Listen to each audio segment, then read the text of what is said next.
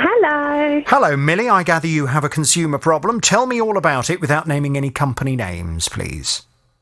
Well, it's not so much a problem, and I hope that it wouldn't get to a problem, but I'm just trying to protect myself in case it does. Okay. My partner and I moved into a new build last year, and the garden is just a horrible lawn, so we're looking to get it landscaped.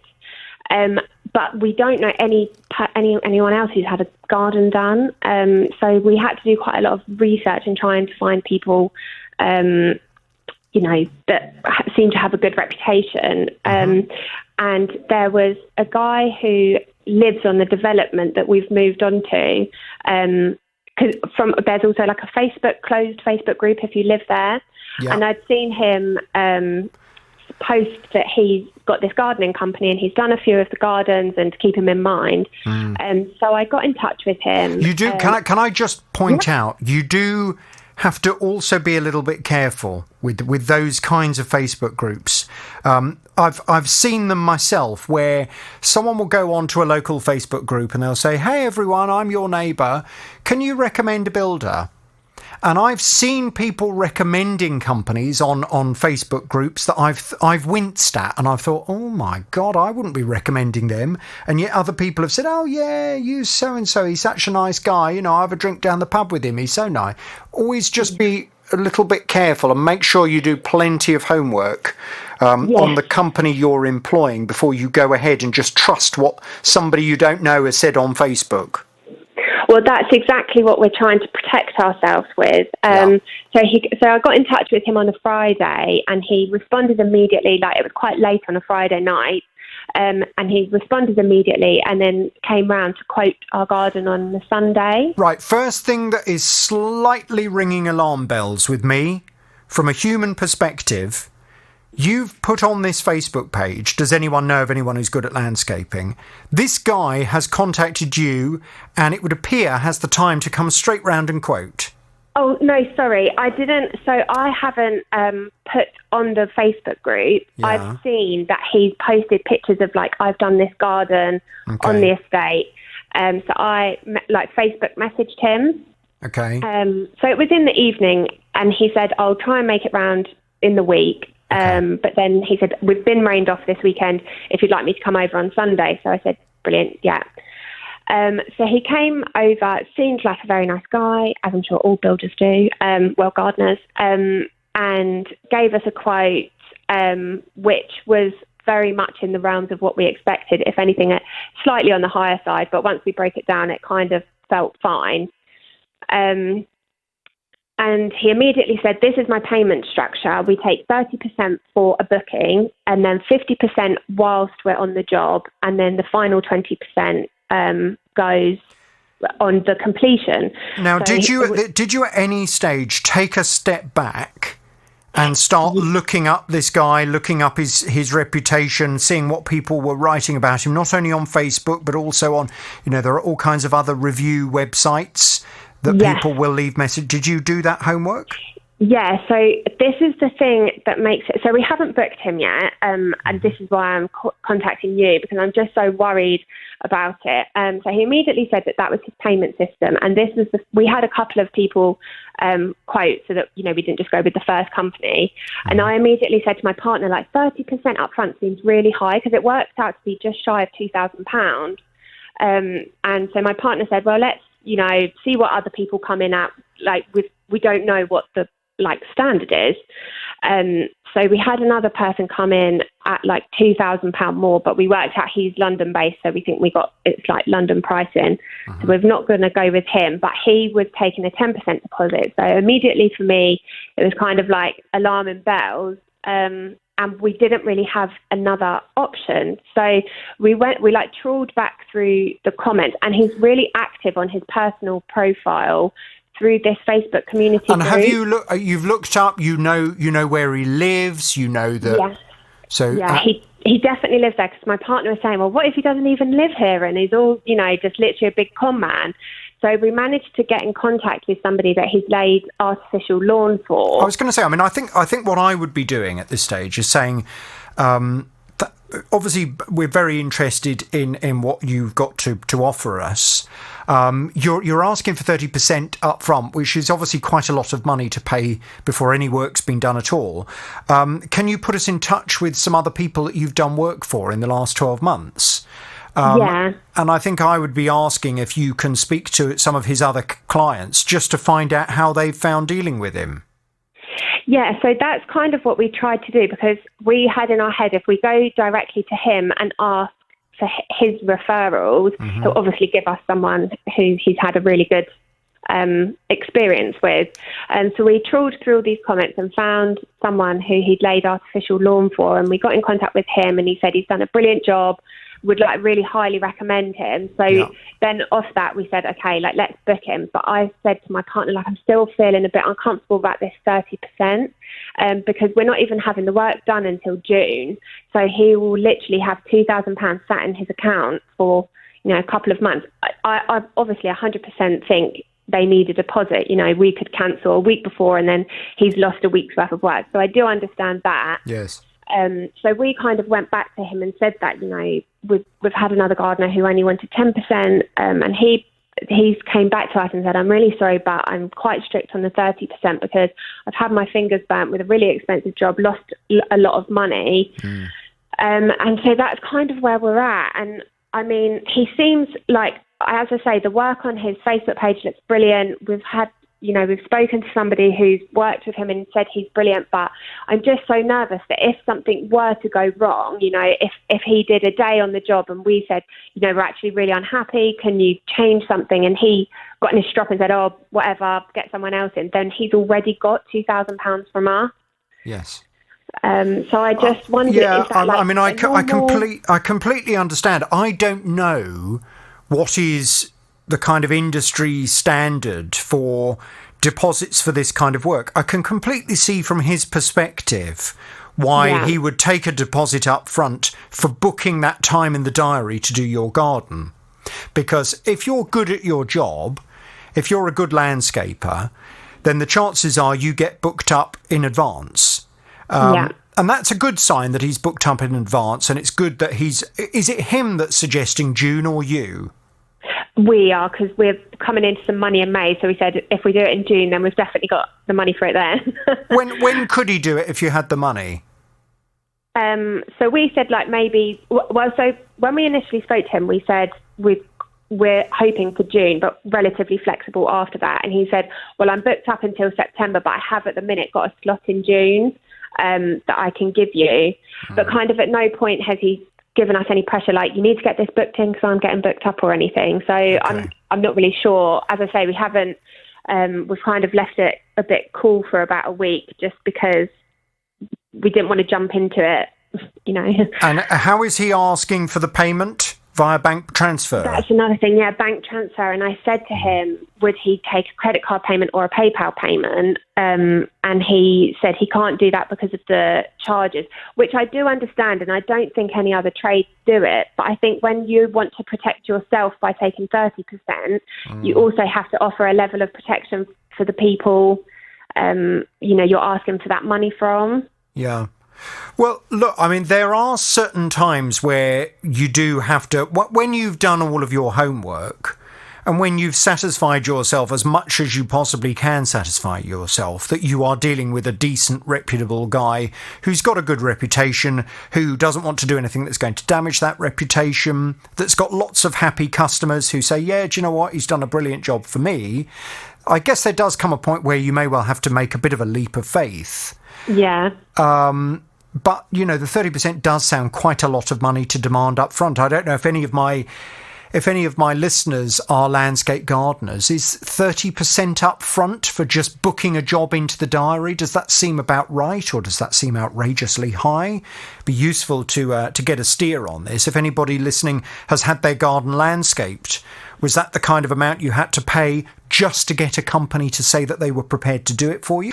The other thing you could try, have you tried speaking to your local council to see if they have any trading standards approved landscapers in the area? Oh no, we haven't actually. Okay. I guess that would be something we could do. Yeah, some local councils, they will have what they consider to be trading standards approved people that they can recommend for all kinds of jobs. Where they can recommend they're good, reputable companies. I mean, the other thing is, do you know how long this guy has been in business for? Well, that's another thing. So he's not got a website. He's only got a Facebook page. And it looks like he predominantly used to do resin driveways. And he's got like a separate business for that.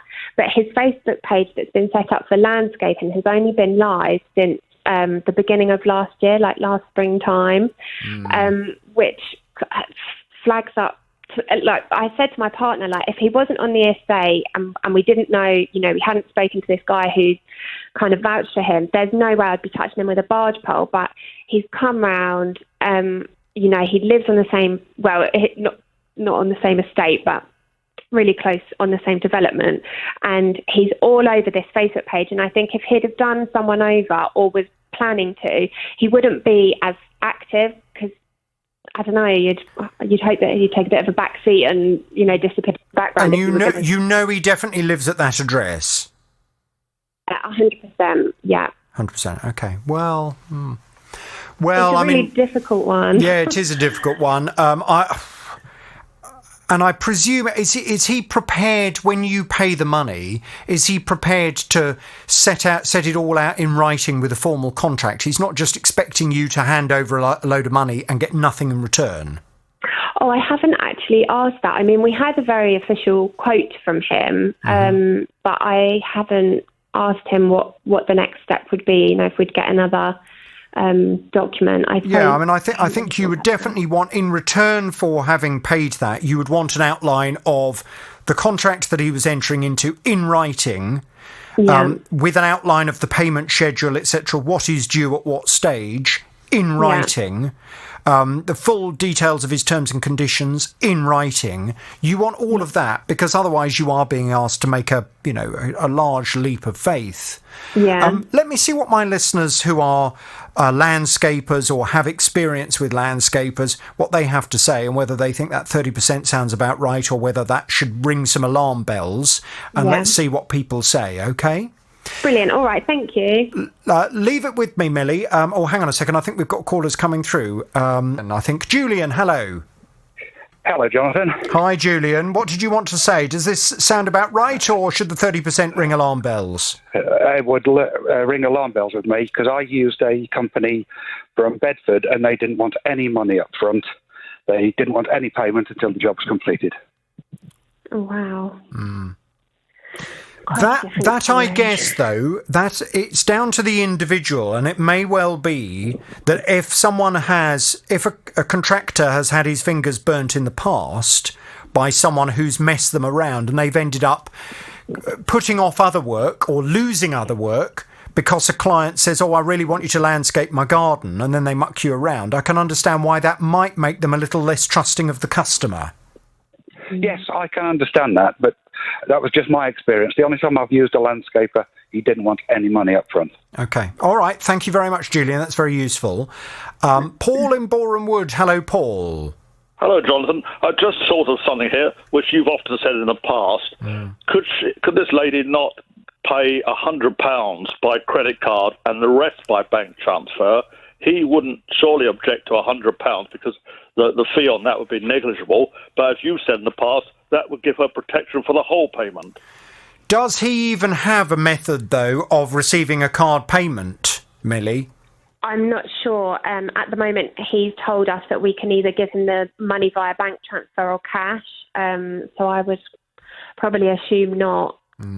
Okay, well, but certainly both of those methods of payment are very risky. They are the riskiest method of payment. And you're absolutely right to point that out, Paul. It may well be worth asking him if he would accept part of the payment by credit card, just a small amount. To be honest with you, it wouldn't even need to be as much as £100. As long as the total amount for a job is over £100, even if you pay a £5 on a credit card, it should, in theory, cover you under the Consumer Credit Act. Paul, thank you very much for your call. Ted is a landscape gardener. Hello, Ted. Good morning, Jonathan. Hi, Ted. Does this ring any alarm bells, or do you think Millie should have faith in him? Well, as a company, if we're booking in work, no matter how far in advance it is, we would charge 10% deposit, and we would do a stage payment through the job. So 30% seems high to you? It seems a little bit high, yes. Do you know, just out of interest, Millie, are you able to say how much the whole job is going to be, so we have an idea as to how much the 30% will be? Yeah, well, we've kind of changed bits of it, but we're in contact with him, so it's looking like it will be between £6,000 and £7,000, which puts the 30% either just under or just over £3,000. Which is a lot of money. £2,000, yeah. Yeah, that does seem a lot, actually. Yeah. Yeah. Would you? I presume, Ted. Sorry to interrupt you, but I presume you, if a customer was to be worried about paying you before you've even done any work, I presume you would be understanding of that. Oh yeah, of course. Yeah, we have a contract that we put in place as well. Yeah. So it covers the customer. It also covers us. Yeah. So they know exactly what they're paying, when they're paying it, and how they're paying it. Right. But the other thing that rings alarm bells for me is bank transfers and cash. Yes. Do you take card payments then, Ted? Yes, we do. Yeah. Okay. Right. Well, that is very useful. Or we do, or we have a PayPal account as well, which a lot of customers tend to like to use. Well, according to Millie, this guy is not particularly keen on using a PayPal account because of the charges. We find it works very, very well, and the charges are minimal. Okay. Right. With a job of that size, you would swallow the charges. They're very, very minimal. Okay. All right, Ted, that's all very useful information. Steve in Stevenage. Hello, Steve. Hello, Jonathan. Hi. Hi. Yeah, a couple of years ago, we had both our back and front garden done, and the team that came along to do that were very good. They didn't want any payment up front at all. So it's a case of, we'll sort of bill you as we go along, as we sort of get the materials and things like that. And that worked very, very well. And, we saw the work progressing really well, and we knew he was doing a great job, and so we were quite happy to pay him as we went along. We'd actually sourced him through Checker Trader. And what we did, we selected 3 landscape gardeners in the Stevenage area, had all 3 come round to do a quote. And the only reason we went with this guy is because he was just so genuine, and he wanted to know about what we wanted and not about what he wanted to do. The other 2 were more keen on, we'll do this for you, we'll do that, and didn't actually listen to our requirements and needs. Yes, although I would just point out that sometimes I've dealt with people before who end up causing a problem, and they've been the nicest, most charming tradesmen to begin with, and it's only when things start going wrong that suddenly people see another side to them. So you can't always trust that just because someone seems very accommodating and very nice at the beginning, that's going to continue when you start having a dispute with them. Steve, thank you very much indeed. I think there are some alarm bells ringing, Millie. Yeah, it does sound like it. I wonder if we can go back to him and push on using a PayPal payment. I think, look, your concern is perfectly reasonable, and I think you can go back and say, look, I'm really sorry. In the same way that you've had your fingers burnt from customers, we are also concerned about something that's going on. We've never used you before. You've never done work for us before. So there is a mutual lack of trust between the two of us. We both want to make sure that we're protected here. You want to make sure we're not going to muck you around, and you're then going to lose weeks of work because we've mucked you about, in the same way that we don't want to lose £3,000. So can we come to some kind of mutually agreeable method of payment? How about doing this via PayPal or in a slightly different way? And I wonder whether it's worth, if he says no, sorry, I'm not prepared to do it, then I guess at that point maybe it just wasn't meant to be. Yeah. Okay, well that seems to have settled things then. Thank you very much. Okay, Millie, please let me know how you get on, and of course if you do end up using him and you do end up having a nightmare, well, give me a call. Now, do you remember Barry? Barry bought an extendable dining room table in May of last year. seats up to 8 people. Cost him 1,200 quid, and it has a very smart graphite top. But at the beginning of August of last year, his wife spotted a problem with it. 4 weeks ago now, I come home from work and my wife approached and said, "Look, you seen this?" I said, "What's that?" I said, "Well, come and have a look. In one of the sections of the dining room table, there's a split." And I said, "Well, how's that happen?" She said, "Well, I don't know." Spoke to my daughters and they said, "There's no idea how it's got there." We don't know how it's happened. Yeah, it's just a big split down one of the sections of the extendable part of the table.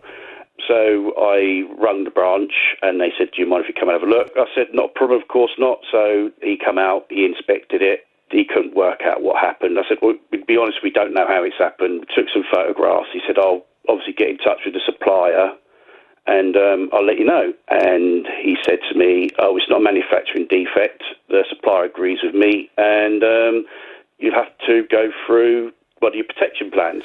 Well, Barry was not happy to go through the accidental protection plan because the accidental protection plan is there for accidental damage. And he said, "This table has not been accidentally damaged. It's a manufacturing defect."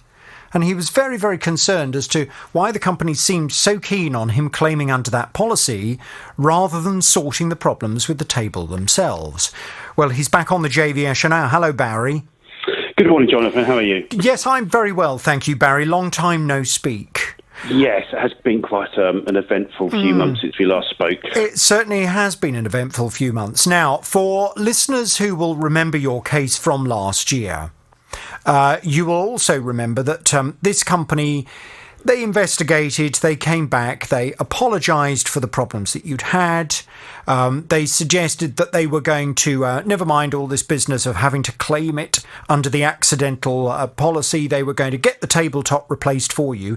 In the meantime, one of the chairs also failed. They replaced the chair pretty quickly, didn't they? That's correct. That was just before, just early December that came, and obviously the tabletop was due to be replaced late January. Obviously, now, with what happened, they suggested that when the tabletop was going to be replaced, it was going to have to be imported from elsewhere. Do you remember the country where it was coming in from? No, they never divulged that sort of information. No. So I think the last time I spoke to you, you'd asked if they'd been in touch. I think that was a couple of weeks ago, and I said, "No, I've heard nothing yet." And then you went off and had a word. A couple of days later, they got in touch. Yes, I've chased them up again just to say, look, what's going on? It's now been months and months since Barry first came to me. You agreed that you were going to replace the tabletop. To be fair to them, they did also point out that it was going to be somewhat delayed. And they did point out that you were going to have to wait a while, but they said, yeah, no quibbles, we will replace the tabletop.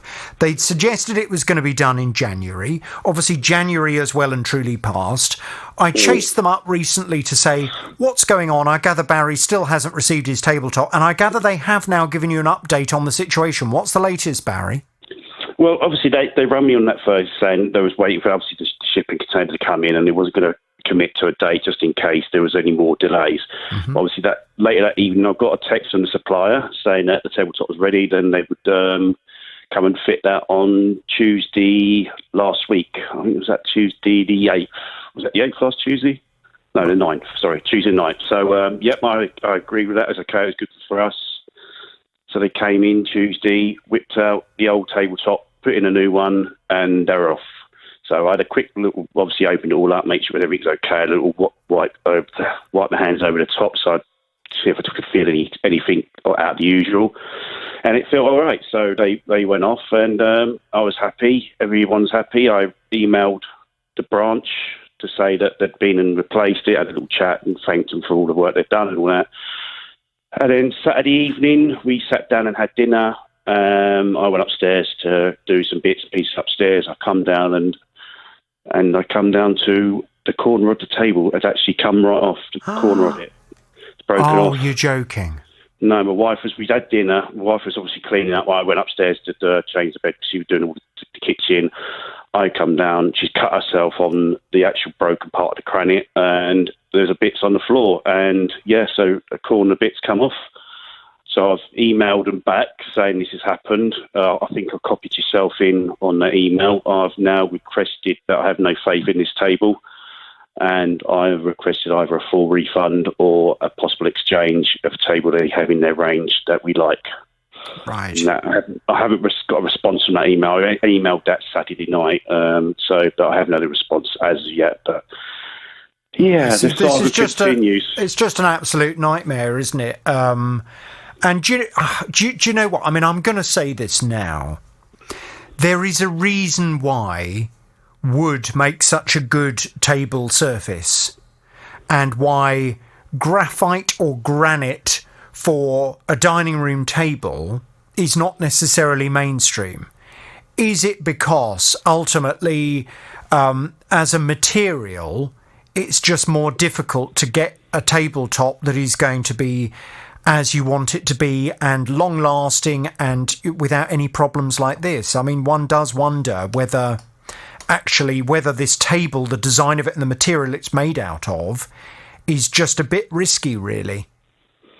Well, we went on their website and my wife looked all that up, and it does say it's a durable table, but as I said, this is the second one. It's clearly not. And as I said, before that we bought a wooden sort of laminate sort of tabletop, and that lasted for years. We didn't get rid of it because it's broken. We just got rid of it because it was obviously too small, and we'd changed all our kitchen, and obviously we wanted a nice table. And the table we've chosen is aesthetically it's brilliant. It goes with all the kitchen, the table, the worktops. It just fits just perfectly. But that's unfortunate now. It just, as I said, this was put on Tuesday morning. I guess what I'm getting at is you did mention that they've got another table. Is this a more traditional material table? What, the one we used to have? No. The one you said you'd seen that the company do that you might like to swap it to. I'm hoping that you're going to say, and that's just a traditional wooden table. I'm not quite sure. My wife was picking that one up, but as you said, I think if we do get a chance to exchange it, then we will. I would consider obviously going back to that sort of thing, because I think you're right to say with these sort of things. I just worry that if you're then looking at another table that this company does with a similar kind of material on the top of it, then potentially we're going to continue with these problems, because it just seems a bit spooky that you've had two of these tabletops and both of them are broken within a very short amount of time. And you need something that you can move on with your lives. Can you leave it with me? Let me go to the company this afternoon. Let me just explain the latest, and let me just see what they want to do in terms of trying to resolve this. It's just a bit of a nightmare, really, isn't it? And I can't believe, you've waited so long for this. And then the new... and I presume when the new... you hadn't banged anything against it? No, as I said, it's just... as I said, it's quite sort of deja vu. We have no idea. As I said, the only time my wife was wiping it down, she's obviously cut herself on the exposed broken bit of the granite, and looked down, and the other bits are on the floor. And when you put them in, like it's like a jigsaw, you put them in, and you couldn't tell that would have been broken off, because it just literally all sort of looks all quite nice and smooth. But yeah, it's, as I say, within days. This is like 5 days, and you just think, it just seems to be our luck sort of thing, ain't it? I think these sort of things. Well, look, let me go and have a word with them. Let's see if we can get this sorted out nice and quickly, because this is just dragging on now, and this is ridiculous. Now, Jeff purchased 2 mattresses to go on to a super king-size bed. They had previously had a Super King mattress from the same manufacturer, and it was very, very comfortable. However, this particular mattress needs to be rotated and turned. And Jeff said the previous one was just so heavy. So they wanted to get 2 of exactly the same mattresses, but in singles, so they could turn them much more easily. I was very, very happy with that. We got rid of it because it was very, very heavy, and they recommend you turn them every 2 or 3 months, over, backwards, sideways, and what are you? Because it had a hot and a cold side, summer and winter side. Mm-hmm. It just got too much. That was the only reason why we changed to 2 singles. When they arrived, the first night we used them, it was absolutely diabolical. They were changing their range. They were waiting for the new range to come in. But I said to the guy, look, providing they're from the same company and they're firm and the same as what I had last time, I'm happy just to go along with that. Personally, I would say that they were a medium to soft. I phoned up and said, look, I'm not happy with both these mattresses. She says, you got what you paid for. I said, no, hold on. I haven't got what I paid for because I don't think they're firm as they should be. Well, Jeff had spent a lot of money on these mattresses. He said that they are not comfortable and he wants them both to be replaced with much firmer mattresses that are not going to put his and his wife's backs out. Well, I've spoken to the company concerned. Jeff's back on the JVS show. Hello, Jeff. Morning, Jonathan. Hello, Jeff. Now, I know the company that has made these mattresses very well. In fact, I sleep on one of their mattresses as well. And they are excellent quality mattresses. However, the mattress that you had chosen in 2 singles has changed since you ordered the Super King version of it previously. They've changed all the spring structure, and in fact some of the springs that are used are completely different springs to the ones that you would have had in your Super King size mattress originally. So the company really should have said to you, at the point that you wanted to replace the mattress for 2 singles, they should have said to you that we need to make you aware, Jeff, the manufacturers changed the spring structure of this mattress, of this particular brand of mattress, this particular part of the range. Therefore, you do need to come and try the new version before you go ahead, because you might find it's a bit different. But they didn't say that at all. So I went off to have a word with them and really made the argument to them that they had a duty of care as the professionals here to have explained things clearly and to have made you aware of the fact that the spring count had changed on this mattress. They came back with this response. They said, as a family business operating for nearly 40 years, we have an excellent reputation in our local area with many thousands of satisfied customers. As a duty of care, at the point of sale, our salesperson did point out that this particular type of mattress, with 8,700 springs, was no longer available. But there was a new version with 11,600 springs available, and that there had been a specification change on that particular range. They then went on to say, in fact, we didn't have the 11,600 version of this mattress on display in a firm, so we were reluctant to sell the mattress to him without him having tried it. But Jeff chose to proceed with the order. Now, I know, Jeff, when you and I spoke before, you weren't happy with that part of their response because you fundamentally disagree with it. You say at no point in your recollection did that conversation take place. Absolutely. They then went on to say that when you complained, they came out and viewed the mattresses in question, and they found them to be as expected, firmer than the medium and firmer than the gentle models that are on display in their store. On Jeff's suggestion, as a professional bed retailer, it was agreed as a gesture of goodwill we would replace one of the mattresses, and he would persuade his wife to keep hers. Jeff then had an independent review of the mattresses, which we received a copy of, and once again the independent review outlined there was no fault with the mattress, although you do say that the independent report that you had done does suggest that the mattress is not firm. On my particular mattress that I slept in for the one night, the 6 hours,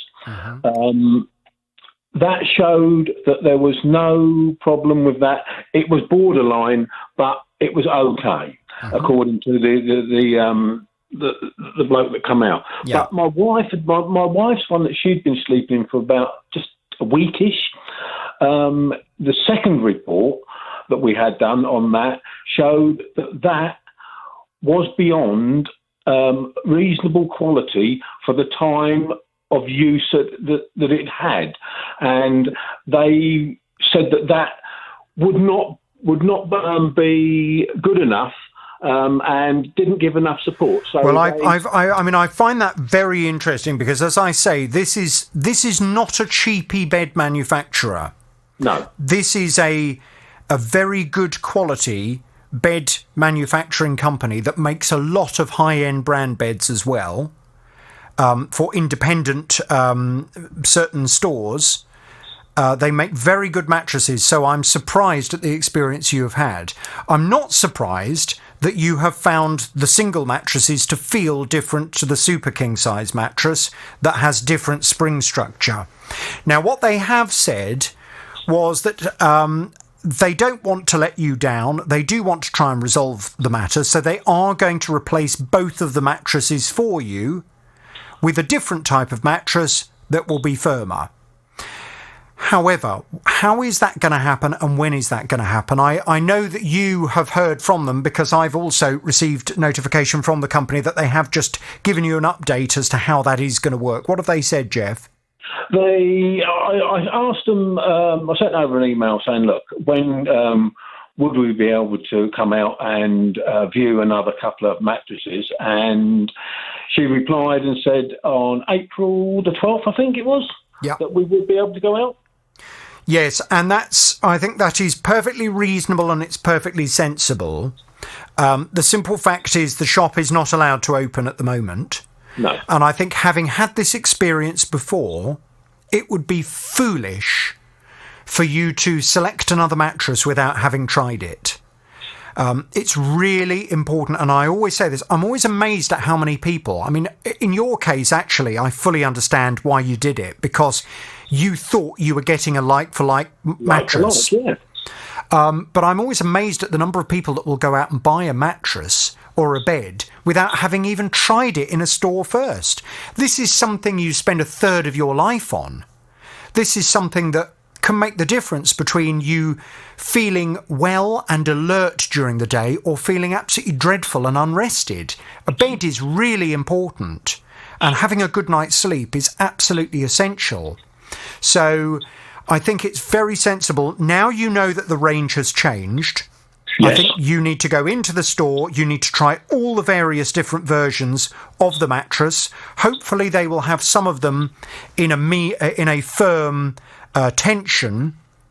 If not, I guess you're gonna have to go for one that you think it feels quite firm naturally in the medium, and they're on the basis that it will feel a bit firmer when you then get it. But you need to try it, and it may well be that you're going to have to upgrade from the kind of mattress that you had before. Yeah, I mean, if we have to spend a few more pennies, then that's what it will be, Jonathan. Well, certainly I did. I used to have the mattress I had 11 years ago was exactly the same name of mattress as the one that you've got. Right. I loved it. It was a lovely mattress. When I came to replace it, when it had started to naturally wear out, and I went to the store and I said, look, I've had this mattress the last 11 years, love it.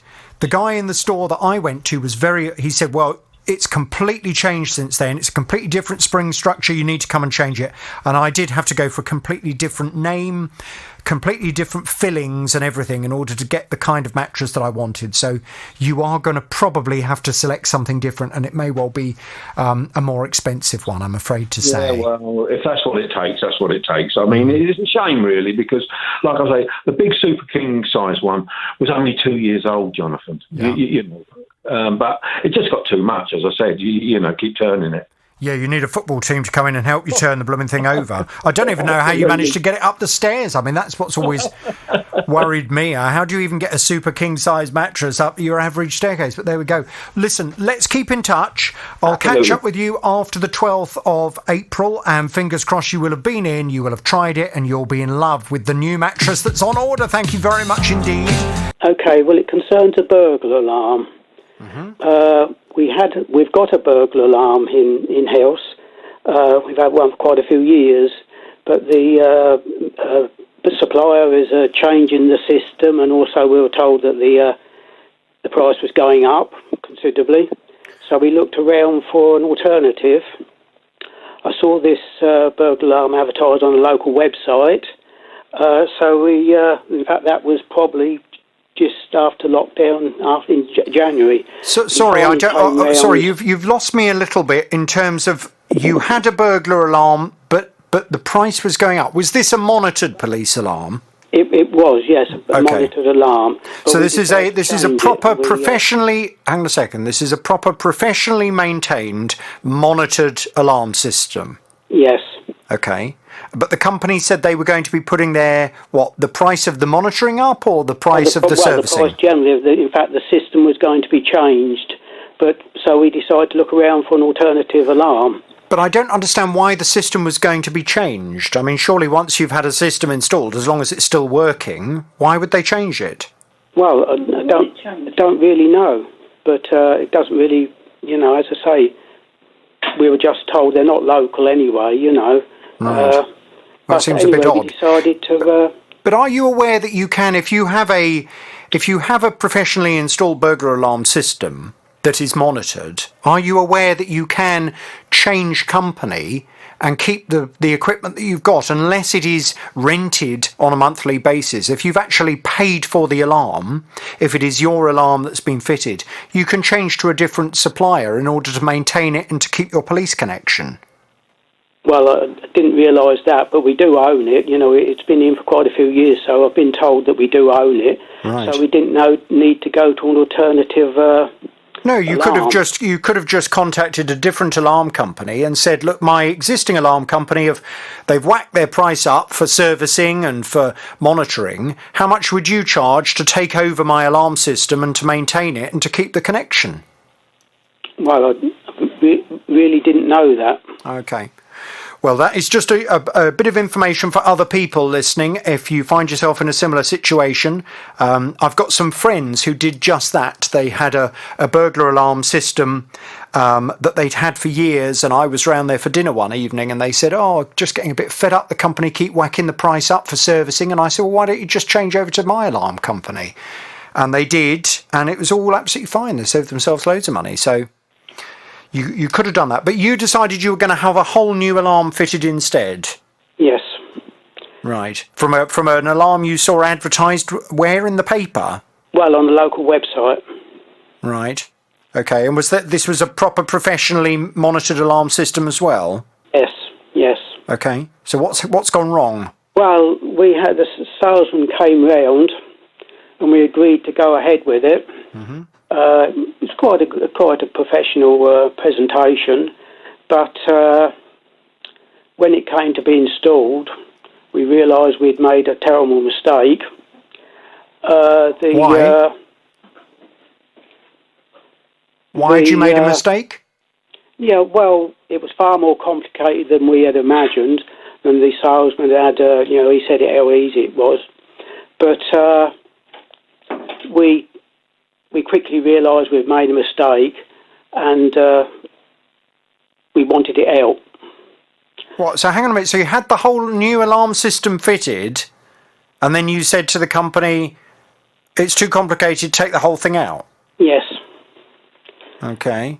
But it seems that we are entitled to. You've got 2 weeks to change your mind. But what, after installation? Yeah. Right, okay. It says that in their terms and conditions, does it? Pardon? It says that in their terms and conditions. I'm told so, because another problem is that they've never... What they do, the system, is that they send you the contract after you've signed it by email, but I've told them on several occasions that I've never, ever got the contract, a copy of it. I just haven't got a copy of the contract. I don't know what the terms and conditions say, but I've been told on their consumer services office that we have abided by. We changed their mind directly afterwards, the next day. Mm. And, but what's so complicated? Why don't you like it? There's internal cameras and a smoke system that we inside, as I say, we just don't like, and the fact that it is... When you say a smoke system, do you mean it integrates with your smoke alarm? Well, not a smoke alarm, it's a smoke canister. What? So if intruders come into your house, it releases smoke, so they can't see where they're going. That's right. Yes. Okay. Well, I mean that sounds quite advanced. Pardon? That sounds quite advanced. Well, actually, I mean, I've said to them, I think this is designed for factories and office blocks, but they assure us that 75% of the alarms they fit are in residential properties. Right. Okay. But I mean, if there's cameras involved and a smoke system, I mean, I presume that only activates if the alarm goes off. Are you worried that you and your wife are one day going to find yourselves accidentally setting the system off and being engulfed in smoke? Well, I think the control centre will set the alarm. They set the smoke off. Yeah. We keep, when we're using it, we haven't used it since the day after it was fitted. But we are concerned that we keep setting the alarm off. We did that same day. We set the alarm off several times. Oh, right. And as I say, what we were told is that we aren't using it properly. And they said, as far as the contract's concerned, he blamed me because they said I'd given the wrong email address. But so they're saying they had... So hang on a second. So they're saying they had sent you over all of the details, but you'd given them the wrong email address. That's what they said. But then I pointed out to the fellow I was talking to that Control had sent me emails to say that it'd been deactivated after we'd set it off. It'd been deactivated in the courtesy time by an authorised user. So I said to him, well, they've got my email address, so why haven't you got it to send the contract? And he said, I didn't know. Okay. They're... All right. It just sounds to me then as if you've gone for an alarm system that is much more sophisticated and complicated than you necessarily wanted or needed. Absolutely. How much have you paid for it? We've paid £518 to be installed, the system to be What, for the whole system? Pardon? For the whole system? Yes, there was. Well, it was very heavily discounted because... I was going to say, I mean, that's absolutely nothing for a professionally installed alarm system. Yeah, it 500 quid. I mean, that's probably why we went for it, because in fact he was telling us that at the beginning of March they were going to start an advertising campaign, and they were just filling in the end of February to it was heavily discounted to keep themselves in work. Just one final question, David. Can I ask how old you and your wife are? 73.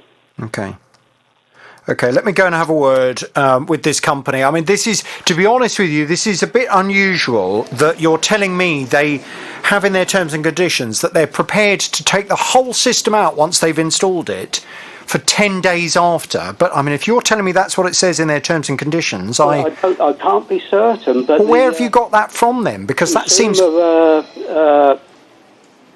office have told me that we have, that is what's in the contract. But I would have thought that's 10 days to change your mind from the point of signing up to have the system installed. Well, we didn't. I mean, it all happened very, very quickly. I mean, the salesman telephoned us that night, after we'd agreed to have it, and he said he couldn't. It wasn't an installer available. He was going to come install it himself the next day. Right. Okay, well, I need to have a little look. I need to look at the terms and conditions. I need to see what you've signed up for. I need to see what you've got and whether you are entitled to cancel the installation. I can't give you a copy of the contract because I haven't got it. Okay, but I would hope that on the company's website they would have their terms and conditions, so hopefully we'll be able to find out. What I'll do, I'll pass you back to Tara. We'll get some detail. We'll go and have a word, okay? Okay, thank you. Hang on there, please, David. If you have a consumer problem, 08081 008800, that's the number for your call. Fighting for your rights. Jonathan Vernon Smith. BBC Three Counties Radio. Now, Lisa took over a storage unit in May of 2020. This was while she was moving property and she wanted to put all of her stuff into storage. She was paying just over £100 a month for this service. She went back in November to check on her things and everything was okay. But in January, when she was ready to move into her new property, there was an issue. A very big issue. Rented my van to come to collect my belongings. Once I get there, open the unit, water everywhere on the floor. Some of the boxes, cardboard was just disintegrated on my hand. Floors covered in green mold, my shoes covered in green mold, everything. I called one of the members of the staff. I say, what is happening? It's water everywhere. He said to me, all right, I'll get my manager. I said, I hope my things are not damaged. He said, don't worry. If your things are damaged, you have insurance.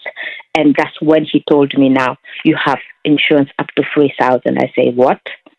I said, what kind of insurance is that? I said, what is in this unit is more than 3,000. It's over 20 grand, 20,000 pounds, over 20,000. And that's just a general figure. And have they at least paid you the 3,000, or are they simply just not even responding at all? No respond at all. Not even the 3,000. That's what we are battling right now. Well, it sounded a bit strange. And I thought, well, I'm sure the company will respond to me. How wrong I was. Lisa's back on the JVS show now. Hello, Lisa. Yeah, hello. Hi. Hello, Lisa.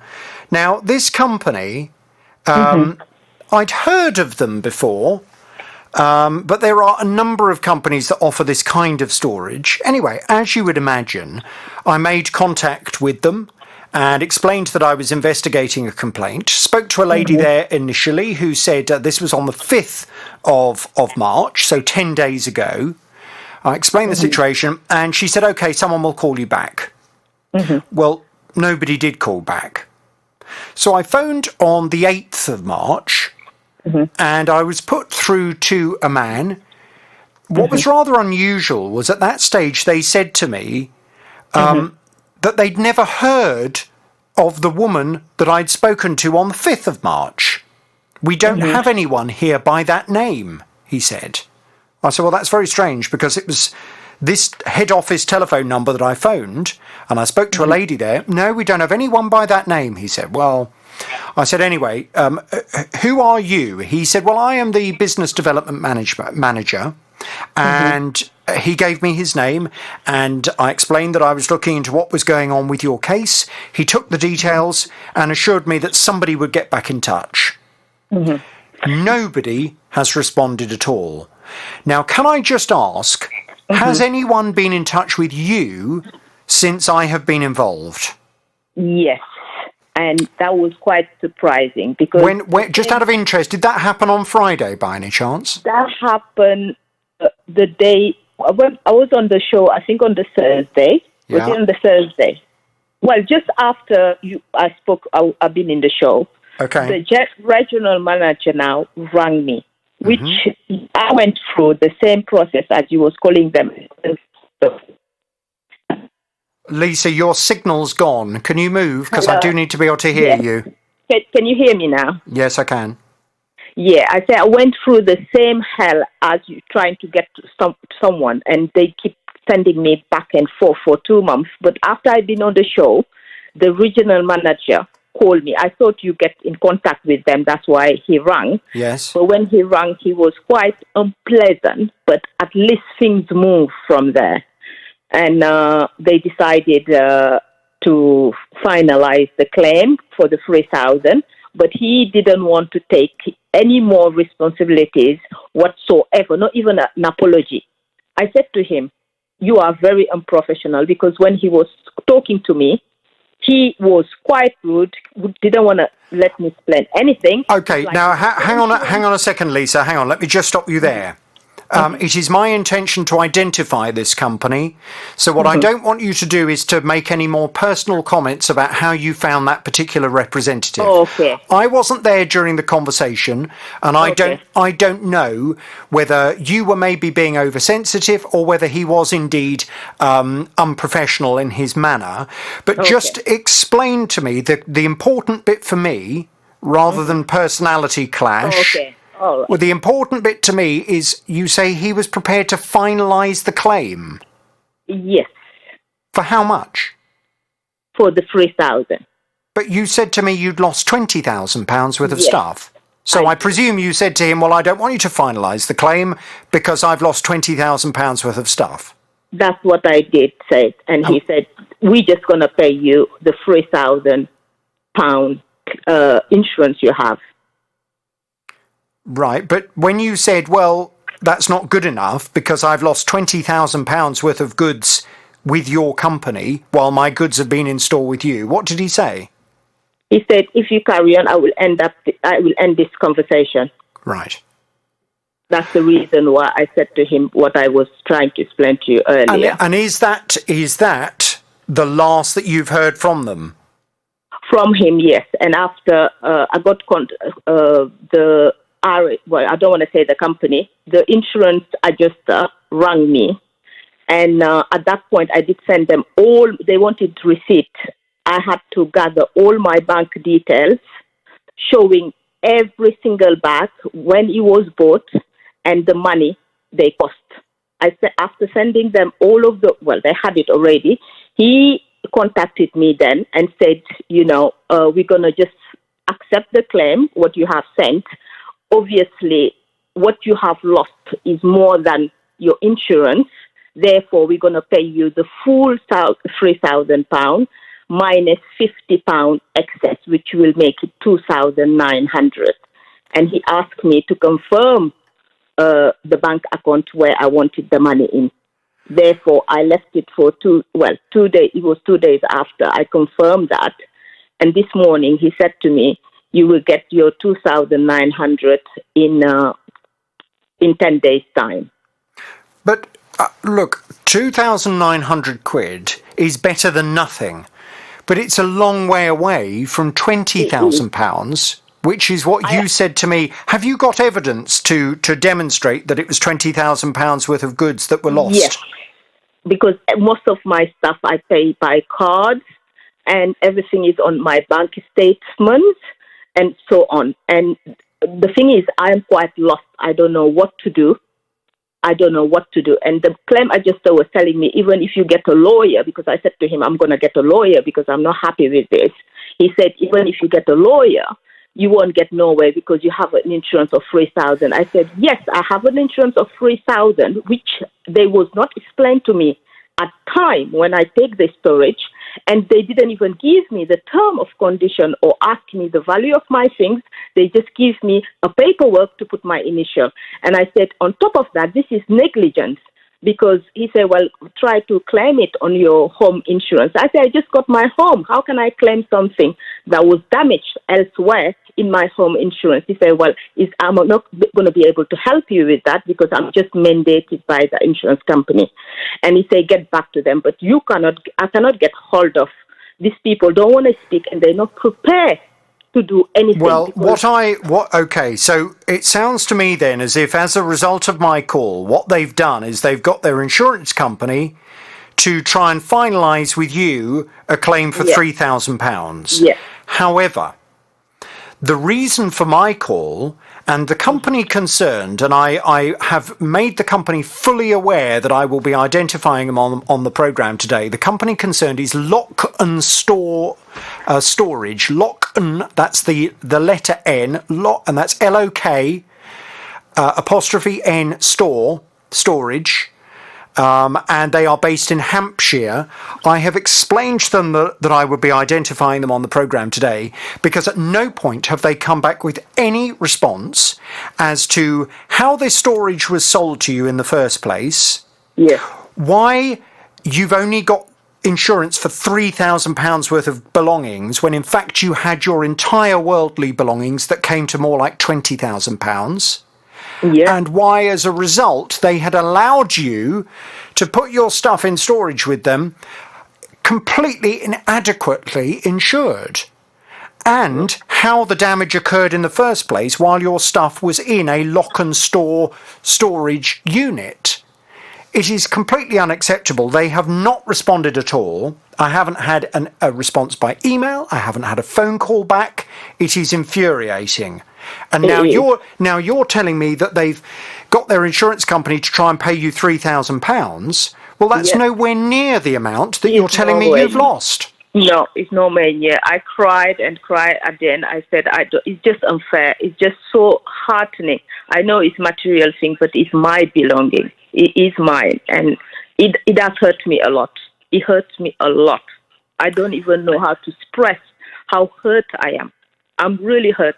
I've just been crying since, but I try to hold myself because it's so unfair, and it's like it's no exit. It's no exit, and they're not prepared, not even an apology. That's what is really make it worse, because I was expecting at least the regional manager to apologize, acknowledge that is a problem there. But what they're saying is, we just knew about the problem when it happened to yourself. But that's not true, because after that, I got pictures from my friend to say they put scaffolding to fix everything. And another guy who have office upstairs told me they've been facing... well, hang on a second. I have no idea what you're about to tell me about this other guy, and I'd rather not speculate on anyone else. Yeah. All I can say is that I have contacted Lock and Store, based in Hampshire, on numerous occasions, and they have not responded at all for this programme today. So be aware of the fact that as far as Lisa is concerned, she put £20,000 worth of belongings with them, she says, and those belongings were destroyed, and she was inadequately insured as a result of having put her stuff with Lock and Store. They have not come back with any response to counter any of the claims that Lisa has made. They haven't responded at all. Lisa, I very much hope as a result of this broadcast today, they will come back with something. If they do, I will, of course, be in touch with you. Otherwise, I'm afraid it looks as if you have probably lost over £17,000 worth of items. Yeah. Emma's on the line. Hello, Emma. Hello. I gather you have a consumer problem regarding a tumble dryer. Tell me all about it without naming any company names, please. I will do my best. Okay, so I had a tumble dryer. This particular tumble dryer worked absolutely fine for around 4.5 years, I think it was. Back in, I think it was around August time, 2019, it was part of the recall. Certain tumble dryers are being recalled due to safety elements. So I had an email just to say, please check your tumble dryer against these product numbers to make sure, yours is not part of the recall. Unfortunately, mine was part of the recall. So I contacted the company in question. And that was in 2017?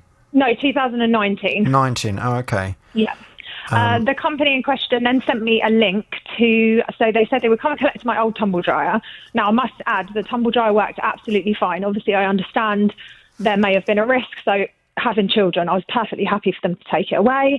The link they sent me to choose a new tumble dryer replacement, there was 3 options I could have chosen. So naturally, I chose the best option, I thought was the best option. That tumble dryer was then delivered on the 25th of September 2019. I registered it as you would, so, you get the 10-year parts guarantee and all the rest of it. Once it had been in, it didn't move. So where the delivery guy left it is where it stayed. It's worked absolutely perfectly up until last week when it just stopped heating. So it was going in, there was no noises or anything like that. It was working perfectly fine, except the heating, it just wasn't heating up. So I contacted the company and I was informed that I could book in for a guy to come out and fix it for me, which I would then be liable to pay. Or I could sign up to a 12-month protection plan for my tumble dryer and my washing machine. That would be £13 a month.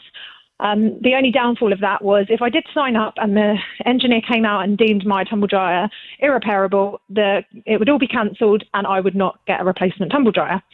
Now, obviously, I understand the rules with this certain company that white goods are only covered for 12 months.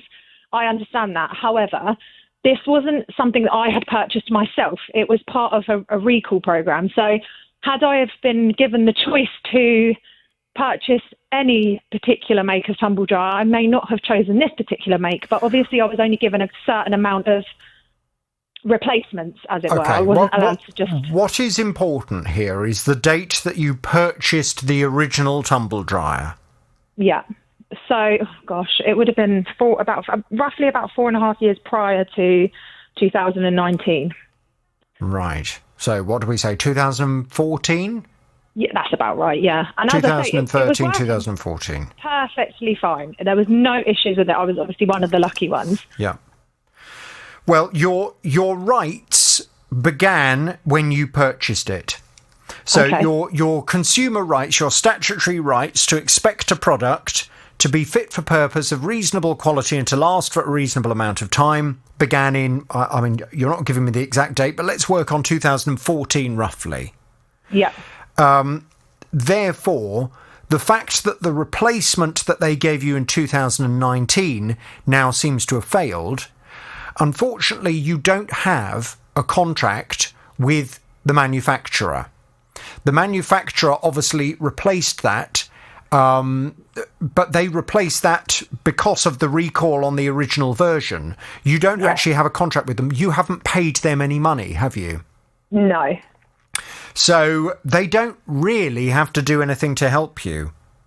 And Okay. unfortunately, the only company that you have a contract with, which is the company that you paid the money to, It was the same company, so it was purchased from the same company, if that makes sense. So they were Yes, but both of the same. But I think even so, I think there is still a very strong chance that they would argue that your contract with them began in 2014, and they would argue that you've had, for the money that you paid originally for the tumble dryer. Do you remember how much it was? I think it was around about 350. So the tumble dryer they replaced it with was £200. So they replaced it with an inferior model to the one I had. But as I say, out of the options I was given, that was the best option. I think they would argue that for 350 quid, you've had quite a lot of life out of the tumble dryer that they sold you.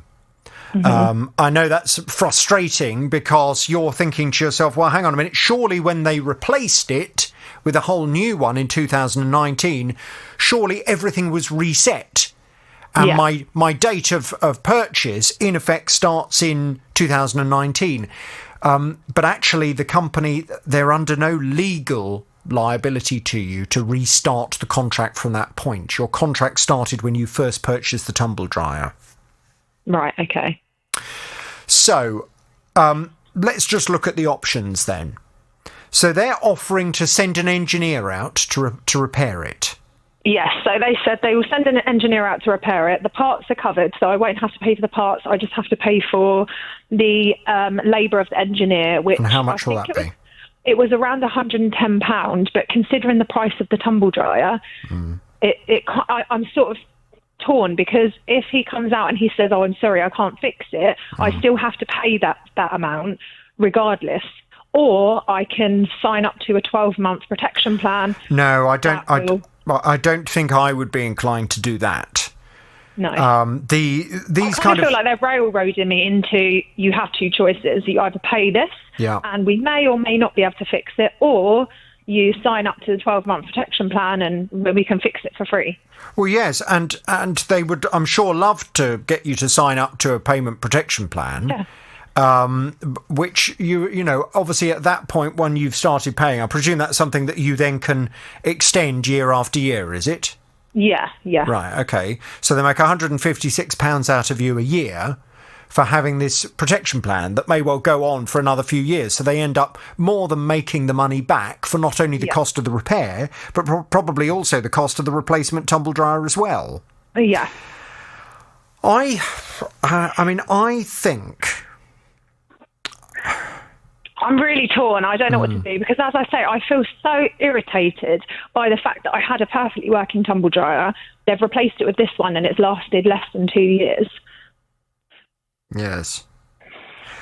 And it's not something I chose. I didn't choose for the tumble dryer to be replaced by this. I was given very limited options. I mean, had they have given me the option to perhaps have a refund and then I can purchase my own one, that had been slightly different. But the options were we change the element that is dangerous in your current tumble dryer, but there's no guarantee that it's going to be okay, or you can pick a new one.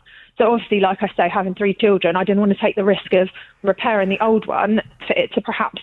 And I think if there was a fire issue. I presume in terms of... Is it a condenser tumble dryer? It is, yeah. And you clean the condenser out on a regular basis? Yeah, it looks it looks almost brand new because it doesn't sit inside of my house. It sits in like my utility area where I have the freezer and the tumble dryer. Mm-hmm. So the children aren't anywhere near it. So it's quite safe. How often do you clean the condenser? So I clean all the filters out each time I use it. So every day that I use it, I'll clean it all out. Because obviously if you leave the fluff and everything else in there, that's dangerous in itself. So what about I clean the condenser? that daily. The water. No, the condenser. The filter underneath, you mean? Yeah, the big one that you have to wash under a tap. Yeah. So I'll probably clean that out maybe once or twice a week, depending on how much I've been using it. So if it's like sheet day, for instance, then it'll be twice a week. Okay. But if it's just a normal underwear use, then obviously it'll just be weekly. Right. Let me put my cards on the table. Mm-hmm. I'm not going to make you any promises because your contract with them started in 2014, potentially even 2013. Yeah. But I'm more than happy to contact the company and just see if they feel the fact that this replacement tumble dryer has only lasted, a year and a half or so? Yeah, year and a half, yeah. Whether they feel that is reasonable from one of their products and why it has only lasted for that amount of time. And whether very difficult to communicate with them. I've spoken to a few people. The first person I spoke to made me an appointment for an engineer to come out. The second person I spoke to cancelled that appointment because he said I wasn't within a certain... I couldn't have the appointment. Don't worry about that. I will go and speak to them and I will put this to them. But I'm not going to make you any promises because if ultimately they turn around and say, sorry, but our contract with this customer began 2013, 2014. We believe that the contract has been a perfectly reasonable length to supply this customer with a tumble dryer and therefore she is going to have to pay. I'm not going to be able to do anything really to force them. But I'm certainly happy to call them and just see if, from a reputational perspective, they are happy with how long this new replacement tumble dryer has lasted. Tara, can I please pass Emma back and can we get some detail, please? Yeah, absolutely. Let's see what can happen with this one. Okay, hang on there, please, Emma. I'm going to pass you back now, and but I need to make you clear on this issue. No promises.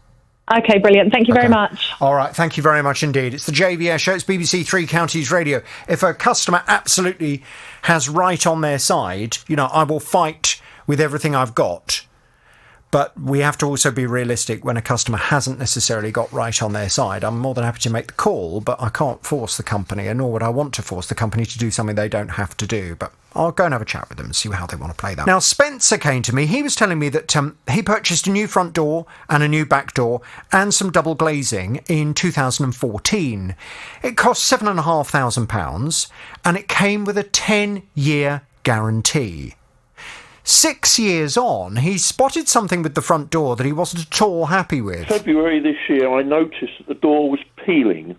So I thought, that's a bit unusual. So I phoned the company, took some photographs of the door, took them round, left them with your door isn't affected by the weather from the position it's in.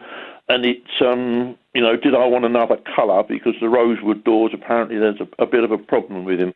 I have a letter from them dated the 21st of October. And it reads, the composite door supplier has still not confirmed delivery of your replacement door slab. I wrote back to them and said that I wanted to wait for the new door and would they get in touch with me? Well, that was 3-4 weeks ago and I haven't heard from them yet. Well, Spencer came to me very frustrated by the whole situation, and I have had numerous conversations with this company. Things have certainly taken their time. Spencer's back on the JVS show now. Hello, Spencer.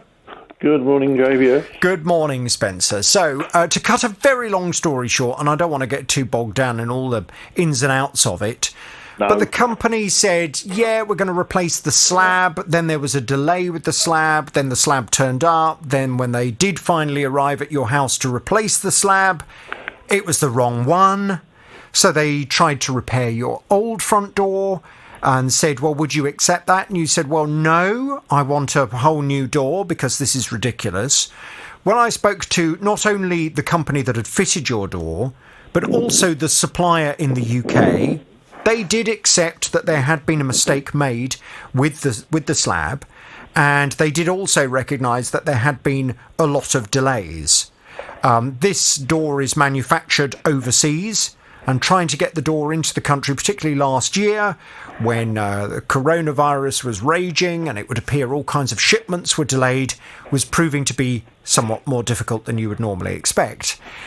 Now, to bring us up to speed with where we should be, the company did confirm that your whole new door, including a whole new frame, had arrived in the country and would be ready to be installed in your property.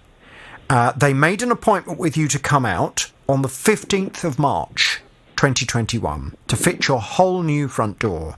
That was yesterday. Spencer, what happened? Jonathan, at 9:10, two chaps turned up, very nice guys, new door, new frame, left at 12 o'clock. It looks absolutely perfect. I had a telephone call this morning from the service manager at 9 o'clock, not the guy that you and I have spoken to, full of apologies, wanted to know how the door was, how the guys had behaved, etc., etc. I was happy to tell them that I'm perfectly happy with the door. Apologised for the slip up where they painted it, and I said, well, look, have you looked at it? He's the one that's come back. He said, no, I'm just going to go and look at it, but thank you for bringing it to our attention because we've painted a couple of these doors before and had no problems, and obviously there is a problem with the door that's come back, your old door that's come back, so it's a lesson for us to learn and look at and make sure that it doesn't happen to any future person. Yeah. I was very happy. I mean, very polite. The guys that came yesterday, very professional, very polite, no mess whatsoever. Came straight in, got on with it, just worked until it was done. Great. Is it to my satisfaction? 100%, Jonathan. Fantastic. Right, so after all of this palaver we've had, finally it seems as if everything is now resolved. And, is it a case of all is forgiven now and you're ready to move on? Well, one has to in life, doesn't one, Jonathan? Well, I've already got grey hair, my friend, so I'd have even greyer hair if I'd let it get to me, and it doesn't get to me.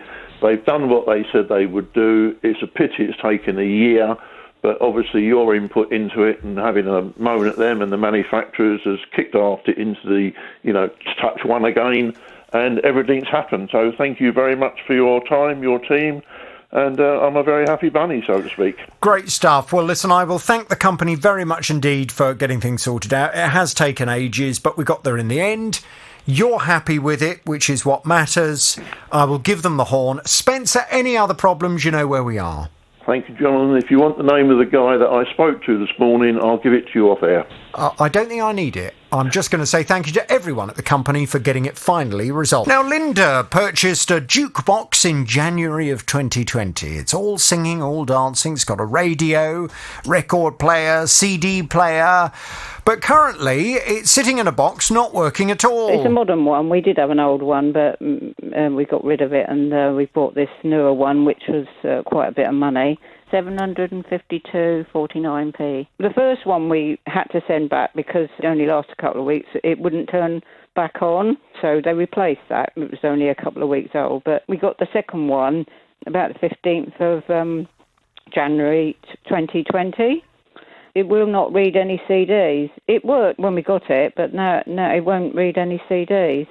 We've been emailing them. They said we can have a repair, or they could send out a new CD and we can put it in at a cost, though.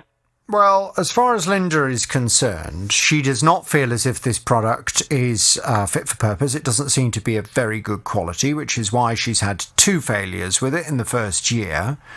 And she really wanted the company to take this seriously, so I went off to have a word with them. Linda's back on the JVS show now. Hello, Linda. Hello, Jonathan. I must just ask you, and I didn't ask you this question when you first came on. I mean, you said that you used to have a kind of old-fashioned jukebox. Did that one work? No. Well, it did, and then it's we tried to get electric. The electrics went on it, so we couldn't find anyone to. They're sort of like specialised in electrics.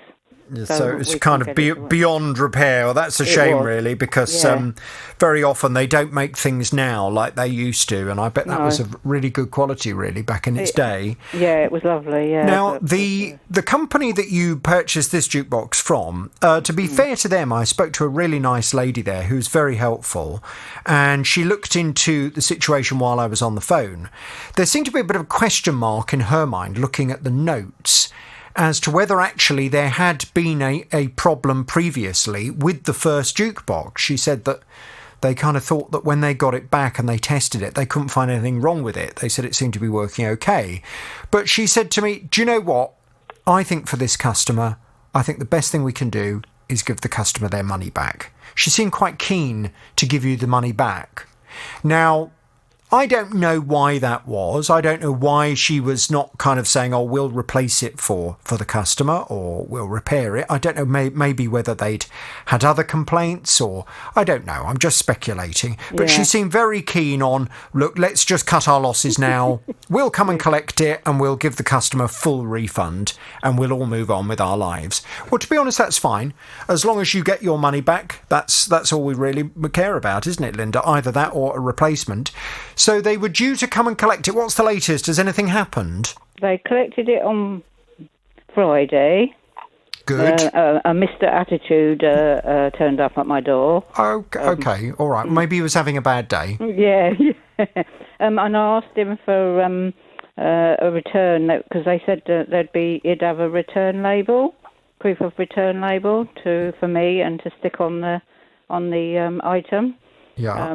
But he didn't. He said no. So I was a bit in quandary to let him have it. But anyway, Did you take any photos of it before it went back? I did, and I put my own label on it to where it was going. Yeah. And what was the matter with it, and our address as well. So it had all that on it, and I took a photo of that as well. Yeah. So so we had an email yesterday, which we sent on to you, and they're having trouble on there. I never heard of because it's been a year. The Envoy has removed the automatic refund button. I don't understand. They're having trouble. I don't know. They say we can see the jukebox was successfully collected and returned due to the length of time passed since the order. Yeah. And then they name something, I don't know what this is, has removed the automatic refund button. We have had to contact them directly to ask if they can process the refund for you. We should receive a reply from them soon. However, we just wanted to keep you updated as to why there is a slight delay in processing this refund for you. And they go on to say, we hope that you're safe and well. Kind regards. Okay. Yeah. Well, I mean, that's fine. If they're having but it sounds as if it's a bit of an internal issue in terms of processing the refund. Yeah. That's fine. Yeah. However, you do expect your refund back within a reasonable amount of time. And their internal problems, that's not your problem. So, you know, they need to make sure, I would hope, that by the end of this week, you will have a full refund. Yeah. If not, I will have to go and speak to them again. Do you know what I'm going to do, actually? I'm going to just respond to that email that they sent you and just say, thanks very much indeed for that. I am obviously following this story, and I did catch up with Linda. She updated the fact that you'd collected the jukebox, but she hasn't yet received her refund.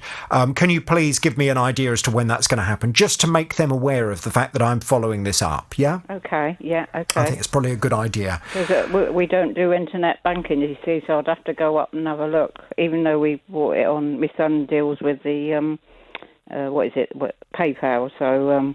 He said nothing was in there yesterday, so... Okay. So your son actually paid for it through his PayPal account? No, we got a PayPal, but he does all that. He does that for us. So, right. Okay. Yeah, so. Well, if you can ask him to keep checking... Yeah, if that's how you paid, then obviously that's how the money should come back to you, and fingers crossed it will be there very shortly. And what have you done in the meantime? Have you got anything to listen to my programme on yet, or am I one listener down? You're in my kitchen at the moment. Okay. I can get you on the telly in the front room, but you sounded really better on my jukebox. Oh dear, blasting out of your jukebox. Well, I don't know what we're going to do now. Well, do you need to have the record player? Well, we have got a record player Oh, anyway. okay. So Well, why don't you just buy yourself a really nice kind of modern sound system? yeah. Get you back in the front room. Yeah. Yeah, I need to be back in your front room, Linda. I'm missing being in your front room. Yeah, you're on in the kitchen now. I can hear it. Good. Okay. Well, look, I'm going to keep on to this until you've got all of your money back. Let's hope it will turn up in the next couple of days, but I will just drop them an email this afternoon to let them know you and I have had this chat. Marie decided to buy something to make her look much more glamorous on a night out. I went on a social website and I saw a really nice fitted wig. And I thought, wow, I can tie my hair back and stick that on and I look really glamorous. And it was human hair. It was beautifully done. So cleverly done. You couldn't even see at the front of the hairline where the forehead is. It's actually got baby hairs that would stick onto your forehead. I must say, it was very well packaged. When I took it out, the wig I saw online was more of a burgundy colour. This was a little bit brighter and it didn't look nothing like the picture. It looked like a curly perm. I just put it back in the box. I was so fed up. I had about 3 people round and they were looking at it. Oh my gosh, it's nothing like that picture. Well, Marie hadn't realised when she bought this wig that she was buying it from a company in China. I mean, there was a bit of a giveaway, to be honest, in that the prices for these wigs were in dollars. That should always be a bit of a warning sign, ladies and gentlemen. And I would always urge extreme caution. If you ever see any advert for a product on social media, you should always do your homework before you think about making that purchase. Is it from a good, reputable British company who will have to obey British consumer law? Or are you unwittingly in your back bedroom, on your computer, on your laptop, wherever you are you unwittingly buying something from a company, a market stall on the other side of the world, where, to be honest, if you have any problems, well, you're not going to have very much comeback. So please do protect yourselves against falling foul of this kind of thing. So Marie had bought this wig and it was rubbish. She wanted her money back. So she sent it all the way back to China. Well, Marie's back on the JVS show now. Hello, Marie. Hello, Jonathan. Now, China, I've never been to China, but it's a long way away. And this wig, of course, has had to go here, there and everywhere before it managed to get back to China. To be fair to the company, and I have to say, I think you've been quite lucky here. To be fair to this particular company, they have responded when we've contacted them to suggest that they were prepared to give you a refund on receipt of the wig in its new and original condition. And Tara, the last response we had from them, they were still suggesting they were still waiting for it, but they were still saying, yeah, we will give the refund as soon as we've got it. I did have a nice email from them at one point when I said, please inform me when you have received the wig. And I got an email back pretty much straight away to say, you can check yourself. What? As in, they wouldn't need to tell me, I can check it myself. Oh. Which, fair enough, I could do. You know, they've got a lot on their plates. Well, it's a bit rude, though, isn't it, to be honest, fine. when So you've spent this it amount made of me money, chortle. when they've sold a load of rubbish in the first place, a wig that doesn't look anything like it did on the original advert, but there we go. So what I want to know, and I'm sure what everybody wants to know now, is whether the wig has arrived, whether they've got it back, and most importantly, as far as I'm concerned, has Marie got her money? What's the latest? What's going on? Marie? Oh, yes, I got my money on Friday, Jonathan. You've got got it a refund in full? straight into my... Yeah, well, I worked it out. It was $150.08. I worked it out as £108.37 to, in English, in pounds. But I actually received $104.97, so I don't know why it's short of £4, really. Well, it may well be that the exchange rate is different depending on the date that you purchased it and the date of the refund. But to be honest with you, if you've got a refund, I'm fairly amazed at that. I did not anticipate that you were going to get your money back. No. Because I didn't either, Jonathan. There are so many of these kinds of cases. You know, we deal with them all the time. And please, Marie, you know, I don't ever do this again, will you? No, I won't. No, I'm talking to a UK company now, Jonathan. You know, I know that these adverts crop up. And very often the adverts they're cleverly designed. You know, these companies, they know it's all to do with algorithms and all that kind of stuff. They know the kinds of things that you're looking at on the computer. And if you're someone that's, you know, for example, done some internet searches on ladies' wigs before, then there is a chance that you're going to start seeing an awful lot of adverts popping up on your social media for those kinds of products. They're targeting you specifically. And if it's a company based elsewhere in the world, they might be great. But if they're not, you're really going to have no leg to stand on. That's the problem. And that's why, at least if you buy something that you want from a UK-based retailer, worst case scenario, if they turn out to be rat bags and they're not going to do anything to help you, then sue them. And the chances are you'll stand a good chance of winning. But you're never going to be able to sue some company based in China, right? Or anywhere else in the world, to be honest. It's going to be a nightmare. Look, the good news is you've got your money back. I did, thank you. I'm a bit amazed, but there we go. And we will obviously thank them very much indeed and give them the horn. Maria, if you do have any other problems, you know where we are. Julie purchased a fridge freezer in November 2019 at a cost of £469. Everything was okay until a couple of weeks ago. Some of our electrics started tripping, and it took a while for us to narrow it down, but it turned out to be the fridge freezer. The back is mostly sealed, but my husband managed to get a picture by holding his phone underneath, and you can see some sort of burning area inside. I emailed the company who sold it to us, and their policy is we should contact the manufacturer, but I said by law they have to sort it out. They said they could send an engineer out to fix it if we signed up for $15.99 a month for 12 months, or we could have an engineer for a one-off visit for £119. Well, I mean, the problem that this company has is that Julie has a right to expect that this fridge freezer is fit for purpose, of reasonable quality, and most importantly, lasts for a reasonable amount of time. No one in their right mind would spend £469 on a fridge freezer that lasts for, what, a year and a half? Nobody would. So Julie has the legal right, unless she's done something in misusing this product, she has the legal right to expect the retailer to sort the problem out. I've been off to explain that to them. Surprised that I did need to explain that to them, to be honest, but let's find out what the latest is, because Julie's back on the JVS show. Hello, Julie. Hello, Jonathan. Now, the company came back with a response. The company concerned is AO.com.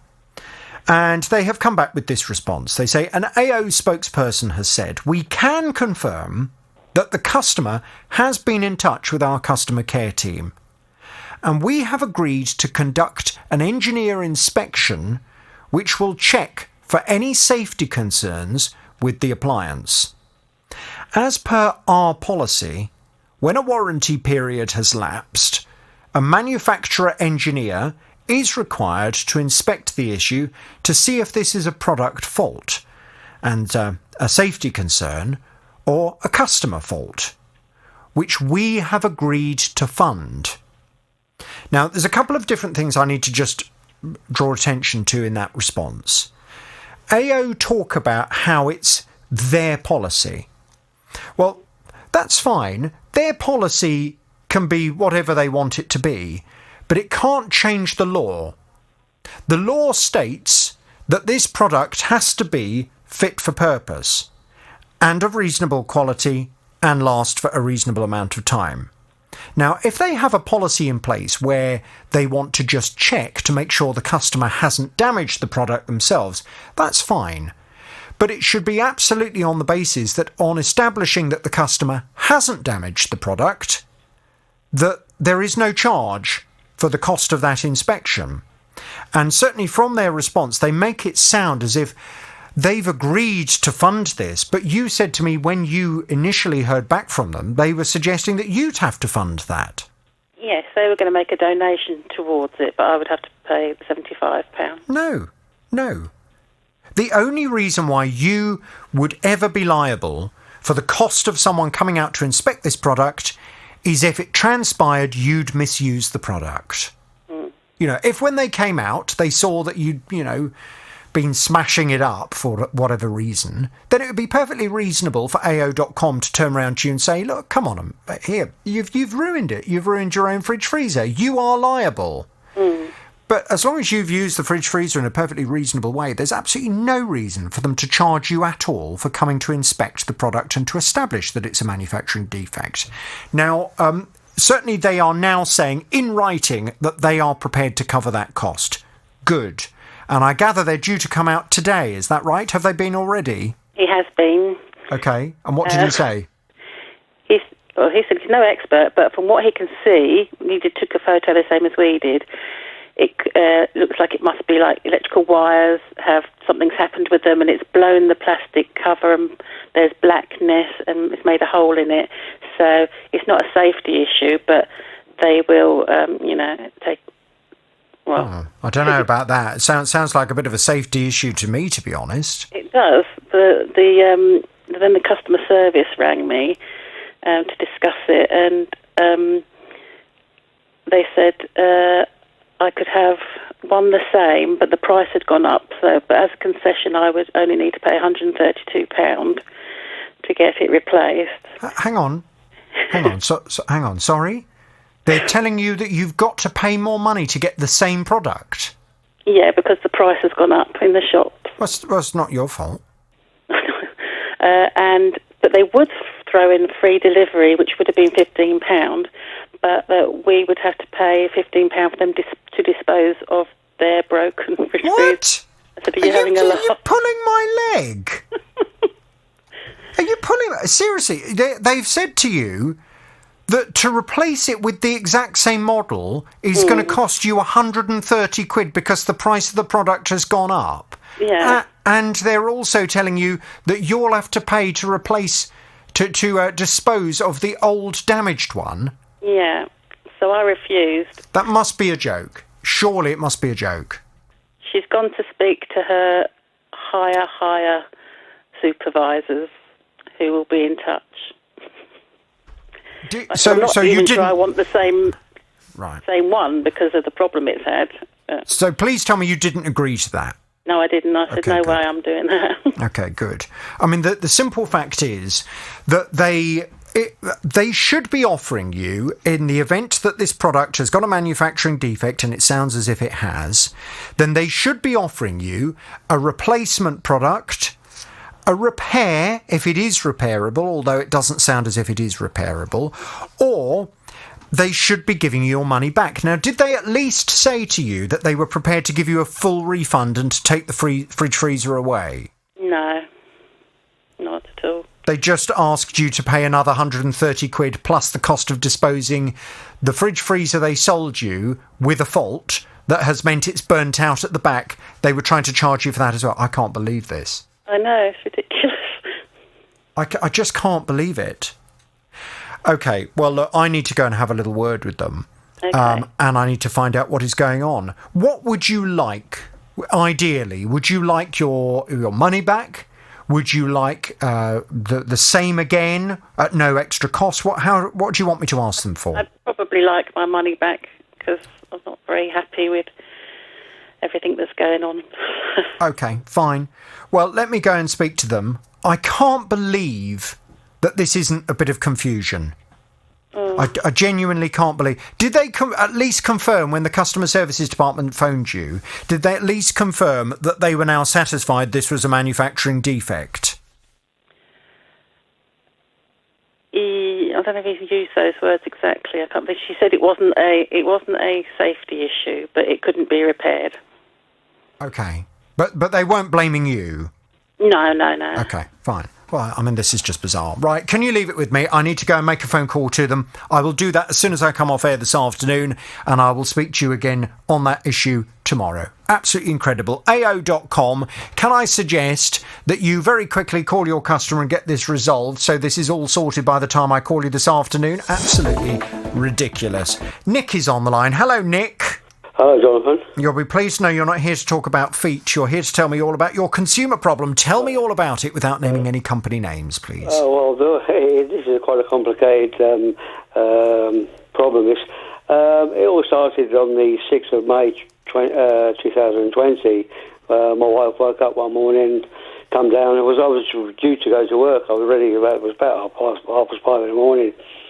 And she said, well, just bent down and there's a sharp pain in my head. So, it's late, so you got a headache, take some tablets and just lay down. And during the course of the day, I did phone up to see how she was. And to be truthful, when I spoke to her, she seemed a bit lethargic and I thought nothing of it. But then, of course, as a few hours went on, I had to go from my daughter, and she said, "Oh, look, your mum's not well, so you better come home." I said, "Well, my shift's nearly finished. I'll be home in a bit." So 10 minutes later, she phoned me back. She says, "Dad, you've got to come home because mum's passed out." But when I got home, there was 2 ambulance crews and a paramedic. The room was full of ambulance people. She didn't look too good. She looked sort of ashen in the face and blue around the lips. I know that from being a first aider. And I thought she may have had a heart attack. But anyway, they took her away and thinking nothing of it, right? How terrifying. It was a bad day.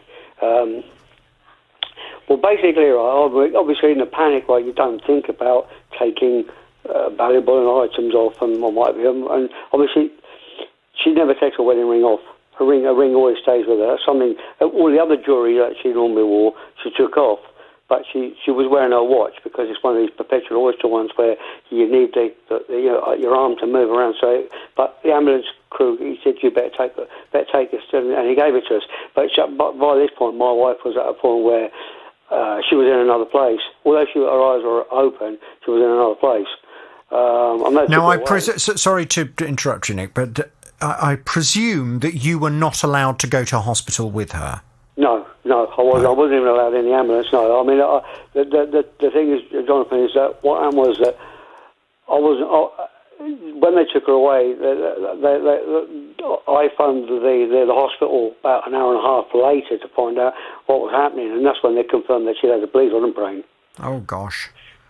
Well, I mean, was your wife okay? Well, she's all right now in respect that they've done a good job of saving her memory. Thank goodness for that. I mean, how terrifying. So she made a recovery, and is she home now? She's well? She's at home, yeah. She's been at home for almost a couple of months now. But the thing is that she's still going to need more surgery to replace where they removed the bone to the head, right? So she's got to go back for a cranial plate and stuff like that. So right. She's got limited mobility on the right side at the moment, but she's making steady and slow good progress. Good. But the thing is that what happened was that that evening I didn't hear anything from the hospital, so I just left there thinking, well, the hospitals are busy with the height of coronavirus, and so I left it. So I phoned the next morning. I said, "Oh no, she's not here." I said, "She said she's been transferred." So when I phoned, and then obviously I knew where she'd been transferred, so I phoned that hospital. I said, she's just coming out of recovery. She'd already been in for the first phase of an operation to relieve the pressure on the brain. Then I got a phone call later on in the day from consultants outlining how they were going to operate and what they were going to do. In the end, it turned hemorrhage, and she had to have a shunt as well and everything else. But the underlying problem is I didn't get to see my wife until the 7th of July. Thereafter, all communication was done by phone. And that must be absolutely dreadful. I mean, it's just... It's a terrible time anyway when a loved one is taken very unwell. But, of course, all you want to do is be there next to them and support them. And the fact that then and indeed now people are not able to be with their families in hospital must be absolutely dreadful. So when your wife was well enough to come home and you went to collect her... Well, no, I didn't collect her. They brought her home because the thing what happened is, Jonathan, is that she went from... that hospital back to our local hospital, where she first started. She was there until about September, and she was still at that point. She still was in no man's land. Right. So, and I wasn't allowed to go and see her then. When you say in no man's land, what do you mean? She wasn't quite with it. We've because the thing is, when I went to see her on the 7th of July at the hospital where they performed the surgery, her eyes were open, but she didn't know who I was. So she just wasn't quite with it. In Wonderland. So she's now home. What's the problem that you need my help with? Well, the thing is that when she left, right, I mean, she left with a wedding ring. And of course, when I went on the 7th of July, I then realised her ring was missing.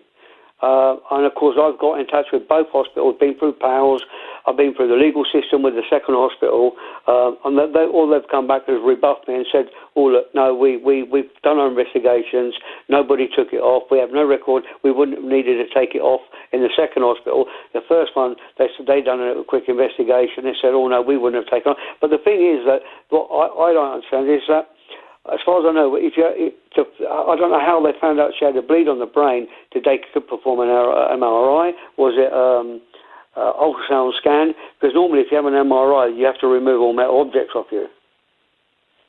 Well, there's a whole variety of reasons why they may well have taken her ring off, but surely the ring, when it was taken off, should have been put somewhere secure. Exactly, but the thing is that the other problem is, but I did ask, but I'm not really bothered about it, but none of her clothes, her bed clothes that she was wearing the day she left, came back. They didn't even give me the opportunity, do you want us to destroy them? No. Okay, in terms of the wedding ring, obviously it's I can completely understand why that's very important. Was it a valuable ring, or is the value more sentimental value? Well, apart from the fact that it's a sentimental value, because I mean, obviously, women, to them, a wedding. I mean, I don't take my wedding ring off. I only take it off if I'm working on the car and stuff like that. So I'm pretty attached to it. But women are more attached to things like that than men are. For her, well, I think that depends. But just to go back to my question, is it sentimentally valuable or is it valuable financially? Well, it's sentimentally valuable, and I had a replica made, which cost me getting up near £850. So you had a ring made to replicate the one that's missing, and it was £800. Yeah, because the first thing she asked me when she did come round, and she was in the London hospital, is my ring safe, and I had to say, yeah, it's safe, don't worry about it. And then, of course, I had to instigate making another one because I had to give her some. But unfortunately, my daughter, in her infinite wisdom, told her mum that it's not the real one. But obviously, I had to replace it with something. Right. Oh, it's one of those very difficult ones, isn't it? Where, I mean, we all understand the absolute nightmare that hospitals have had in terms of trying to deal with the coronavirus outbreak and trying to cope with people who are arriving in hospital not only with coronavirus, but with all of the other usual emergencies that they would have to deal with. Yeah, that's right. At a time when families cannot be with them. In any other time, I'm sure you would have gone to hospital with your wife. You would have been there at the point where they said, OK, we need to take her in for a scan. We need to take her jewellery off. Can we give this to you to look after? Yeah, at which absolutely. point you would have taken her ring, you would have taken it home and kept it safe until she was well again. But of course, when members of the family haven't been there, and when you've got a very overstretched NHS trying to look after people, you can understand why, unfortunately, some things have slipped through the net. This is tricky, but look, I think I can certainly get a call into the hospitals concerned just to find out what's going on and what they can do to help, because at the moment it would appear the ring has gone.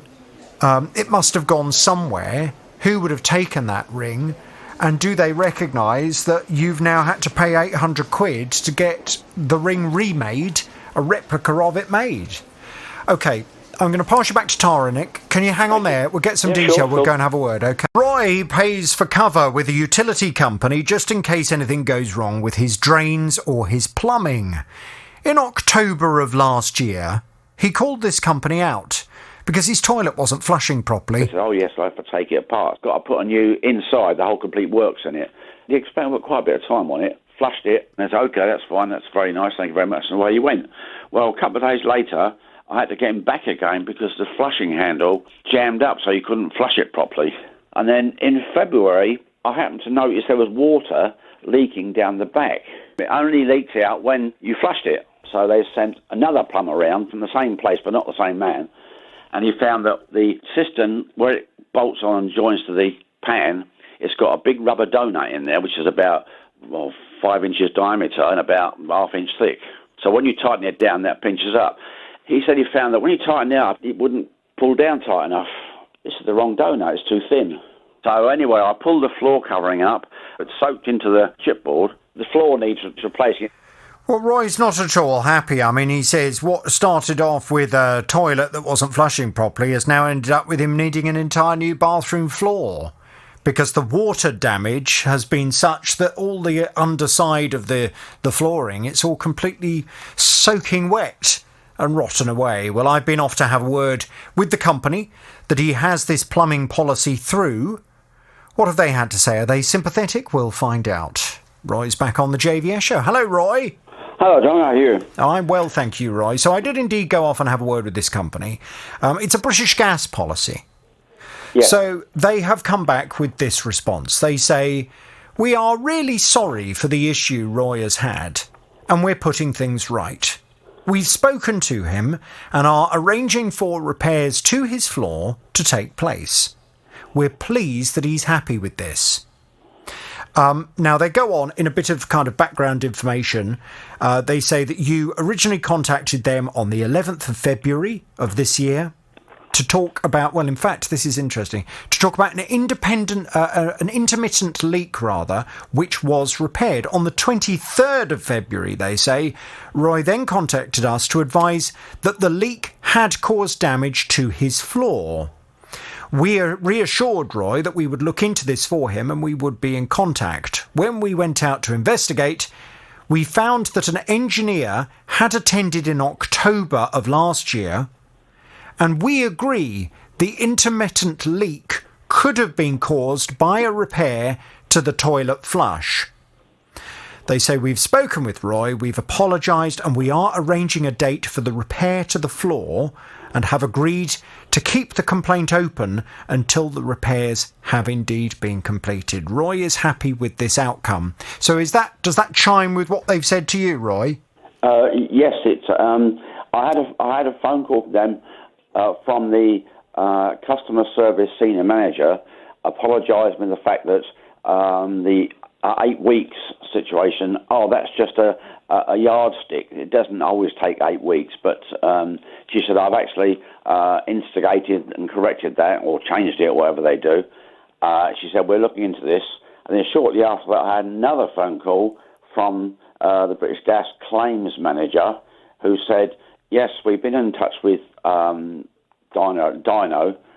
and they have gone through all the paperwork that the engineers sent back, and they've actually admitted liability to it.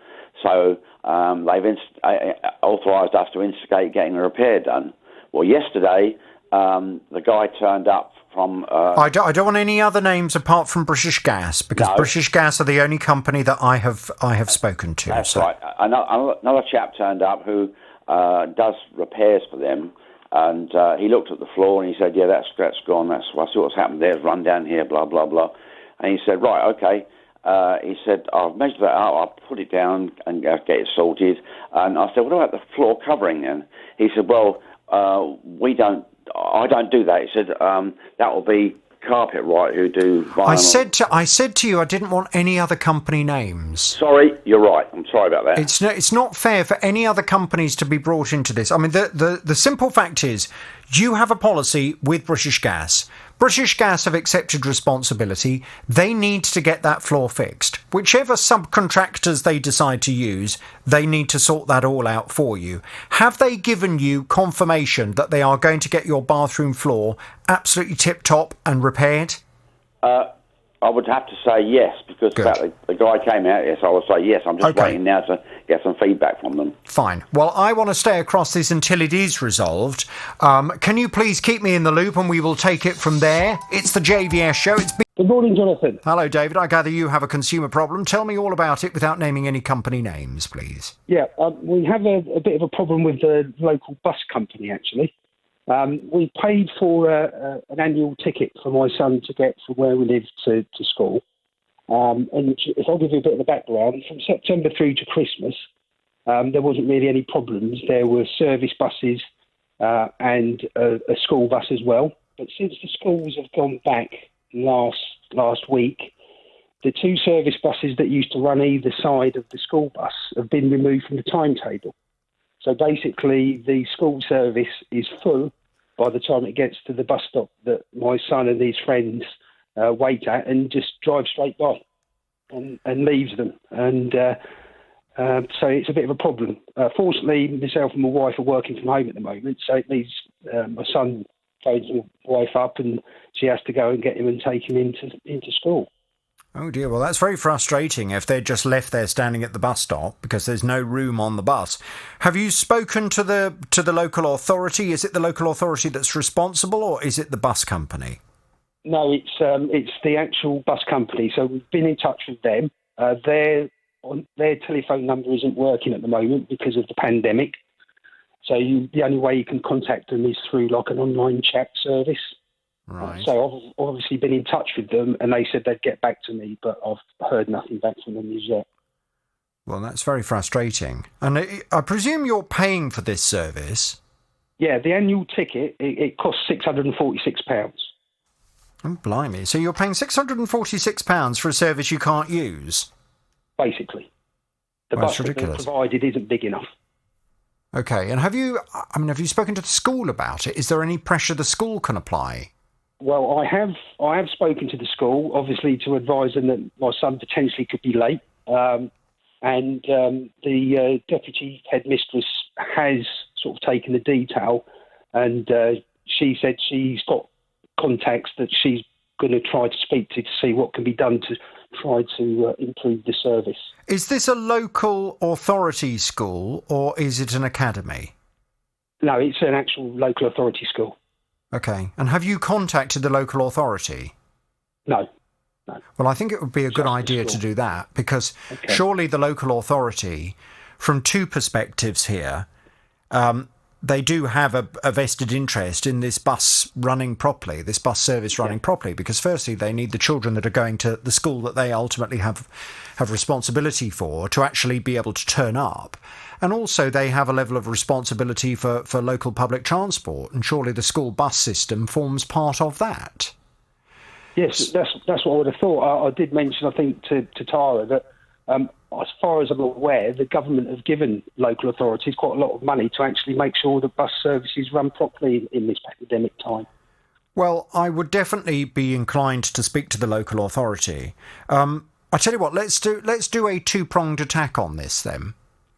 I think if you can contact the local authority, because if you say you haven't actually spoken to them yet, I think that's something that needs to first come from you rather than from me. And what I can do is try and get hold of the bus company and find out what's going on.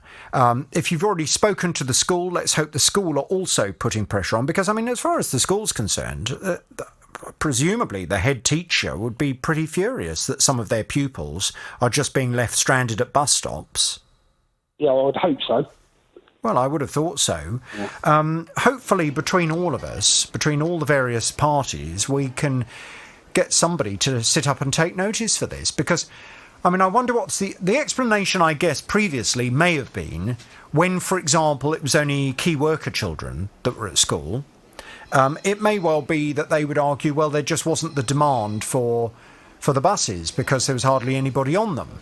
But I presume that's now all changed. And I mean, the fact that the bus is already absolutely packed by the time it gets to your bus stop shows that there is a demand that they simply don't have enough bus space to accommodate. Yeah, that's right. And as I said a bit earlier, they changed the service bus timetable at the same time, which took away the two service buses that run either side of the school bus, which obviously reduces the capacity as well. Right. You speak to the local authority, and Tara, can we just get some detail and go and have a word with this bus company and find out what on earth is going on? Now, Lisa purchased a 55-inch TV 3 years ago for £629. I went to switch it on one day and it kept blinking on and off. I tried it a few times throughout the day, kept doing the same thing. So I thought, I know that the company has a technical department. The chap said to me that it hadn't lasted a reasonable length of time under this consumer rights, and said I could pay an assessment fee. They would collect it, have a look at it. A week later, I had the TV returned with a note saying, can't get the parts. The delivery driver unwrapped the TV and said, it's damaged. It wasn't damaged when it went off to them.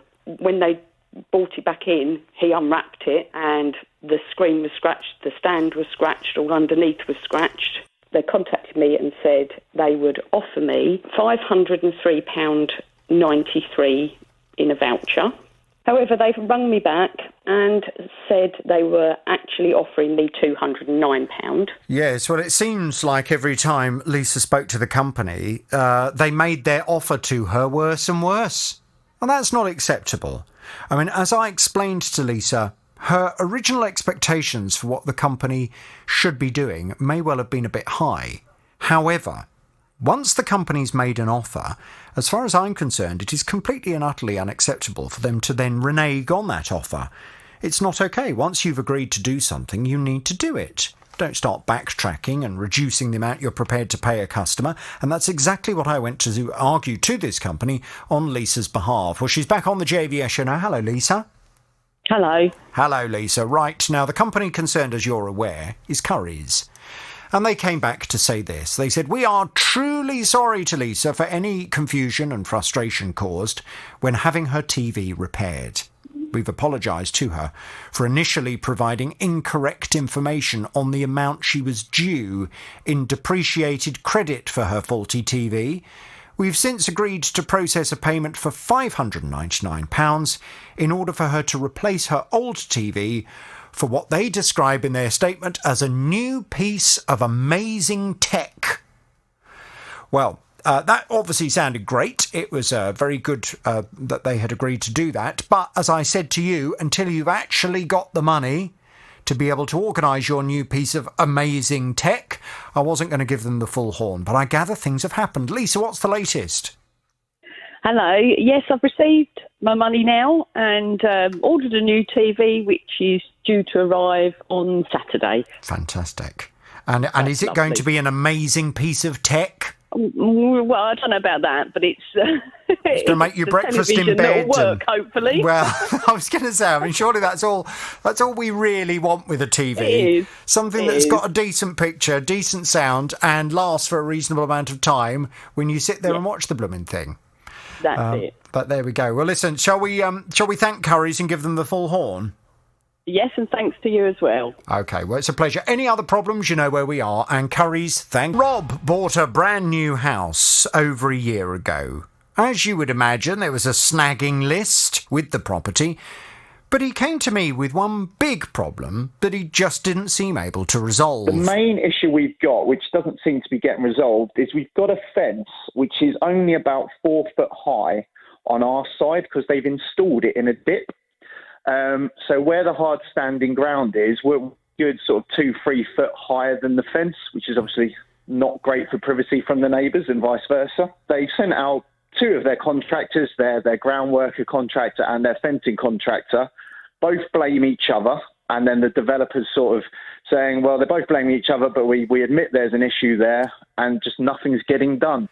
Well, if you've been following this story for some time, you will know that there were all kinds of promises and assurances made by the development company, which is a company called Redrow. They promised that they were going to get this all resolved with Robert, but it did take quite some time. When I last spoke to Rob last week, he was saying that indeed the contractor had turned up and work had begun to replace the fence and to put some special concrete bits at the underside of the fence to lift the whole thing up so it's of a reasonable height.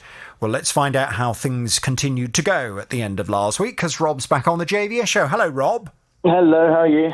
I'm all right, thank you. I'm slightly concerned, though, because having seen 1 or 2 emails that have come in, I understand things didn't necessarily go as smoothly as we'd all hoped. What happened? No, there was a slight issue on day 2. So I think they came on the Wednesday and took out all the fence, so that was fine. Couldn't let the dog out for a day because literally there was no fence at all between us and the neighbours, so he was stuck inside. But day 2, The other fence that backs on to the end of the property with one of our other neighbours, they said it sunk a little bit. I didn't realise I was working in another room, and the neighbours around in the evening and said, your fencing contractors have damaged our garden. And what they had done is they'd lifted the fence panels up and just, from what I could see, looked like they just shoved a building brick underneath to raise it up. And it had damaged and cracked some of their sort of tiled pavement in their garden. On the other side of the fence, on their side. Yeah, and it just didn't look very neat for them. It was like a two-inch gap and a breeze block almost shoved underneath it. So obviously they were quite upset.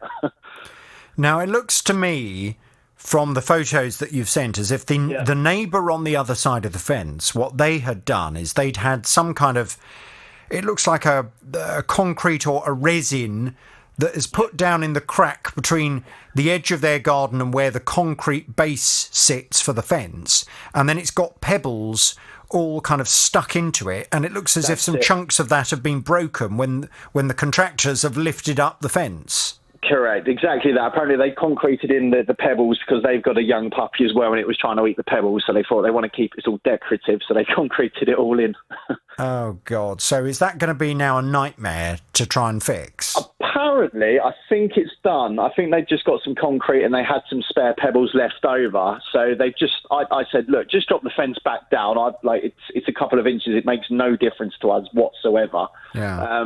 Because they were going to have a 2-inch gap and it was going to be, again, it just would have been a nightmare to try and sort that out. So we said, put it back down. They've gone and fixed the little pebble concrete bit. What, the neighbours or the contractors who did the fence? The contractors that did the fence fixed it for them. Yeah, I think they've just got some concrete in. So yeah, that was fine. So luckily they did that on the last day, the Friday, and yeah, our fence is all up now. Oh, thank goodness for that. I had a horrible feeling when I saw the photos. The way the pebbles were all set into the concrete, I thought, oh no, is that some specialist company they've had round to come and do that for them that's now going to charge them the earth to redo it? So I was worried about that too when I saw it, but luckily I think it's something they did pretty much themselves. It was okay. Oh, phew. Thank goodness for that. So it's sorted then. The fences are all now a reasonable height around the garden. They look okay and you can now start getting your garden in good working condition. Absolutely, yeah. We've now got that we wanted and vice versa with the neighbours. It looks really good. So yeah, now I've just got to rebook in the landscape gardener and get the garden finished. And now you've got to grow stuff all up your ugly fence panels. Oh, we have. But luckily we're sinking a bit. We're going to have a hot tub again, and earnings and stuff. So we won't see too much. A hot tub? Yeah, and then hopefully for the time for the summer. Yeah, it'd be nice to sit in it in the garden. Oh, there we go. We might be discussing hot tubs on my programme soon, so we'll bear you in mind when we do, Rob. No worries. Listen, I'm very pleased it's all sorted. We will thank Redrow and their contractors and give them the horn. Any other problems, you know where we are. Of course, just like to thank you so much and your team, because obviously it has taken a while and they were very hard to come back to us. So I think your pushing really did help. David came to me. And he was telling me that he's had a burglar alarm system for many years in his property and it got a bit old. So he decided that he needed to have a new one put in. Well, the company that was going to fit it, they were going to charge him £518. I saw this burglar alarm advertised on a local website. The salesman came round and we agreed to go ahead with it. It was quite a professional presentation. But when it came to be installed, we realised we'd made a terrible mistake. It was far more complicated than we had imagined, and we wanted it out. There's internal cameras and a smoke system. Inside is a smoke canister. What, if intruders come into your house, it releases smoke so they can't see where they're going? That's right, yes. I've said to them, I think this is designed for factories and office blocks, but they assure us that 75% of the alarms they fit are in residential properties. Well, David says that he's never been sent a copy of the terms and conditions, but he understands that he is within his rights to reject the alarm even after it's been installed. He's not happy at all, and he just wants the whole thing taken out and he wants his money back. Well, David's back on the JVS show now. Hello, David. Hello, Jonathan. Hello, David. Now, I know, because I did have a brief conversation. I don't know if she told you yesterday. I had a brief conversation with your wife regarding all of this. Yeah. And, I mean, the worry of all of this, your wife was saying it's making her feel ill. She really is not happy about this at all, and this is a big concern to you, isn't it? It is, yes. Yes. I went off to have a word with the company that has installed this burglar alarm system. I'm not going to identify them on the programme because it sounds to me as if they have agreed that they're going to get everything sorted out. And I've never had a complaint about this company before. And in fact, I am aware they do indeed install a lot of these kinds of alarm systems, particularly on the continent. In fact, just to give you a bit of information, David, the villa that I stay at in Spain has an alarm system by this company. So I am familiar with their product. And sure enough, part of their product does involve internal sensors that have cameras in them. And the idea behind it seems to be that if somebody triggers the alarm and the monitoring station get notified of the fact that the alarm has gone off, they can then instantly log in and see the inside of your property with camera footage of whether someone's there, and they can then decide whether it's a genuine alarm because of someone breaking in, or whether in fact it's someone who's just set their burglar alarm off by mistake. So I'm not particularly concerned. I know it was the camera in particular your wife was very unhappy about. But I don't think there's any reason to particularly be concerned by this. But it is something that people need to be aware of if they're going to have this kind of alarm system. You know, if you're going to have cameras put inside your property and it's a monitored system, just be aware you are ultimately giving a company permission to have a look at what's going on inside your house, and you may or may not want that. Now, they've come back and they have said, I can confirm that David and his wife's contract has been cancelled and that the dismantle of the equipment has been booked in with the customer for Friday afternoon. The accounts department has confirmed that they will be issuing a full refund of the fees incurred. Yeah, that's great. Okay, so they're going to take the whole thing out on Friday and you're going to get all your money back, okay? Yeah, that's great. So hopefully that will take some of the worry and the pressure off, particularly off your wife, who said that this is making her feel ill, the whole worry about it. But of course, what you do now need to do, and what I just wanted to have a brief conversation with you about today, is what you're going to do going forward. Because as of Friday this week, you're then going to not have any security system in your house at all. Well, the other one is still in. It's no longer, it won't be a monitored alarm, but it will still be active. Oh, okay. So you've still got... So they didn't actually take the old alarm system out? No, he said... No, the salesman said they used two. He said some people have two alarms in the property. Well, I mean, that's a bit odd to have two, to be honest with you. And the alarm system that you've got already installed, how long ago did you have that installed? I think at least 10 years, probably 15 years ago. 10 to 15 years ago. And it was a police-monitored system? No, it's not a police-monitored system. But you know what I mean. It's a monitored system by a call centre that would contact the police if... It's normally done where two internal sensors or contact points are kind of activated at the same time. That's when they then determine that it is not an accidental alarm. This is somebody that's actually broken into your house. Is it that kind of system that you've got? Well, they'll ring through to us to see if it was accidental, and then they've got a couple of other numbers that they'll check up and see if before they call out the security firm. What I would be inclined to do, David, I presume the monitoring facility on your alarm system is something that you want. I mean, I don't know whether you live in the countryside or in a slightly remote place, but is that something you feel is important? Not necessarily. We have, in fact, said we'll probably keep the alarm that we've got and not have it monitored anymore. Oh, okay.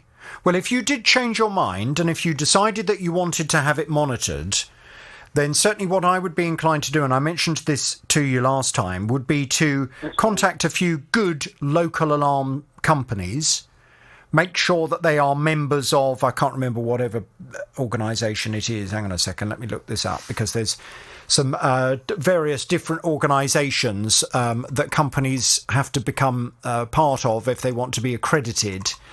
And you need to check and make sure that this alarm system is a member of them and has passed all the various different kind of certificates. And some companies will take on an old alarm system from other firms. Yeah, well, I didn't realise they did. It just never occurred to me that would be a possibility. NSI, National Security Inspectorate. It's the approval of it's the hallmark of excellence for providers of security and fire safety services. So you can normally do a search through them to see which companies are, and you want to be looking at kind of gold or silver accredited members in the local area. And indeed, another company, they'll probably want to come round and just check out the system that you've got. But it may well be that they are then prepared to take on the maintenance of it and indeed the monitoring of it as well. Okay? Yeah, that's great. Yeah. Well, what I'd like to do is just catch up with you after Friday. So they're going to come round. I'm going to give them this for agreeing to do what they've agreed to do. Half of the horn. Let's catch up Monday of next week and just make sure that everything's gone smoothly and that they've processed the refund. Okay. Thank you. Okay. Thank you for all your help. It's a pleasure. Well, hopefully your wife in particular will be able to sleep much easier tonight now. Yeah. Okay. All right, David, thanks very much indeed. And Michael decided to treat himself to a vanilla and coconut candle in a black glass jar. It only cost him £3, but things certainly didn't go according to plan when he lit it. Burning away quite happily, noticed that the wick was going off centre. And I thought, well, I know it can happen, it can wander and come back in again. But this thing apparently just kept on going towards the edge of the glass. And it had been burning for, a few hours. So I went downstairs to make myself a cup of tea. And as I was walking back up the stairs, I heard what sounded like glass breaking. So I asked my son, I said, have you just dropped a glass? He said, no, Dad. I said, OK, no problem. So I walked into the bedroom, and as I turned around and looked at the TV, I noticed that half of the glass jar had just exploded all over my countertop, which this large lump of piece of glass, it's about, 3 inches by 4 inches. So almost half the glass is just blown away. It's only £3, but I'm more concerned that the fact is that it's exploded. Well, Michael told the retailer, but he doesn't feel as if they've taken his concerns as seriously as he'd like. He's worried that this candle might be one of a faulty batch, and he wants the retailer to check it thoroughly so this doesn't happen to someone else. Well, Michael's back on the JVS show now. Hello, Michael. Good morning. Good morning to you. So you will be fully aware of the fact that this company that you purchased the candle from is Poundland. And they came back when I first approached them with this response. They said, we are obviously sorry about Michael's candle, but we can confirm we have had no other similar complaints.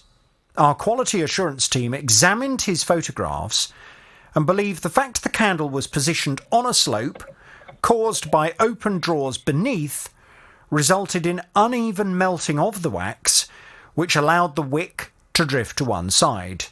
We urge people not to leave any candle unattended. Well, when I put that to you last time you were on the programme, you completely disagreed with that. You said, look, this is something I've been over with them before on this issue. The candle was not left on a slope. Yes, OK, the photo might make it look like it was on a slope, but it wasn't on a slope. And in fact, you said to me last time you were on, you said that you've cut the candle open and you can see that the wick has actually been, during the manufacturing process, it has been embedded to one side of the candle wax. It does not run neatly down the middle of the candle. And therefore your argument was the flame was also always going to drift to one side of the candle, therefore putting the flame too close to the glass, which then caused it to crack. Yep. So I went back to Poundland with the extra photos that you sent, showing this this wick to one side, and it would appear Poundland have not been terribly keen on entertaining me in terms of having a further conversation with me. They came back. Me too. Oh, well, that's interesting, because they came back to me on the 10th of March when I'd sent over this additional information and said, could I please have an additional response? They came back with this. They just said, Poundland is, I'm sure, more than happy to speak to the customer directly. So I then responded and said, hello, the customer's not happy with what Poundland have been saying to him directly, which is why he's come to my programme. Will you be providing a further response for broadcast on my programme, is what I asked them. And I received, a rather curt response saying, Jonathan, the customer is sending the candle back and Poundland are talking to him directly. Well, you know more than I, because they've given me nothing. All they've sent me, since I spoke to you last time, all they've sent me was an email, which is 2 forms to print off and fill in their consent forms. One of them, I think, is... one is a consent form. The other one is, I think, a consent form for their insurance. But at no point have they phoned me, emailed me, and told me to send the candle back. They've actually told me to keep hold of it. This was in the email. That's all of it. That's all I've ever had. They've not come back to me at all. They're very uncooperative, to say the least. Well, that is very strange because, I mean, I'm more than happy if for whatever reason their press department don't want to get embroiled in a conversation with me, and if the company's decided that they want to deal directly with you, the customer, and get this resolved one way or the other, I'm not precious. I don't mind, but I do expect when a company says we are going to communicate with the customer directly, or gives me the impression that they're already in the process of doing that, I do expect that will happen, because otherwise I'm not going to go anywhere, am I? I mean... Well, as I say, all they've sent me was an email to say that there's some, like I say, 2 consent forms to print off. I said, look, I don't have access to a printer at the moment. So the response I got from that was, we'll put them in the post. Right, so we're still waiting for those officially to turn up. So you mentioned one of the consent forms is for the insurance. Is the other consent form for them to talk to me? Or, I mean, what's the other consent form about?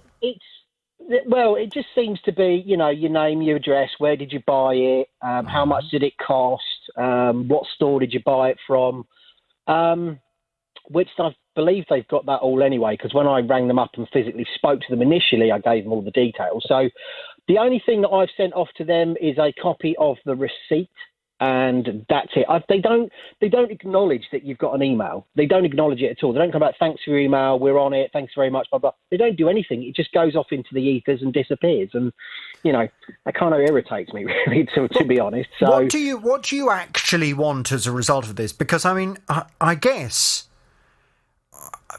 You haven't actually, apart from the £3 that you paid for the candle in the first place, you haven't experienced a loss as a result of this. I mean, it's not as if the candle burnt your house down. No. So what is it you're actually... I mean, I know you mentioned to me that you just kind of felt as if you wanted to feel as if they were taking it more seriously. But what are they going to have to do in order for you to be satisfied? First things first would just be to acknowledge the fact that it's a manufacturing fault and stop putting blame on everything other than what it is, which is a manufacturing issue. There is a big lump of wax, hardened wax, which looks like it's come from the machine, I'm assuming. But it's when, what concerns me is it's not the customer services that I've got a particular problem with. It's their quality assurance. It's practically laughable because they're just clutching at straws rather than actually going, okay, well, we're really sorry. We'll look into this. Could you send it back? Blah, blah, blah, blah, blah. No, they're just kind of gone, yeah, well, the wick's gone off to one side because your drawers are open, or the initial one was it's an additional heat source which is causing it to melt. They blamed my skybox. I just sat there and went, if this is your quality assurance, it worries me that if there are any other issues knocking around in their items that they sell, that's their response from quality assurance, and yes, okay, it's Poundland. They're not exactly going to be the world's greatest, and they're not designed to last. But this is a candle. I don't know how used to dealing with this kind of situation they are. I don't know how many people, because of the very nature that the stuff that they're selling is cheap. I don't know whether they're maybe not used to people bringing stuff back and demanding what you're now demanding. Well, I haven't actually demanded anything. I mean, the woman I initially had the conversation with, she did reply to me with an email saying, send us your name and address and we'll send you out a goodwill gesture. And I said, okay, fine. Well, we'll deal with that after we've dealt with the issue of this candle burning off at one side. And yeah, well, we'll see what they come up with. I'm not after anything particular. I just want them to say, okay, well, what we're going to do or what we'd like to do, we're going back to the manufacturer, say, this is what's happened. Can you just keep an eye on it? Because it's a potential for a fire risk. And to be honest with you, from a press perspective, I'm quite amazed that they haven't just kind of given those words of assurance previously. I mean, all they needed to do in the first place was to come back and say, thank you very much indeed to Michael for alerting us of this. We haven't had any other complaints from any other customers, so we feel this is probably an isolated issue. However, of course, it's something that we are now going to take up with the manufacturer to make sure that this doesn't happen to anyone else and to make sure that all of the products that we have on our shelves are completely safe. In the meantime, of course, we're very happy to reimburse Michael the £3 for the cost of his candle, and we hope that we'll welcome him back. Poundland, you should be employing me as your press officer, because that's how I would have responded. And there's surely, from that perspective, there's nowhere for me to go, and there's nowhere for you to be unhappy. It doesn't make me want to go and purchase from there. I mean, I only purchased it just on a whim, to be honest, and it's something that I certainly won't be going off and doing again in a hurry. Well, to be fair to them, they have said that they have not had other complaints about it. One would like to think that Poundland, if they had lots of customers all buying that candle and all coming back saying, oh, the blooming thing's exploded, you would like to think that they would take them all off the shelves immediately and they would launch a full-on investigation. They're obviously less inclined to do that because they feel they haven't had other people complain about it. But the fact that they are not even really communicating with you in the way that they're suggesting to me they are does not fill anyone with an awful lot of confidence, to be honest. Listen, Poundland, you will, I'm sure, if you're not listening to this now, you will be listening to this in future. I really hope you're going to do something to reassure Michael and your other customers that stuff that like this is taken really seriously and that there is no chance of anyone buying a product from Poundland that's going to end up causing any kind of danger in their home. If you want to communicate with me, Poundland, you know my details. Michael, let's leave it there for now. I will stay across this. Thank you. And until things are resolved properly, I'm not going anywhere. All right, lovely. Thanks very much. Hello, Veronica. Hello, Jonathan. Good afternoon. Right, tell me all about the problem you're having without naming any company names, please. Right. On April 2019, that's April 27th, 2019, I purchased 2 rise and recline chairs, because my husband and I are both disabled.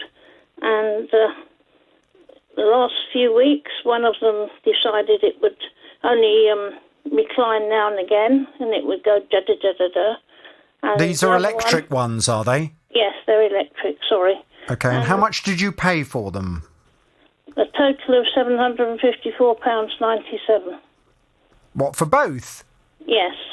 Oh, blimey, right, okay. Yeah, I know it wasn't a lot because I couldn't afford a lot at the time. Unfortunately, we're pensioners and...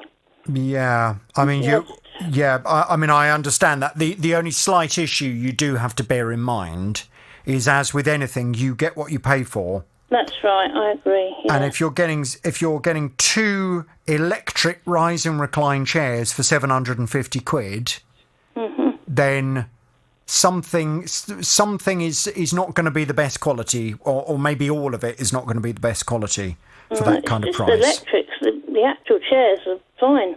Right, Nothing wrong with the leather or anything, they're fine. Oh, they're leather as well? Yes, it's just it's a imitation leather, I take it. Right. But there's nothing wrong with the chairs whatsoever, it's just the electrics that have failed. So on just one of the chairs? Well, it was one, and now both of them. The second one doesn't work at all. The first one, the back goes back, and that's all. But the second one doesn't work at all. Right, okay. And have you contacted the company you bought them from? Yes. What have they said? They're only guaranteed for a year. And have you pointed out the Consumer Rights Act? I didn't know where I stood with the Consumer Rights Act. Well, the Consumer Rights Act states, and let's just talk about this and let's have a frank conversation, Veronica. So the Consumer Rights Act states that the product must be A, fit for purpose, B, of reasonable quality, and C, must last for a reasonable amount of time. Now, obviously, the amount of money that you pay for something comes into what you are entitled to expect. Yeah. So, for example, and I always use the car example just to kind of illustrate it, but you can't expect a Nissan Micra to be the same quality as a Rolls-Royce. No. You know, so you have to be reasonable in terms of the amount of money you're paying, what you are going to get as a result of it. And obviously that does also play a part in terms of how long you can expect something to last. Now, that said, you've only had the chairs for 23 months. I was going to say just less than 2 years. Yeah. So even if the chairs were fairly, in the grand scheme of things, fairly inexpensive, surely you would expect more than 23 months worth of use. That's right. We did it. I knew because they were cheap, I appreciate that they, probably wouldn't last long. But I did think perhaps 5 years would have been, something that I could have thought they would have lasted. Yeah, I mean, I would say 4 or 5 years. 4 or 5 years, yes. Yeah. I didn't expect them to last a lifetime because obviously, like you say, they were cheap and that was that. But at the time it was urgent, we needed them and yes, of course. Couldn't get out to do anything else or afford anything else, so that was the way we went. So the simple fact is the retailer, whether the 12-month guarantee or warranty, or call it what they want, whether that has expired, it does not diminish your rights under the Consumer Rights Act. So unless you have either misused the furniture, and therefore because of your misuse you've damaged it, or if you have given it such extreme wear and tear that it has had the equivalent of 5 years worth of use in 23 months, then the company is responsible for trying to sort something out for you. And it is not okay for them just to say, sorry, it's over a year old, there's nothing we're going to do. How often do you spend sitting in the chairs every day? Well, probably a couple of hours at a time. 6 hours, probably. So you're sitting in the chairs for 6 hours a day? On and off. I mean, can't sit still all the time because of the problems we have. We have to keep moving. But, okay. So you're in the chairs for 6 hours a day, and I'm going to ask you a very rude question, Veronica. I'm sorry to have to do this, but I must do it in order to, because what I don't want to do is I want to be armed with all the facts before I go and speak to the company. I don't want to end up with egg all over my face. No. You and your hubby, can I ask what size you are? Well, I should think my husband's smaller than me. I'm about 16 stone now, and it says on here 18 stone was the maximum. Okay. So you're 16 stone and your husband's a bit lighter than you? Yes, he's only about 12 stone something. Okay, fine. Well, the reason why I ask that is that obviously if both of you were enormous and you're putting, 20, 25 stone on the furniture... That's right. ...then the company would be perfectly within their rights to question whether or not you'd put excessive amounts of weight on that furniture, and as a result of the weight, you damaged it. But if you're telling me that the furniture states in writing that it is suitable for people up to 18 stone in weight... Yes, that's what it says. Now, none of this was on the advert when I bought them. Where have you got, I don't want any names, but where are you reading the 18 stone business? Off of what I've printed off the internet about them since. And is that from the manufacturers? It's from the people that sold them, yes. Okay, so the retailer says on their own site that this furniture is suitable for people up to 18 stone in weight? Yes. Okay, that's great. That's great. That's very useful. That's where at the bottom it says about the warranty was only 12 months. So I didn't know that either, because it's not on the actual advert where it gives all the different things about the chairs. Well, look, forget the warranty. Don't worry about it. The simple fact is you're telling me that it states on the company's website that this furniture is designed for people up to 18 stone. Well, you're only 16 stone, your husband's about 12 stone, so you've not put excessive weight on the furniture. You're telling me you only sit in the furniture for about 6 hours a day in total, so that's not excessive use. So why on earth has the electric motor failed in both of these chairs in such a short amount of time? I mean, it's just not acceptable. Okay, well, can you leave that with us? What I'm going to do, Tara, can I please pass Veronica back, and can we get some detail, please? Yeah, absolutely. Let's Fine. get on this. Okay, great. Okay, Veronica, hang on there. I'm going to pass you back to Tara now. Now to Michael. Do you remember Michael? He's the chap that came to me regarding his caravan awning. He purchased a caravan awning. He hasn't had it that long, and unfortunately one of the zips on one of the entrances has decided to pack up on him. I purchased a porch awning for my caravan the end of February 2020, £463. Supposed to be heavy duty.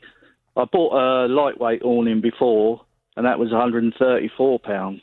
You get two entrances into the awning. You got one either side, and one of the zips, you can't undo it or do it up. The teeth don't go together. I've contacted the firm, but they don't recognise the Consumer Rights Act. They say the 2-year guarantee doesn't cover the zip. I have emailed them the Consumer Rights, but they just say that the zip is not covered. Well, what has the company had to say to me? I'll be honest with you, it's taken quite a while in order to get them to respond at all. Michael's back on the JVS show now. Hello, Michael. Hello, Jonathan. Hello, Michael. So I have been off to speak to this company on your behalf.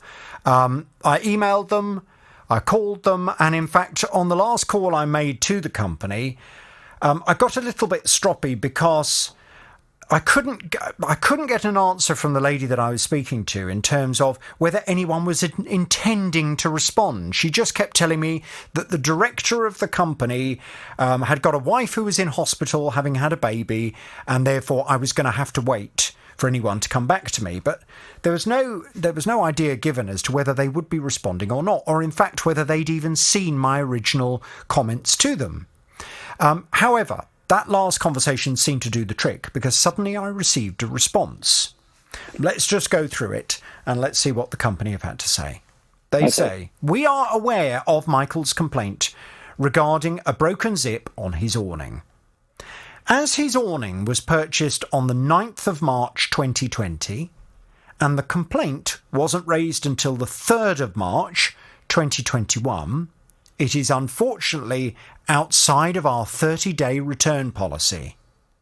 Regarding the manufacturer's guarantee for this awning, ordinarily it wouldn't cover zip damage after a year. However, on this occasion, we offered to send 2 new zips to Michael on the 3rd of March 2021 so he can swap them for the broken zips. Please see attached our email correspondence. We are still prepared to keep this offer open. However, the customer has refused this offer twice." Well, I have my own views on that response, but first of all, is that true that they had agreed to replace the actual zip, but you'd have to swap it over? Yeah, they said they'd send me a new slider. Right, but I presume the new slider would then have to be stitched on to the awning. Yes, you have to find a machinist. Okay, so that sounds as if it's then a specialist job, and you would have to find somebody to do it. It's going to be a whole load of hassle.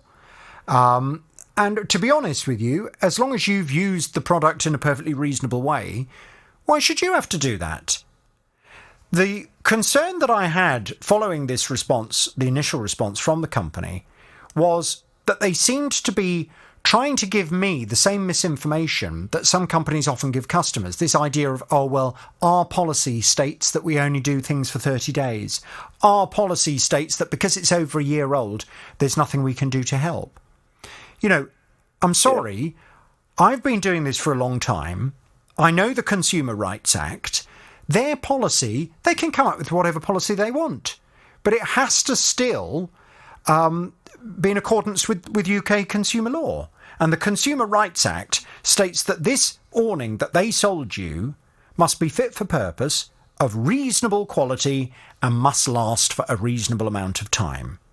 And in my opinion, your caravan awning, as long as you've used that zip in a perfectly reasonable way, and as long as you haven't had, children hanging off it or causing any damage to it, then that zip has simply failed in an unreasonably short amount of time. And the company, under the Consumer Rights Act of 2015, is responsible for sorting it. Now, that's exactly what I went back to them and pointed out. And I said that I would be having this conversation with you on the programme today. And I said, would they like to come back with another response? And indeed they have. Let's see if they've changed their position. They say, Jonathan, the product is insured to be free from any manufacturing defects, of which none were reported when the item was received a year ago. In addition to this, there is also a 6-month guarantee. Oh, dear. It's not going well, is it? There is also a 6-month guarantee by the manufacturer against manufacturing defects. In this case, the company says that the customer is outside of their timeline.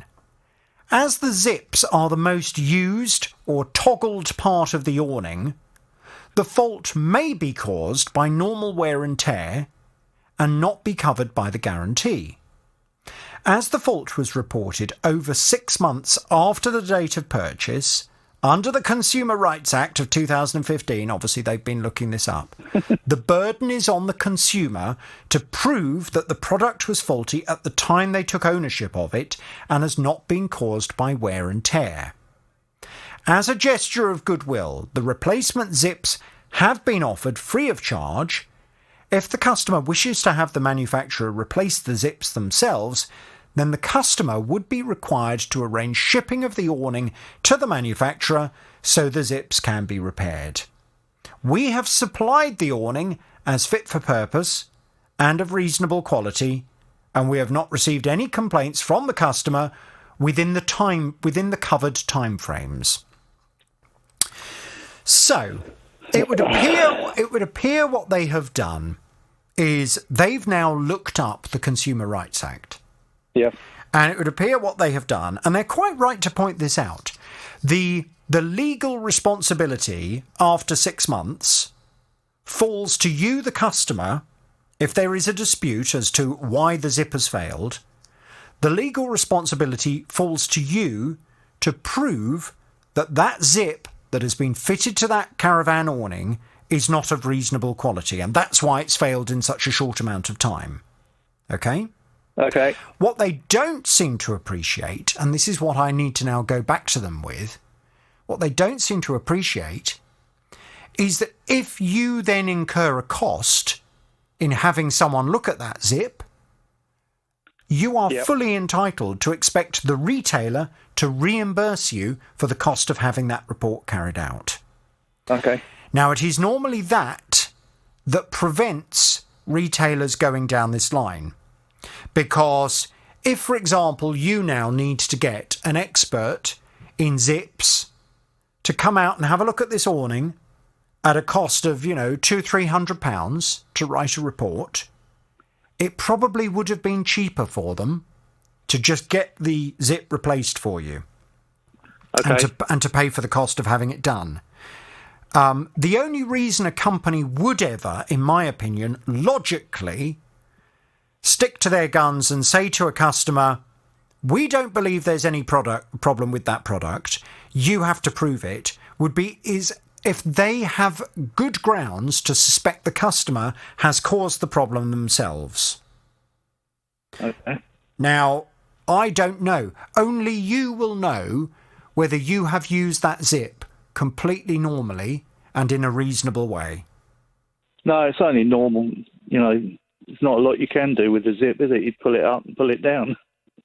Well, sometimes you can yank a zip or put extra pressure on a zip or get frustrated with the zip, so you then start, yanking it about and putting lots of pressure on it that it is not designed to have put upon it. No, but if you haven't done that, and if there is no evidence that you've actually damaged the zip, then the company has a responsibility to get it sorted. Yeah, no, I haven't damaged it. So what I'm going to do, and what you're going to do, this is how we're going to take this further forward. I would like you to now make some inquiries as to someone who can have a look at that zip and carry out a formal report on why it has failed in such a short amount of time. Yep. Okay? Yep. I want you to find out how much it's going to cost to have the report carried out and when that report can be fully done and written up with a view to this potentially going to court. Okay.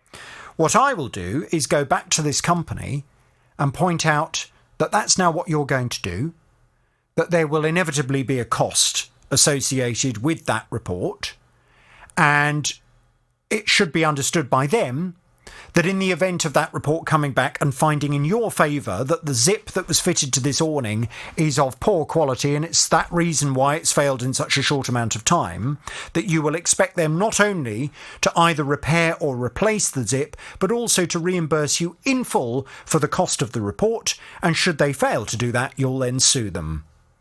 Okay. Let's see if they change their mind or whether they still want to stick to that course of action. Okay? Yeah, thank you. Fine. Okay, Michael, we will talk very soon. Hello, Jonathan. Hello, Esther. Right, tell me all about the problem you're having, please, without naming any company names. Right. I was moving house last autumn, and the person who was buying my house had sold their house to the person I was buying from. So we were in a triangle, and we were all with the same estate agent. And we'd set the date for October the 29th. And I'd hired a really good removal company, and I'd paid a deposit, and I'd organised everything for that week because my son had a really bad accident in August. So I was looking after him at home, and I got a friend looking after the dog, and everything was all organised. And then on the 20th, on the Tuesday of the week before we should have started packing, the agent phoned up, and she said, the owner of the house I was buying was struggling to find a removal company, and it'd been let down. So I said, oh dear, right, okay, well, can we help? So my son and I rang round. We found another company, and I excitedly rang back saying, we found somebody, he doesn't want to use them. He doesn't want that company. So I said, well, what's going to happen? Can you let me know? So didn't hear anything. Now, sorry to interrupt you. Yes. But obviously, you would always be advised by your solicitor who's doing the conveyancing on your behalf. Yes. You'd always be advised not to finalise your removals plans until you've exchanged contracts. Right. So I presume you hadn't... Had you exchanged contracts at that point? And if you had...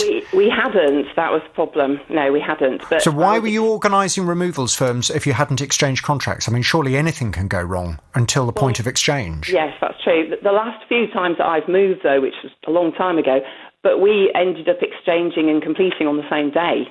And I knew that we could do it close together, so it didn't worry me, because in the past I had done that. And I'd had it from the solicitor and from the estate agent that the 29th was all set. Well, so, yes, but hang on a second. I mean, there's a potential slight conflict of interest in all of this, isn't there? In that, because the estate agent was involved in I'm presuming from what you're saying, it was the sale and purchase of your house. Yes. The sale and purchase of the house you were buying, and the sale and purchase of the house that person was moving to. Yes, that's right. Yes. So that estate agent is kind of in the middle, making money from all of you. Yes. Please tell me that you did not also use the conveyancer that the estate agent had suggested you use. No, I didn't. Okay, no. good. An independent Good. solicitor. Well, that's a good thing, because I know a lot of estate agents, they're very quick to push their own in-house conveyancers. Now, people can have great experiences. However, I personally would want a solicitor that is dealing with the conveyancing process of buying a house to be completely independent of the estate agent. Yeah. I don't want the estate agent getting some kind of financial remuneration for the fact that I'm using their firm of solicitors to buy a house, which they then profit out of. You want a level of independence. What did your solicitor then advise you to do? Did he or she say to you, go ahead and book your removals company?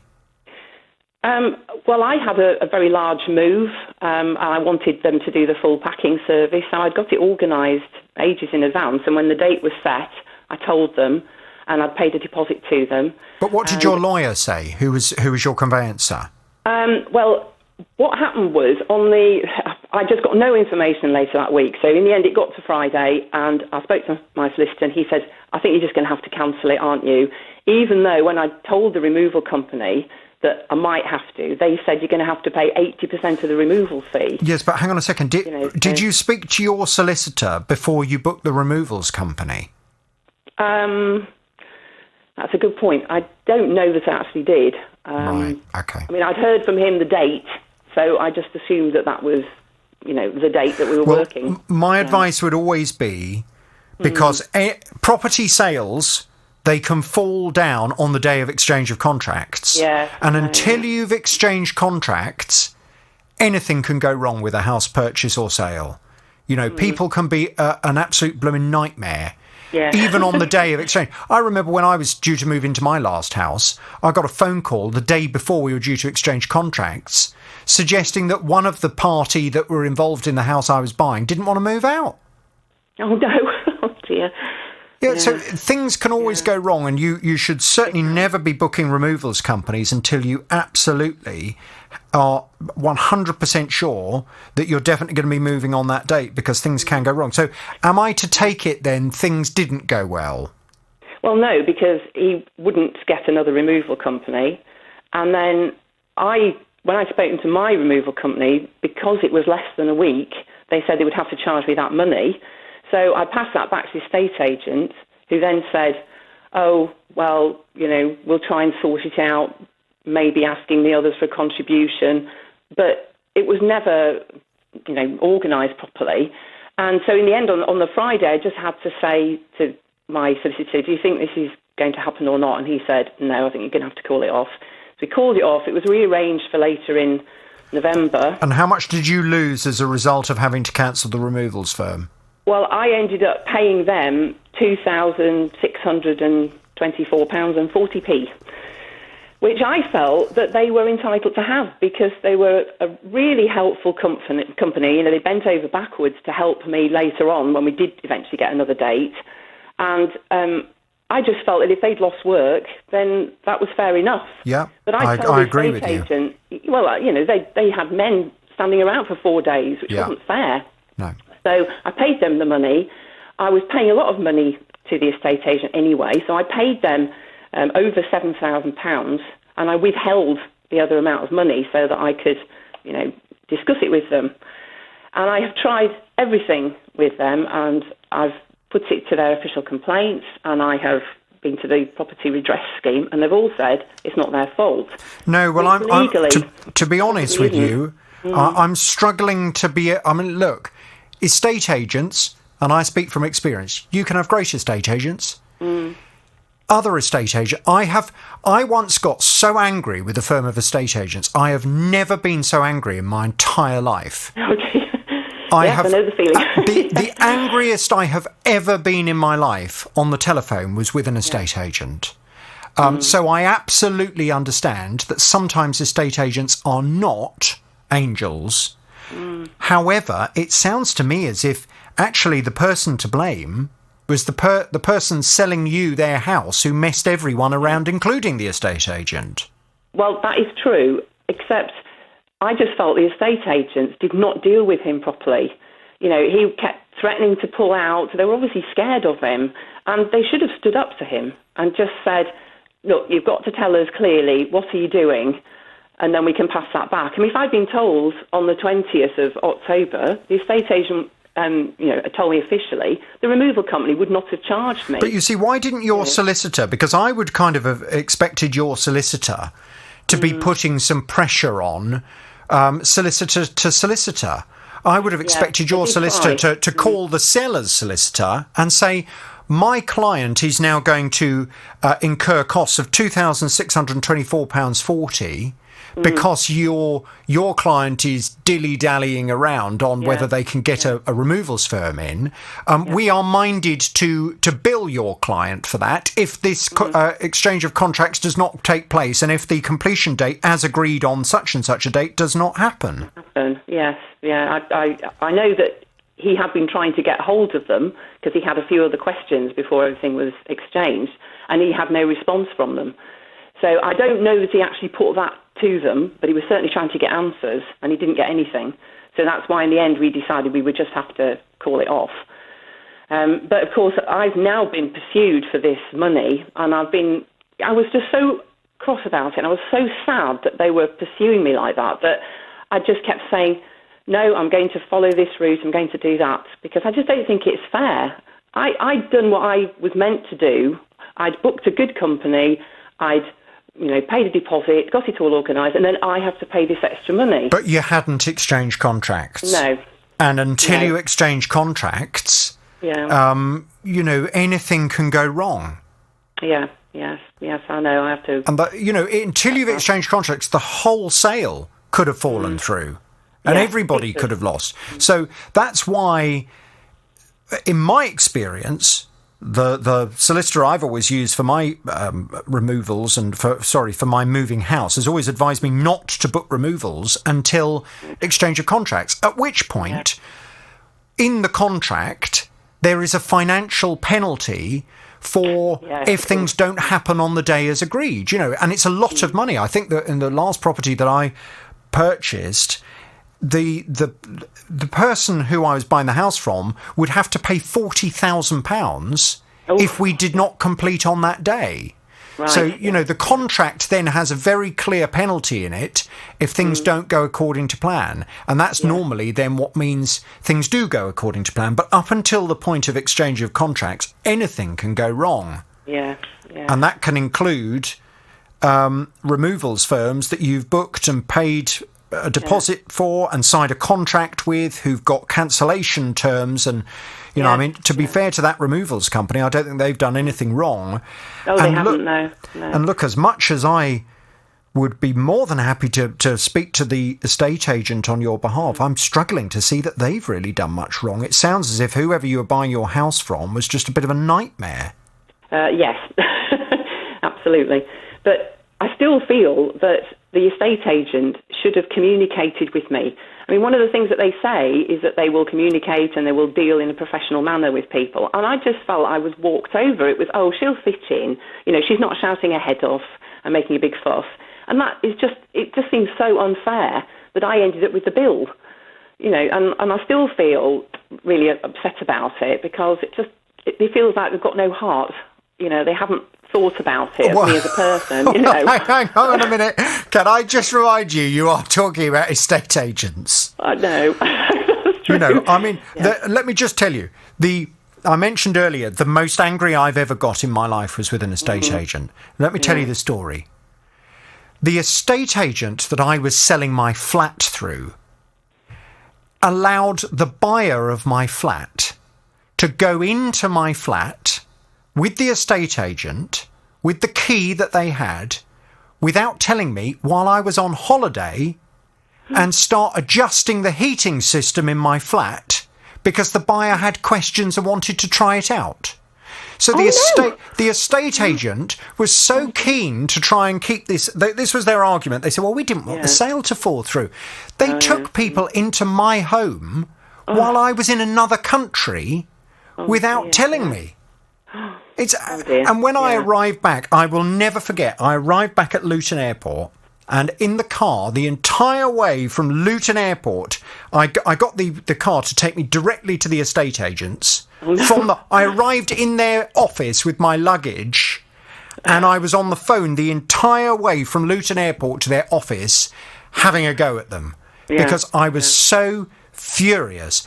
All they could see was pound signs. Yes. They had no concept that they'd done anything wrong, and that they'd taken someone into my home when I wasn't there without my permission. I mean, for goodness sake, it was so embarrassing, Esther, because I was on a holiday. I'd had to get a flight at about 5 o'clock in the morning. The curtains were still drawn. The bed was pulled back and hadn't been made properly. As you're leaving in the middle of the night on holiday. I was furious. So I'm afraid if you're expecting estate agents to be charitable to you and to take pity on you and to sacrifice their own fee... because ultimately they've been messed around by someone who's their client who hasn't actually decided on the date, I think, to be honest, you're a bit mistaken. Right. Can I be honest with you? Yes. I think you're going to have to write this off to a terribly expensive and bad experience. Oh dear. Yeah. I'm really sorry. I don't see there's anywhere you can go. I would be more annoyed with the lawyer for having not kicked up a fuss, I think, and put a lot of pressure on in terms of financial pressure on the person you were buying the house from if they didn't get their act together and organise a removals firm on that day. Oh dear, I know. I think it was partly the sort of trying to fit in and trying to be polite. You know, you go along with things going, oh dear, right, well, could you sort it out and let me know what's happening?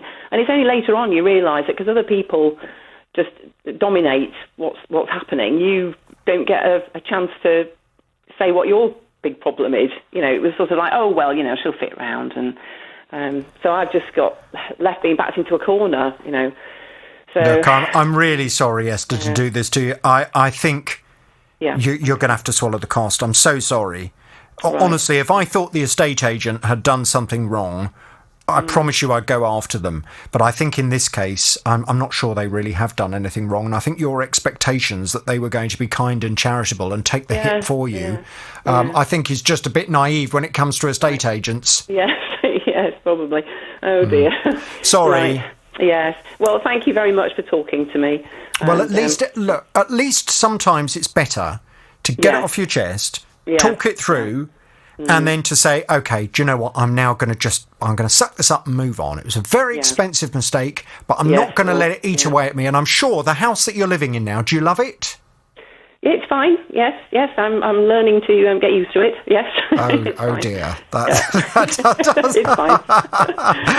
Oh dear. Well, let's hope that eventually you will learn to love your new house, and this will all become just a story to tell in the future. Yes. Okay, rather like my story about when the estate agent let people into my home while I was on holiday. Yes. Oh dear. Esther, all the best. Thank you. Thank you very much. Thank you very much indeed. As you can, will be probably about 20. Julie purchased a fridge freezer in November 2019. It cost her £469. Everything was fine until a few weeks ago. Some of our electrics started tripping, and it took a while for us to narrow it down, but it turned out to be the fridge freezer. The back is mostly sealed, but my husband managed to get a picture by holding his phone underneath, and you can see some sort of burning area inside. I emailed the company who sold it to us, and their policy is we should contact the manufacturer, but I said by law they have to sort it out. They said they could send an engineer out to fix it if we signed up for $15.99 a month for 12 months, or we could have an engineer for a one-off visit for £119. Well, that's simply not acceptable. As regular listeners to this programme will know, when you purchase any product, whether it's a fridge, freezer or anything else, the Consumer Rights Act of 2015, which is the law, states that the product must be fit for purpose, of reasonable quality, and must last for a reasonable amount of time. Never, ever allow a company to fob you off with the incorrect line of, oh, sorry, it's over a year old, there's nothing we can do. Or, oh, sorry, it's over a year old, you need to go and speak to the manufacturer. Complete and utter nonsense. When you purchase a product like a fridge freezer, it should last for a reasonable amount of time, and unless you've damaged it, that is much longer than a year and a half. And that's exactly the point I went to put to the company that Julie had purchased this fridge freezer from. She's back on the JVS show now. Hello, Julie. Hello, JV. Now, when I spoke to them, the company concerned is AO.com. Yeah. They came back with this response, which on one hand was encouraging. On the other hand, there was still a bit of a question mark and a concern that I had about some of the phrasing in their response. Let's go through it again and I'll explain. An AO spokesperson said, "We can confirm that the customer has been in touch with our customer care team and we have agreed to conduct an engineer inspection which will check for any safety concerns with the appliance." That's all fine. That's fair enough. Then they go on to say, as per our policy, when a warranty period has lapsed, a manufacturer engineer is required to inspect the issue to see if this is a product fault and safety concern or a customer fault, which we have agreed to fund. Now, I don't have a problem with that. If a company wants to just make sure that it's definitely a manufacturing fault rather than, for example, a customer misusing the product, I don't have a problem with them offering that and saying that's what we would like to do, that's our next course of action.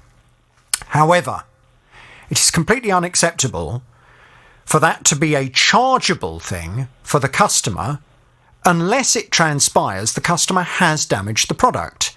And until I spoke to them, please correct me if I'm saying anything wrong here, Julie, but until I spoke to AO.com, they were telling you would have to pay for that engineer inspection. Yes, that's right. Right. So that's not okay. The only reason it would be ever right for them to charge you for that inspection would be if the engineer turned up and said, oh, hang on a minute, what the hell have you done to this thing? You know, you've damaged it. You've broken it. You are to blame for this. At that point, then yes, it would be absolutely fair for AO.com to turn around to you and say, sorry, but you've ruined your own fridge freezer, therefore we're not going to fix it, and you've got to now pay for that, the cost of that repair. I wouldn't have a problem with that. But it's not acceptable to be charging customers for reports until it has been absolutely ascertained that the customer is to blame for the problem. Mm-hmm. So I went back to AO.com again and I said, well, that's great. I'm pleased you're sending someone out to inspect. Can I just confirm that the customer, when you've come to a conclusion, and I know after our last conversation, the engineer had been out and did indeed confirm that it was a problem with the fridge freezer. It was nothing you'd done to it. Mm-hmm. And the company had said that they were going to replace it for you. However, this is where things then again became a little concerning. They said they were going to replace the product for you, but they said the same product is now more expensive. So you'd have to pay extra money for them to replace it. And then they also said you'd also have to pay them for them to remove the old broken fridge freezer. Completely and utterly unacceptable. I have been back to AO.com again. They have apologised for it. They say, we are working with the manufacturer to resolve this issue for Julie.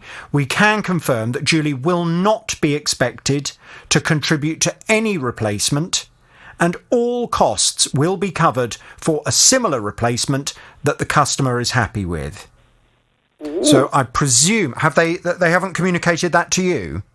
Well, I spoke to a lady from the manufacturers yesterday, and she said they could send out a new one to replace it or collect and refund, but that would be with a cheque. And I said, unfortunately, I'm shielding at the moment, so a cheque's not really good for me. So she contacted AO, and they agreed to collect the machine and repay me the money, or I could get another fridge freezer if that's what I wanted to do, and they would talk about, I suppose, if it was a bit more, what we would do.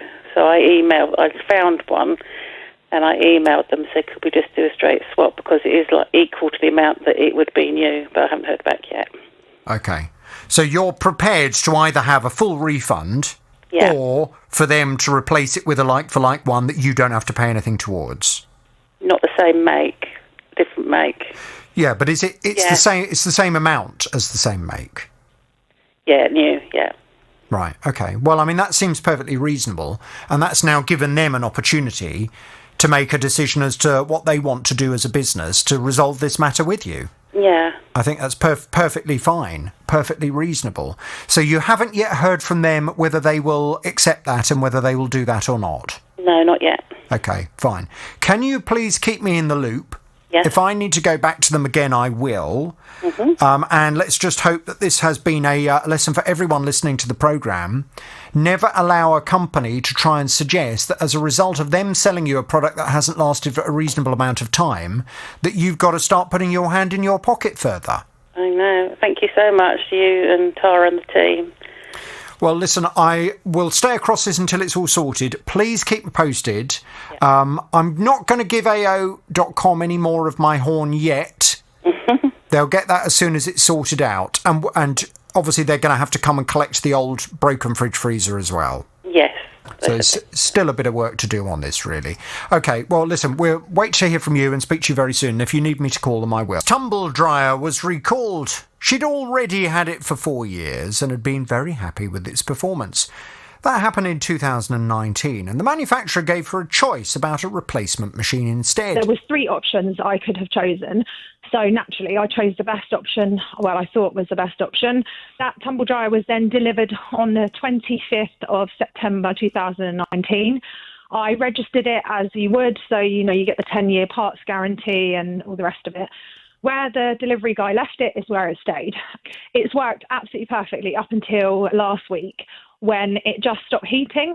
So I contacted the company and I was informed that I could book in for a guy to come out and fix it for me, which I would then be liable to pay, or I could sign up to a 12-month protection plan for my tumble dryer and my washing machine. That would be £13 a month. The only downfall of that was if I did sign up and the engineer came out and deemed my tumble dryer irreparable, it would all be cancelled and I would not get a replacement tumble dryer. Well, this tumble dryer, the new one, obviously hasn't lasted very long.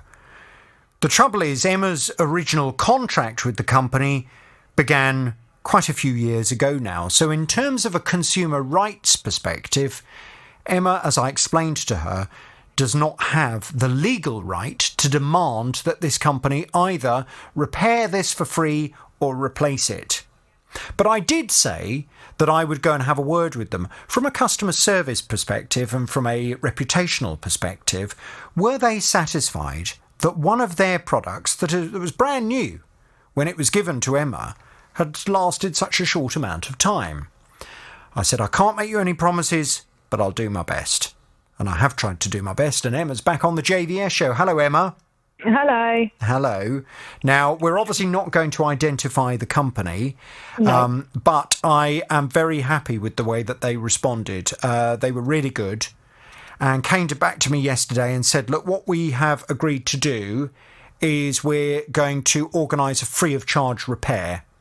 So that will include the parts and the labour cost that was originally going to be due and down to you. They said that we'll cover all of that as well to get it all sorted. Have they communicated that to you? No, not exactly. So I had a lady call me yesterday. She explained who she was.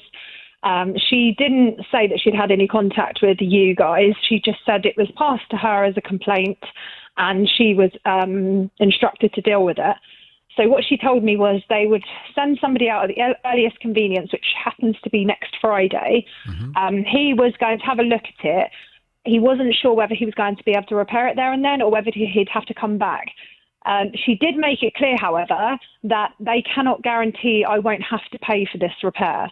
So I'm not sure. Well, that is slightly different. That is completely different to the conversation that I had yesterday afternoon with this company. Yeah. Because they were very keen to point out that they were not going to charge you for it. Yeah. And I said, well, that's fine if you're going to get it sorted. And in fact, they've mentioned, I'm just looking at the email here, they followed up the conversation where they talked about a repair, but they've actually said here, given the customer is due a free replacement. So in fact, they seem to have put in writing that they are expecting you to get a replacement machine for free. Yeah, I as I said when I first spoke to you, communication with the particular company is very difficult, and you do seem to get different responses from different people. So look, let me make it very clear to you. I have got it in writing from the company, from their representatives who are dealing with me. Mm-hmm. I have got it in writing that they are going to replace the machine for free. Okay, so what should I do about this? Obviously, because at the moment I'm still with a tumble dryer. My job is very difficult. I need the tumble dryer for to wash my work uniform, my children's clothes. It's just a bit of a nightmare. You don't need to do anything. Okay. Leave it to me. Don't worry. I understand it's frustrating because obviously the conversation you've had with them doesn't seem as positive as the conversation that I had with them. But don't worry. Leave it with me. Let me speak to them this afternoon. I would suggest they're probably listening to the programme now anyway, at which point I would expect them to get on to whoever it is who needs to call you and to get this resolved before I even need to call them this afternoon. But regardless, I will call them and it will be sorted, and they will do what they've said they're going to do, because there's no way they could make that kind of offer and then renege on it. That would not be acceptable at all. Amazing. Okay. Don't worry. Okay, leave it with me, Emma. Jeremy runs a dog boarding kennel with his wife and was contacted by a new customer ahead of Christmas 2020. This guy wanted to leave his 2 very large dogs with Jeremy while he went off to South Africa. And when I say large dogs, I mean enormous. They were real bruisers of dogs. I don't think they were American bulldogs at all. I think they were what we call cane corsos. They had clipped ears and everything. They were the sort of dogs, if you saw them coming along the road, you'd be, ooh. After the New Year's, a customer emailed from South Africa to say he needed to extend his holiday. Could we look after the dogs longer? Which I replied by email saying, yes, we could. He emailed his card details, and I kept him informed of the progress. I mean, the total price ended up as £1,762.44, yeah. Problem is, a few days later, we received letters from our card processing company. The customer was claiming a chargeback to his credit cards, and the reason given was they were fraudulent transactions, which basically means the customer wasn't putting his PIN number in. We've been doing this for 10 years, taking 10 payments a day, maybe over the phone, and we've never had a chargeback claim against us. My first reaction was to get in touch with the customer, actually. No reply. He's blocked us, actually, now, so we can't actually make contact with him.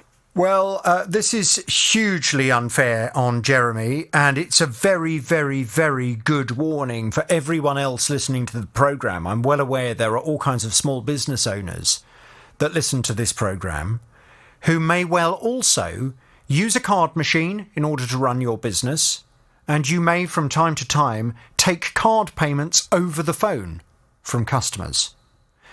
Please be aware that if you do not know the customer that you're taking a payment from over the phone, you need to make sure that you do full identification checks on the person before you accept their payment.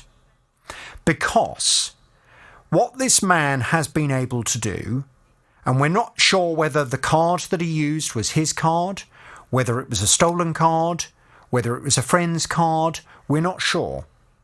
But what we do know is that he used a card to pay for his 2 dogs to stay with Jeremy, and then has successfully managed to do a chargeback on the full amounts, claiming those amounts as fraud. As a result, Jeremy has lost every single penny he was due from boarding those dogs. Exceptionally unfair. Jeremy's back on the JVS show now. Hello, Jeremy. Morning again.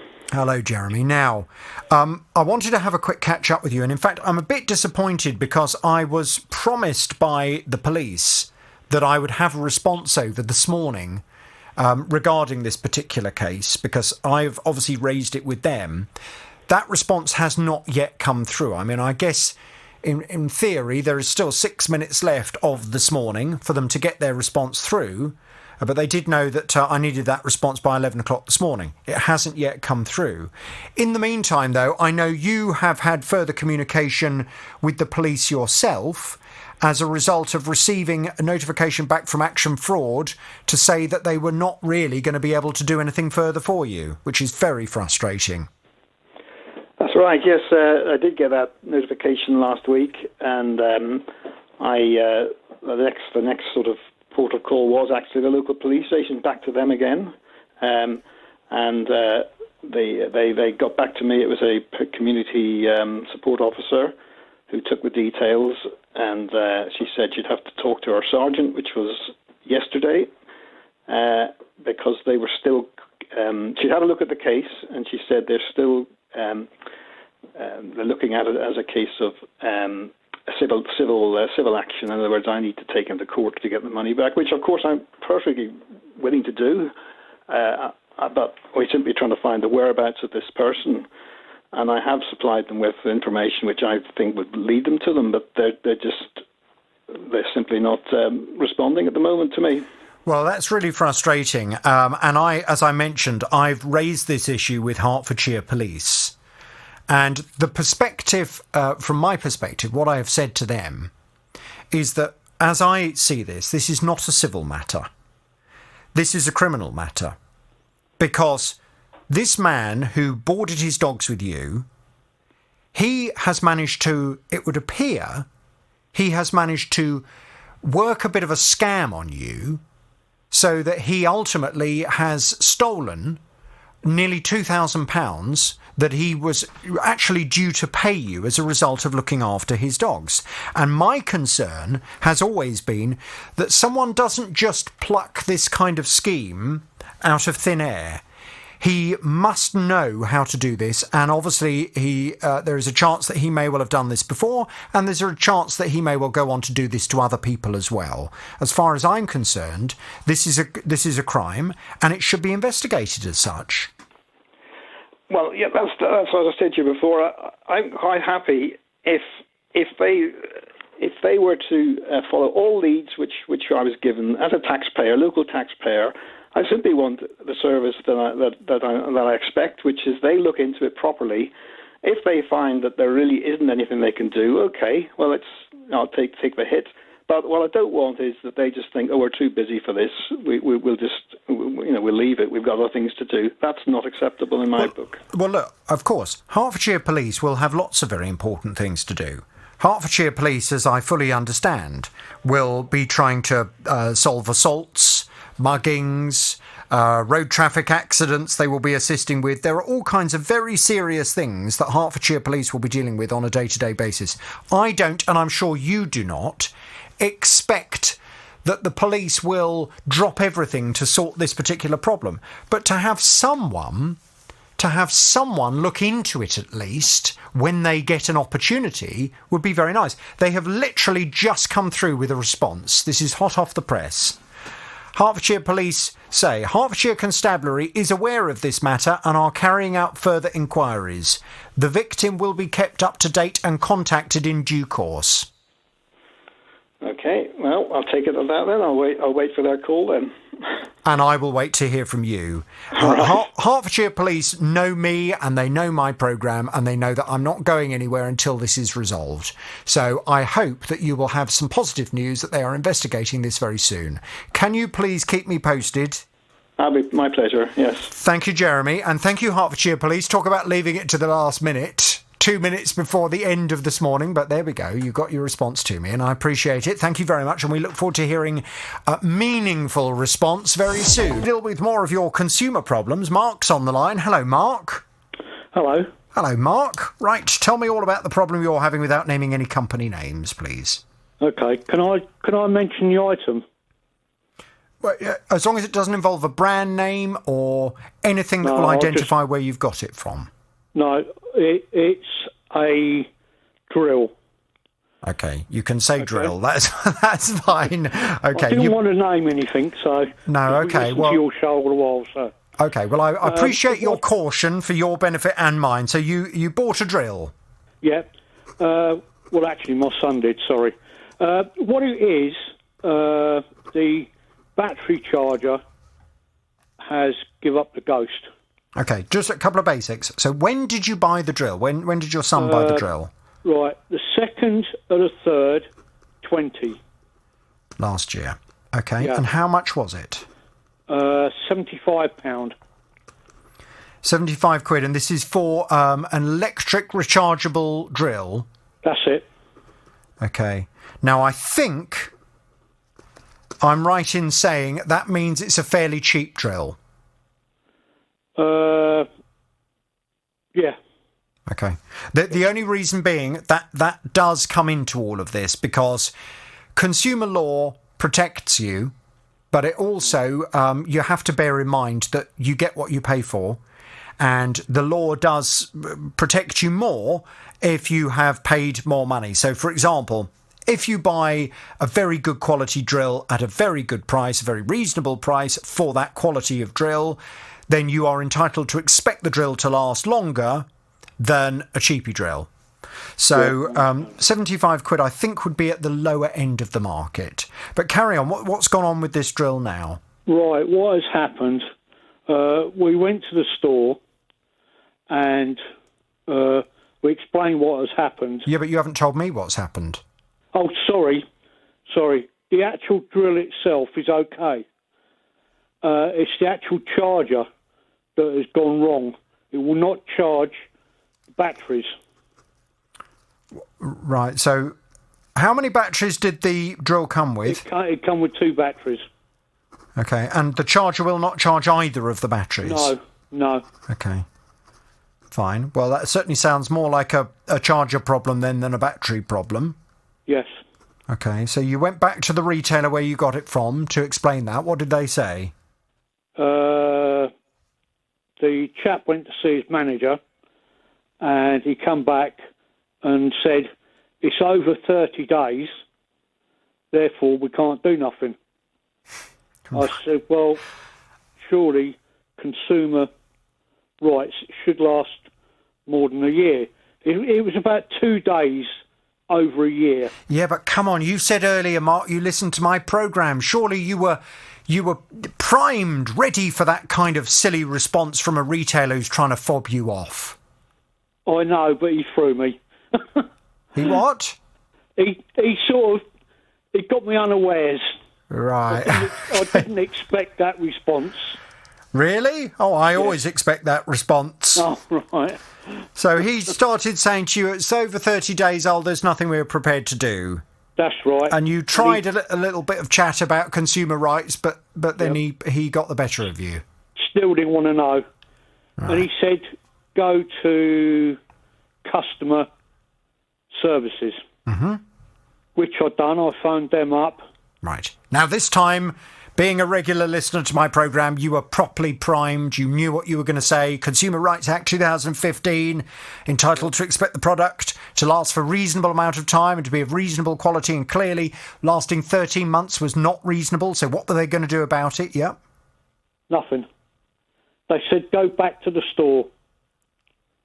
Right. So but then you said, well, they sent me to you. Forwards. But you said to them, but they sent me to you. So what are you going to do about it? Precisely. And what did they say to that? They just didn't want to know. They said nothing. We can't do nothing. And you have to go back to the store. Okay. And we've been going backwards and forwards, and like we're piggy in the middle. Mark, you sound like a man that needs this company to be given the JVS treatment. Yes, please. Right, okay. Leave it with me. Right, Tara, can we just get some detail, please? And can we just go and have a word with this company? And they may have managed to, as far as I'm concerned, they may have managed to send Mark all round the houses and not actually resolve the problem. They're not going to do that with me.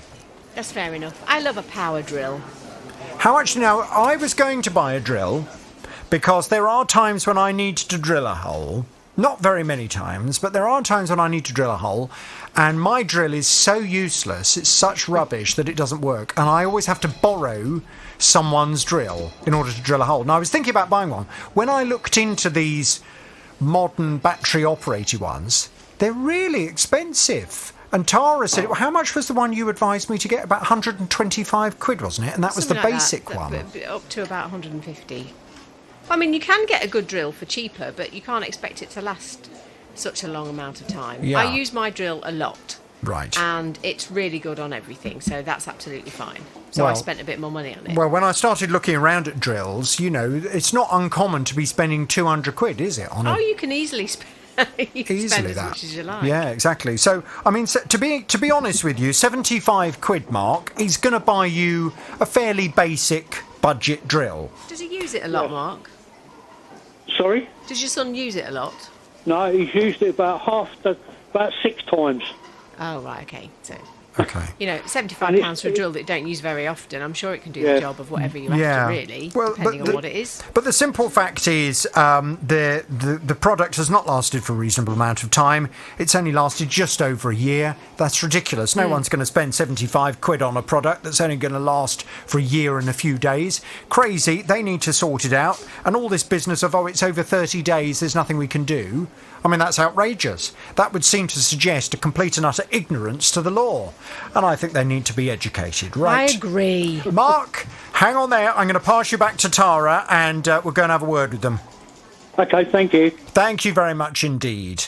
And, I must just say this. A lot of you, I know, I'm very grateful to you for listening every day. You must summon up your inner JVS when you're dealing with a company. You know, you must be confident in what you say and make it very clear. You know, write it down. Write down on a piece of paper the Consumer Rights Act. Write down Consumer Rights Act 2015. The product should be fit for purpose, of reasonable quality, and must last for a reasonable amount of time. Have it there in writing in front of you, so that if a retailer starts deviating from that, you're able to say, well, I'm sorry, but you are breaking the law. So how do you want to resolve this? Do you want to follow the law, or shall I sue you? We'll take it to court and we'll allow a judge to make sure that the law is indeed adhered to. Be strong, be forceful, and be fair. It's the JVS show. It's BBC Three Counties Radio. Now, Chris came to me regarding his cooker. He was telling me just 4 years ago he purchased a range cooker, cost him just under 1,800 quid. But there's a problem with it. Since that time, all has been well up until last Wednesday when the element on the fan oven failed. It tripped the electrical supply in the house. And I think it's just over 4 years, and I don't think that is fantastic, but I do accept that it is kind of a consumable and it's going to go at some point. Fair enough. So I thought, well, I'm quite comfortable with this. It's out of guarantee. I'll have a look at it myself. I thought, I'll have a look at the manufacturer's website with a parts sales department, and I'd do the whole thing, search for the part, and it's no longer available. I did go back to the retailer, and they really weren't interested. Have you spoken to any independent domestic appliance engineers? Yeah, I spoke to one the other day, gave him the model and all the rest of it. He said, I'll have a look. And he came out, he went, you're absolutely right. He said, I can't believe it. He said, I've never seen this before. I've been doing this for 20 years. I've never seen an item not have a replacement recommendation for a unit that's only 4 years old. Well, it's very odd. It is odd. And when I had finished talking to Chris on the programme, obviously I did a little bit of research, and this range cooker, it looks terribly smart. I can understand why it would look very, very nice in his kitchen and why he wants it to last for longer than 4 years. Chris is back on the JVS show now. Hello, Chris. Hello, Jonathan. It's crazy, really, isn't it? It's a very reputable manufacturer that makes this cooker. Why on earth is there no replacement element for it? Surely they can't have just expected it to last for 4 years and then you take the whole thing down the tip and start all over again. I mean, that would be an outrageous waste. It would, yeah. So I did get a call into them, and they were sympathetic and said that they were going to look into it. They have come back with this. They say the consumer is booked in for his repair on the 18th of March. That's today. It is. The engineer has been advised of 2 different elements to take with him to repair this appliance. The consumer has also had another 2 elements sent to his property in case one is to fail on the day, or if the element does not fail, then we will allow the consumer to keep the correct element as a spare just in case this ever happens again in the future. They go on to say, we've diarised a call with the consumer on the 19th of March. However, he is advised if anything does go wrong, he is to email us. So, have they been out already, or are they yet to come out today? It's fixed. You're joking. No, not at all. What time do they turn up? About 9:15. Yeah. And by 10 o'clock it was fixed, done. And the element that the guy turned up, I mean, it sounds like they've brought every single element that could possibly go into your oven just to try them all in case, one of them fitted. What did the engineer say about the element that did end up fitting in your cooker? Well, he said it's not. What I could see, it's slightly different, but it fits. He said, and it was one of the. He was just handed it as a recommendation that it should fit. It was just like as far as he was concerned, it was a normal service job. He wasn't aware of any of the situation that had taken place historically. Oh, okay. So had he ever dealt with this particular cooker and a replacement element before? I don't believe so. He didn't mention that. Maybe yours is the first element in the country to ever go. Yeah, maybe. You've been I'm that lucky a guy. You've been the element guinea pig for this company, where they've obviously suddenly realised that there is this issue over this particular part. I mean, it would have been crazy for there not to be a single element that worked in it. Yeah. Because, I mean, let's be honest, what is an element? It's only a kind of strip of metal, isn't it, that heats up? Yeah. And then the fan takes the heat and blows it round your oven. That's all an element is. Yeah. So it would have been very odd. So have they charged you? Not at all. So the manufacturer have been fantastic. They when we spoke on Friday last week, about just after midday, and by about 4:00, someone was on the phone from the managing director's office of the manufacturer. Yeah. And she's handled it personally, kept in touch. There were some issues with supply, so she said that there will be another element coming to me. That hasn't arrived as yet because once they found out which ones they thought would fit, they physically hadn't got any in their hand, but they've managed to get one, and it's in and working. And have you at least got a record of what part it is? Yeah, they've left me the barcode. Okay, fine. So if in another 5 or 6 years' time, when this has all been forgotten, if the other oven ends up croaking it, is it the same element that will go into both ovens? No, because only one's a fan. But even so, if this one croaks, I can swap it myself. It's easy now. Yeah, okay. We've made it much easier and better. So. Well, there we go. I mean, it's an odd one, but thank goodness for you for paving the way, because hopefully now this company will. Well, what they really need to do is to update their kind of part system and make it clear on their website that there is indeed a part that does fit. Yeah. That they can use. So let's hope that will all be done. And I'll stay in touch with the lady from the manufacturer. I mean, do you still not want to mention the manufacturer? I'm not going to mention the manufacturer, no. They've agreed to get it all sorted out, and I'm sure they would far rather not have their name dragged into this. So, you know, the simple fact is they've got it sorted. I'm very, very grateful to them. Do you want me to give them half the horn now and the other half when the other element turns up, or do we call this a result now and give them the full horn? The oven's working, and that's what I wanted. I think we're there. I think it's the whole horn. OK, brilliant. Well, I will give them the full horn. Chris, any other problems? You know where we are? Thank you very much for your help. Hi. Hello, Heather. I gather you have a consumer problem. Tell me all about it without naming any company names, please. Yeah. So, me and some friends bought some tickets for a bingo event last March, and obviously the pandemic happened. So the event was in May, so it was postponed, but obviously no future date was planned.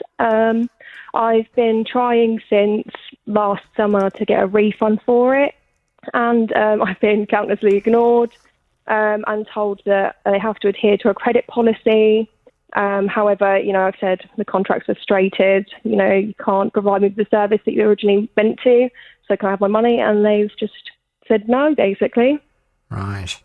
Okay, so just let me ask you a few questions. I mean, you say a bingo event. Yep. How many of you were going to be playing bingo? There was a large group of us, so I think it's about 20 of all of us who were meant to go. And what did you do? You paid up front, all 20 of you, in one lump sum, or did you all individually pay? It was only for 2 of us. Oh, okay. Yeah. What do you mean it was only for 2 of you? I paid for 2 people, me and a friend, to go, and there was a larger group of us. So. Okay. Yeah. So how much was it for the 2 of you? It was £10 a ticket, so £20 total. Okay. And when you've spoken to the company, they've said, well, we can rearrange as soon as we're allowed to reopen. Yeah, they've said that, but where they're meant to take the place for the event, they're not saying they're going to be booking any events yet like that, because obviously they're very unsure on whether or not they'll be able to go ahead anytime soon.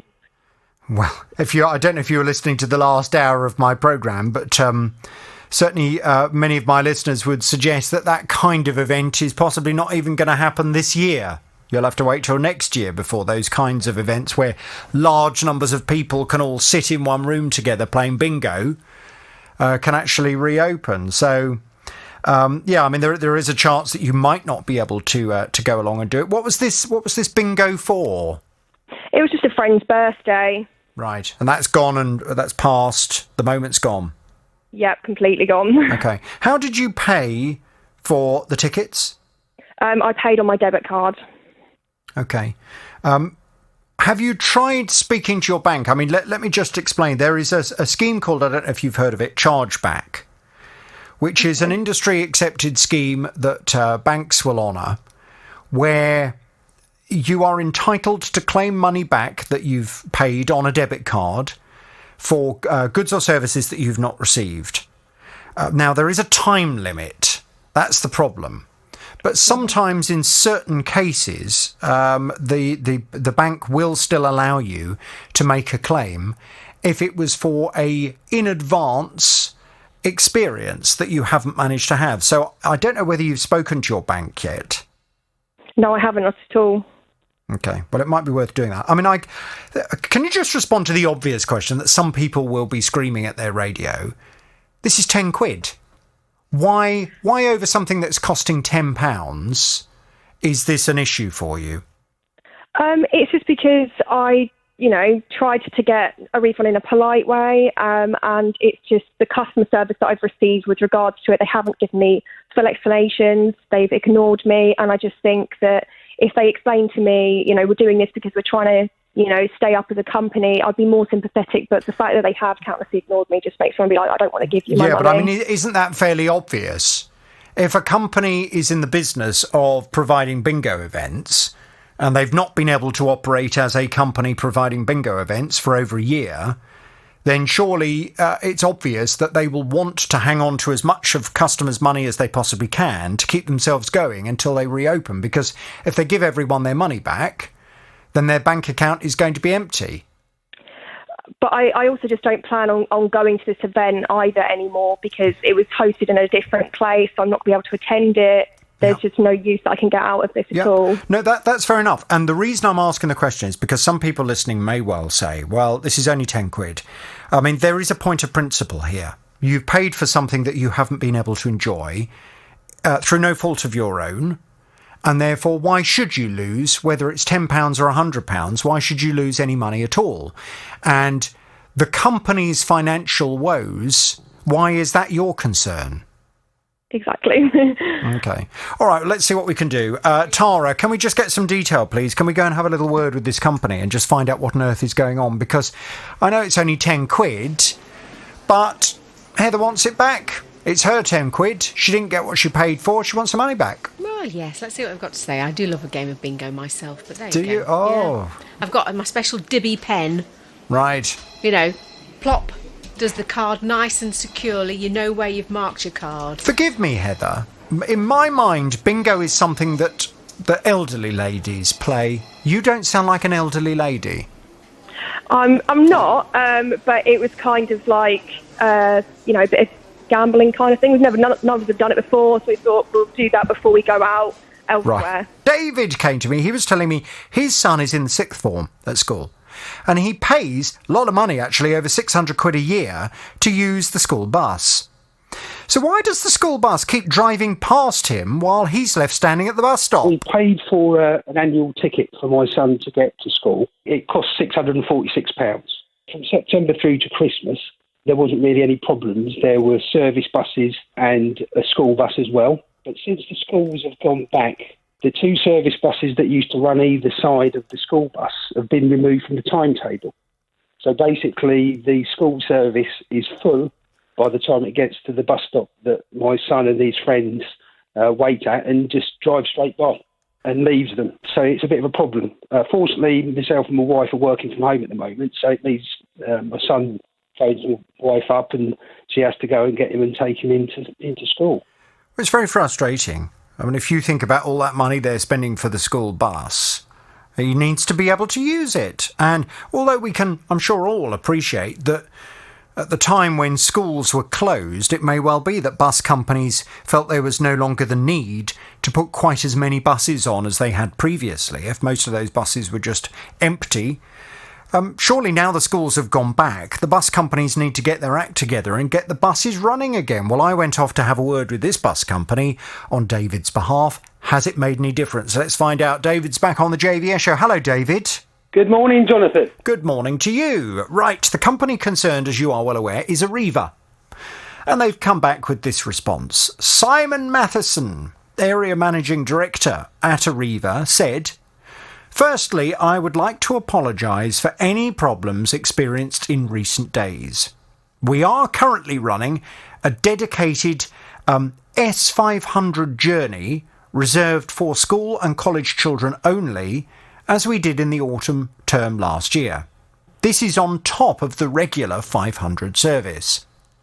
We are aware of David's complaint and have been working closely with Aylesbury Grammar School to provide additional capacity and have already made arrangements to provide a second vehicle on the S500 service from Thursday the 18th of March, yesterday.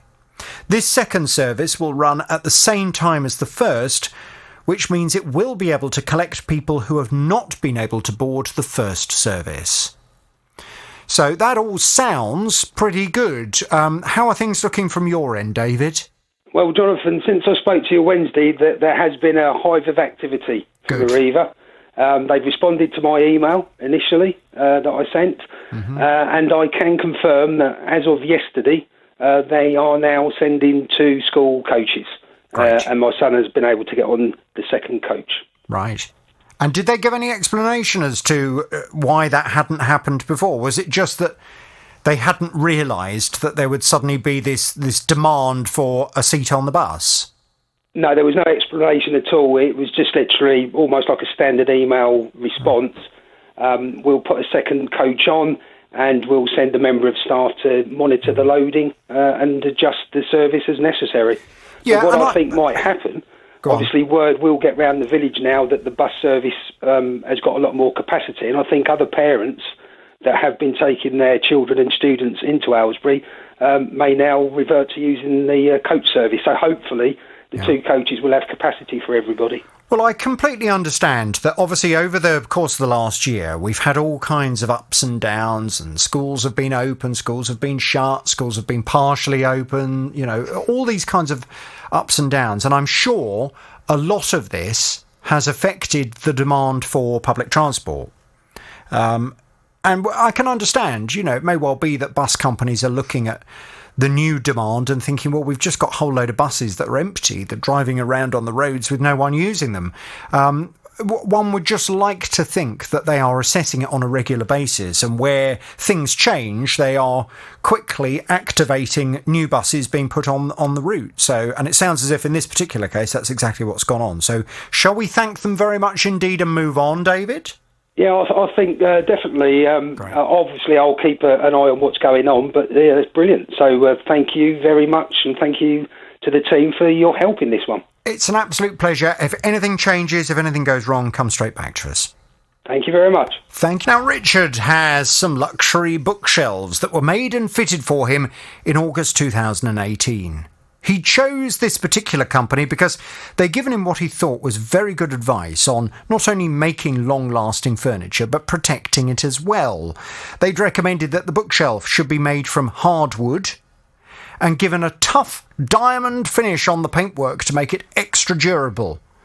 Trouble is, he's got a problem, he's got an issue with the paint finish. And this has been going on since it was first installed. There were a few accidental scratches and a couple of little gaps here and there they needed to fill, and they repainted those by hand. But when the paint dried, it was the same lovely dark blue colour, but not the same shade. They popped back 5 or maybe 6 times and repainted a bigger and bigger patch by hand. And each time they did it, they took the shelves off, and then when they put the shelves back on, they left more scratches and marks on the paint. And it was starting to look really awful by now. And then they sent a man all the way from London who was a specialist painter, and he repainted it. But when he repainted it and we had a look at the finish, it was awful. There were lots of brush marks visible and even more scratches. And he said he was embarrassed by the quality of the work, and they promised me they'd send him round again. But then I suppose COVID hit, didn't it? Well, it certainly did. And Richard, when he first came to me, had been waiting for ages to get this resolved. I went off to have a word with the company, and it's fair to say things have dragged on somewhat, even since my involvement. Richard's back on the JVS show. Hello, Richard. Hello, Jonathan. The man at the company, to cut a very long story short, he did say that he fully accepts that the paintwork on the furniture needs to be redone. He suggested that they'd kind of done what you'd asked in terms of using the kind of paint that you'd already used on other wooden furniture in the room. But obviously that was not going to be durable enough for this bookshelf, and the fact that this is a piece of furniture that is used, and books are put on and off the shelf, and things are cleaned and dusted and moved around, and therefore the paint is maybe going to get a little more wear and tear than, for example, the fireplace that's also in the room painted the same colour. They did suggest that what they were prepared to do was to organise for a specialist painter to come to your property and do, I think it's called air spraying. And it's where they use, it's almost like the kind of machine they would use to respray a car. It paints the paint on in a very uniform finish, and it gives a really lovely effect. You don't get any brush marks at all on it. And hopefully if they use the right paint, it should be very durable. Now, I know that you've been waiting patiently for all of that to happen. There were some conversations about the kind of paint that was going to be used. I went back to the company since you and I last spoke on the programme, and the guy there assured me that he was in communication with you, and if I needed to know anything, I just needed to speak to you because he'd been talking to you. I presume that's the case. Have you had a conversation with him? Well, yeah, emails have been sort of drip feeding backwards and forwards, Jonathan. Okay, good. What are they saying now? What's happening? Well, I'm not a big fan of soap operas. My wife likes them, but I'm not a big fan of them because, as far as I can see, nothing actually ever happens in them. Sort of the same stories keep repeating over and over again, and it feels a little bit like I'm in one of those. But so the latest is that he's got the painter now to order a sample of the paint. He's going to put it on a bit of board and send it to me so I can see what it looks like and, compare. You are waiting now for that to arrive, and as soon as it does arrive, you can then give them the yay or nay, and we can try and get this moving. Do you think that would help? I really do. Thank you, Jonathan. I think, look, I'll be speedy, but I remember back in November or December, they said, look, this specialist sprayer, he's very good, but he's very much in demand. You'll have to wait quite a few months for him because he's very busy. I suspect we'll hit that again soon. We'll probably have to wait a few months before he's available. But I don't know. Maybe he's been booked in. I don't know. I would hope he's been booked in because, if he hasn't, and they're then saying, oh, right, well, now you're going to have to wait. Now you've chosen the kind of paint and the colour and, now you're going to have to wait another few months because he's such a good guy. I think that would be very unfair. But look, let's cross that bridge when we come to it. I'll drop them an email this afternoon and just try and hurry that up. Can you please keep me in the loop?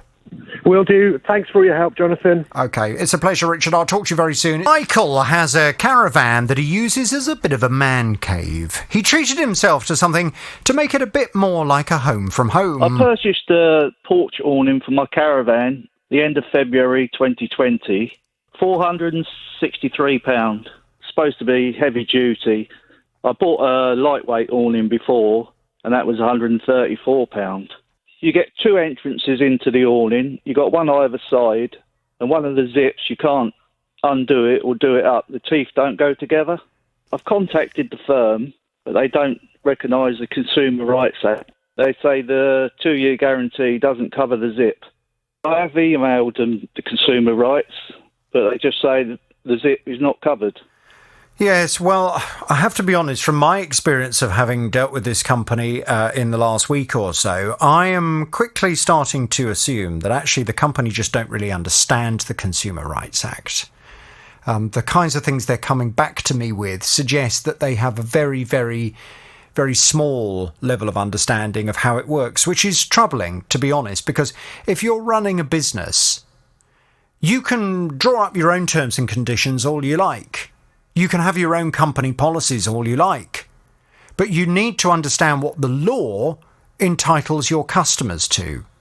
Because otherwise, if you start saying to your customers and to people like me, well, we don't have to do this because our policy states this, and yet your policy is not in accordance with the law, I'm afraid you're in big trouble. That's what seems to be happening here. Michael's back on the JVS show now. Hello, Michael. Hello, Jonathan. Hello, Michael. So, as you know, I went off to have a word with the company. Trying to get them just to respond has been like pulling teeth. However, they have come back to me with a couple of emails. The first email that I had back, and let's just go through what they've said so far. They say, we are aware of Michael's complaint regarding a broken zip on his awning. As his awning was purchased on the 9th of March 2020, and the complaint was not raised until the 3rd of March 2021, it is unfortunately outside of our 30-day return policy. Well, that's the first warning sign, isn't it, that this company don't really understand consumer rights. They go on to say, regarding the manufacturer's guarantee for this awning, ordinarily we wouldn't cover zip damage after a year. However, on this occasion, we offered to send 2 new zips for Michael on the 3rd of March 2021 so he can swap them for his broken zips. They then sent me over the correspondence that they had sent to you. They then went on to say, we are still prepared to keep this offer open. However, the customer has refused the offer twice. Well, I'm not surprised you've refused the offer twice, because they seem to be suggesting that if they just send you a couple of zips, that you then have the stress, the hassle and the expense of fitting. If those zips have not lasted for a reasonable amount of time because they're not of very good quality, you are entitled to expect this company that sold you the awning in the first place to sort all of that out for you. That's something they just don't seem to get. And the fact that they talk about how when you complained it was on the 3rd of March 2021, but you'd purchased the awning on the 9th of March 2020, and therefore it's out of their 30-day return policy. I couldn't give a tuppenny toss about their 30-day return policy. I couldn't care less about whatever little policy they've dreamt up and put on their website. Oh, these are our terms and conditions. We've got a 30-day policy. You can have whatever policy you want. Your 30-day policy does not overrule UK consumer law. The Consumer Rights Act of 2015, it is legislation. It is set in stone. It is the law. It states that any product the company sells must be fit for purpose, of reasonable quality, and must last for a reasonable amount of time. Just because you come up with some 30-day policy, well, you can come back to us if you've got a problem in 30 days. Well, that's fine. The customer can come back to you any time in a reasonable amount of time frame. If you've sold the customer a product that isn't of very good quality and it falls apart, then whether you've got a 30-day policy or not, it really doesn't come into it. Anyway, I went back to them to, in effect, just highlight that. They came back again. They said, hi, Jonathan, the product is insured to be free from any manufacturing defects, of which none were reported when the item was received a year ago. In addition to this, there is also a 6-month guarantee by the manufacturer against manufacturing defects. However, the customer is outside of this time frame. As the zips are the most used or toggled part of the awning, the fault may be caused by normal wear and tear and are not covered by the guarantee. As the fault was reported over 6 months after the date of purchase, under the Consumer Rights Act 2015, the burden is on the consumer to prove that the product was faulty at the time they took ownership of it and has not been caused by wear and tear. As a gesture of goodwill, the replacement zips have been offered free of charge. If the customer wishes to have the manufacturer replace the zips themselves, then the customer would be required to arrange shipping of the awning to the manufacturer so the zips can be repaired. We have supplied the awning as fit for purpose and of reasonable quality and have not received any complaints from the customer within the covered time frames. I don't care about your covered time frames, company. You know, just because you decide to draw your own rules up does not mean that the law no longer protects the customer. I do wish companies would get this into their head. It's as if some companies think, right, now what are we going to offer our customers? Let's just draw up terms and conditions. We'll come up with our own rules. We'll put them on our website. And then if a customer tries to come back to us a year and a half after they bought our product, we'll just simply point them in the direction of our terms and conditions and say we don't have to do anything. I'm sorry, You can't do that. Your terms and conditions must comply with the law. They must be fair. And if you're suggesting that after 6 months you're not going to do anything to help a customer that's got a fault in their product through no fault of their own, but because the manufacturing process has not been very good and therefore the quality of the product is rubbish and that's why it's fallen apart, then whether your policy states 6 months or 30 days or whatever, sorry, but if necessary, the customer will sue you.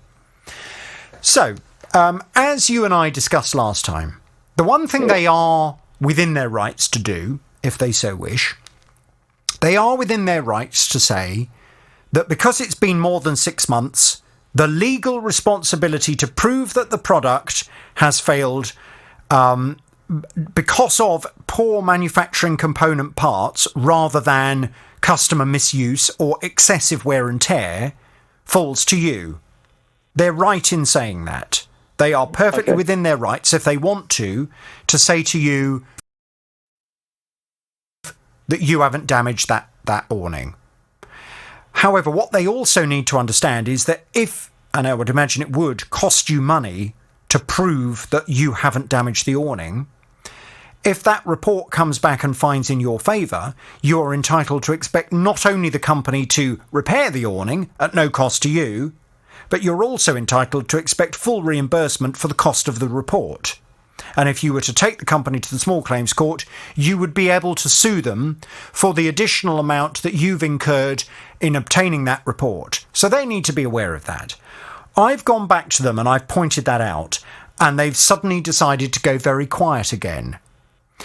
In the meantime, I know that you have been making some inquiries to see whether somebody would be prepared to write you a report and look at the zip. And I gather actually there's some potentially quite encouraging news in terms of the cost of repairing the zips. What have you found out, Michael? Yeah, I found a company on the internet, repair zips, and they've come back and said they're more or less guaranteed that they can fix it for £15. Right. And that's with that's with the zip that this company will provide you with? No, they can repair the zip that's already on it. Oh, really? Yeah. Okay. And in the process of repairing the zip, will that also involve them providing something in writing to describe why the zip has failed in the first place? Yeah, I can get a report as well, yes. Okay, right. Well, here's how we're going to proceed. This company must not be allowed to continue to be ignorant of the law. Okay. So at some point, somebody has to stand up to this company, and this company has to be put in a position where they must familiarise themselves with the customer's rights and their responsibility as a retailer. And I feel as if your complaint is the perfect opportunity for that to happen. Okay. So here's how we're going to proceed. So this company, the £15, does that include the cost of you getting the awning to them? No, I'd have to take it to them. And are they, I don't want any details that will identify where they are, but are they close to you or not? About an hour's drive. Oh, gosh. Right. Well, how much is it going to cost you to drive there? And then, I mean, obviously you're then going to have to drive back. Can they fix it there and then, or will you have to leave it with them and go back and collect it? No, they reckon they can fix it there and then. Okay. Well, how much do you reckon it's going to cost you in fuel to drive all the way there for an hour and then to drive all the way back? It's got to be about £25. Okay, fine. So if we work on the basis then that you're telling me just off the top of your head, it's going to cost you 25 quid in fuel, plus the £15 to fix it, we're looking at 40 quid. Yep. Okay. Here's how we're going to work this. I'd like you to write them a formal email. Yep. And I'd like you to copy me in on the email. Okay. And what I would like you to do is I would like you to write to them and say, further to your recent correspondence, I have now approached, and then put the name of the company that is going to do the repair on the zip. Okay. And just put a little bit about their credentials. You know, you will see if you investigate this company, they have a long-established reputation of repairing zips. They are experts in the field, and they have agreed to not only inspect the zip and provide a report as to why the zip has failed, but they have also agreed to repair the zip, the existing zip, for a cost of £15. Okay. Please be advised, in order for the company to be able to inspect the zip and to repair it, it will involve me delivering the zip to them, which is an hour's drive from my home. I have calculated that the journey there and back will have an additional cost of £25. Therefore, I would like to make it clear that should this company confirm what I suspect, that this zip is not of reasonable quality and it is as a result of the inadequate quality of the zip that it has failed, I will expect you to fully reimburse me the £15 it cost me to repair the zip, and also the additional £25 it costs for me to get to their premises. I will expect full reimbursement within 7 days. If I don't receive that reimbursement, please consider this letter an outline of my intention to begin small claims court action. Okay. Okay? I'll do that. Yeah, I'll do that. Let's do that, and let's see what they say. My only slight concern about the suggested course of action, if they're going to repair the existing zip, but if the existing zip is not very good quality, how long will it last? How long is it going to last? Yeah, that's my worry. What did they, when you spoke to them over the phone, what did they say was the reason, in their opinion, as to why the zip would have failed? They just said wear and tear. But I said it's only 12 well, hang on a second. months. That's not helpful, because if they're saying it's wear and tear, but that's only what I said to him over the phone. Described it, and he just said, "Right, fair enough." Well, I think he could repair it. Look, the question you need to put to them is, how long would you expect a zip in a caravan awning that is? I mean, how often are you using this actual zip? How many times do you open it and close it? It's not that often because I'm not here, full time. That's what I meant. I haven't used it that much. It weren't up for the first 2 months. Well, you need to make that very clear to the company and say, I've not really used the opening on this awning very much.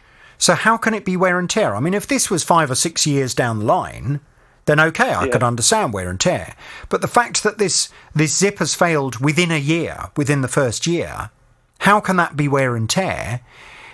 And what you want to do is you want to find out from this company whether the actual quality of the zip that has been used is poor. If it's a poor quality zip, then obviously you would then be able to argue that it's as a result of a poor quality zip being installed that the zip has failed. But what's really not going to be helpful to you is if they write a report and say this is normal wear and tear. Because to be honest, if they write that, then you're going to have to pay for the cost of the report, the cost of getting there, and the cost of the repair. Okay, no problem. I'll explain it all to him. Okay. Well, I'd be very interested to know what they say. Copy me in on the email, please, and let's see where we go from there. All right, lovely. Thank you. Thank you very much indeed. I do find it really frustrating when companies come back to me as if I'm some kind of dimwit and don't understand the law, telling me just inaccurate information about, we have a policy, we make it very clear, our terms and conditions state this.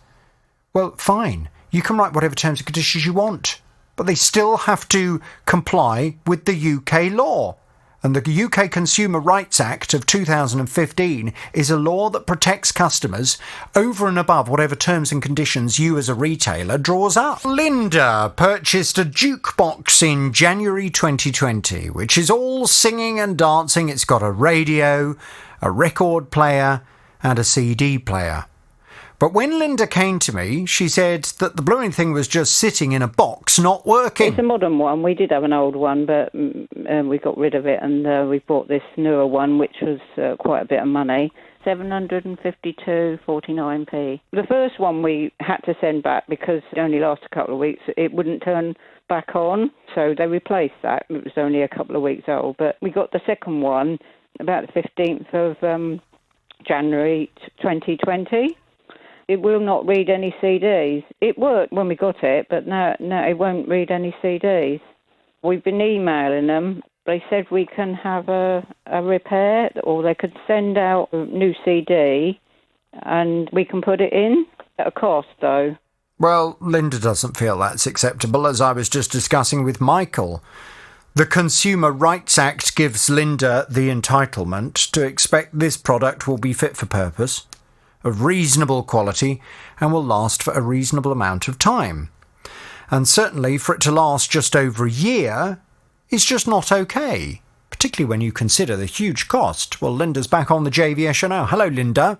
Hi, Jonathan. Now, I must just ask, before we find out what the latest is, this jukebox, is it one of those jukeboxes where it gives people the opportunity to go up and select a song they want to hear, like the old-fashioned ones? Oh, that's the first one we had, where you pushed the button and you put money in it, and you heard the workings of the record player going round. Lovely. The first one, but the electrics went, so, as I say... and so the new one doesn't do that? No, it's more modern and not.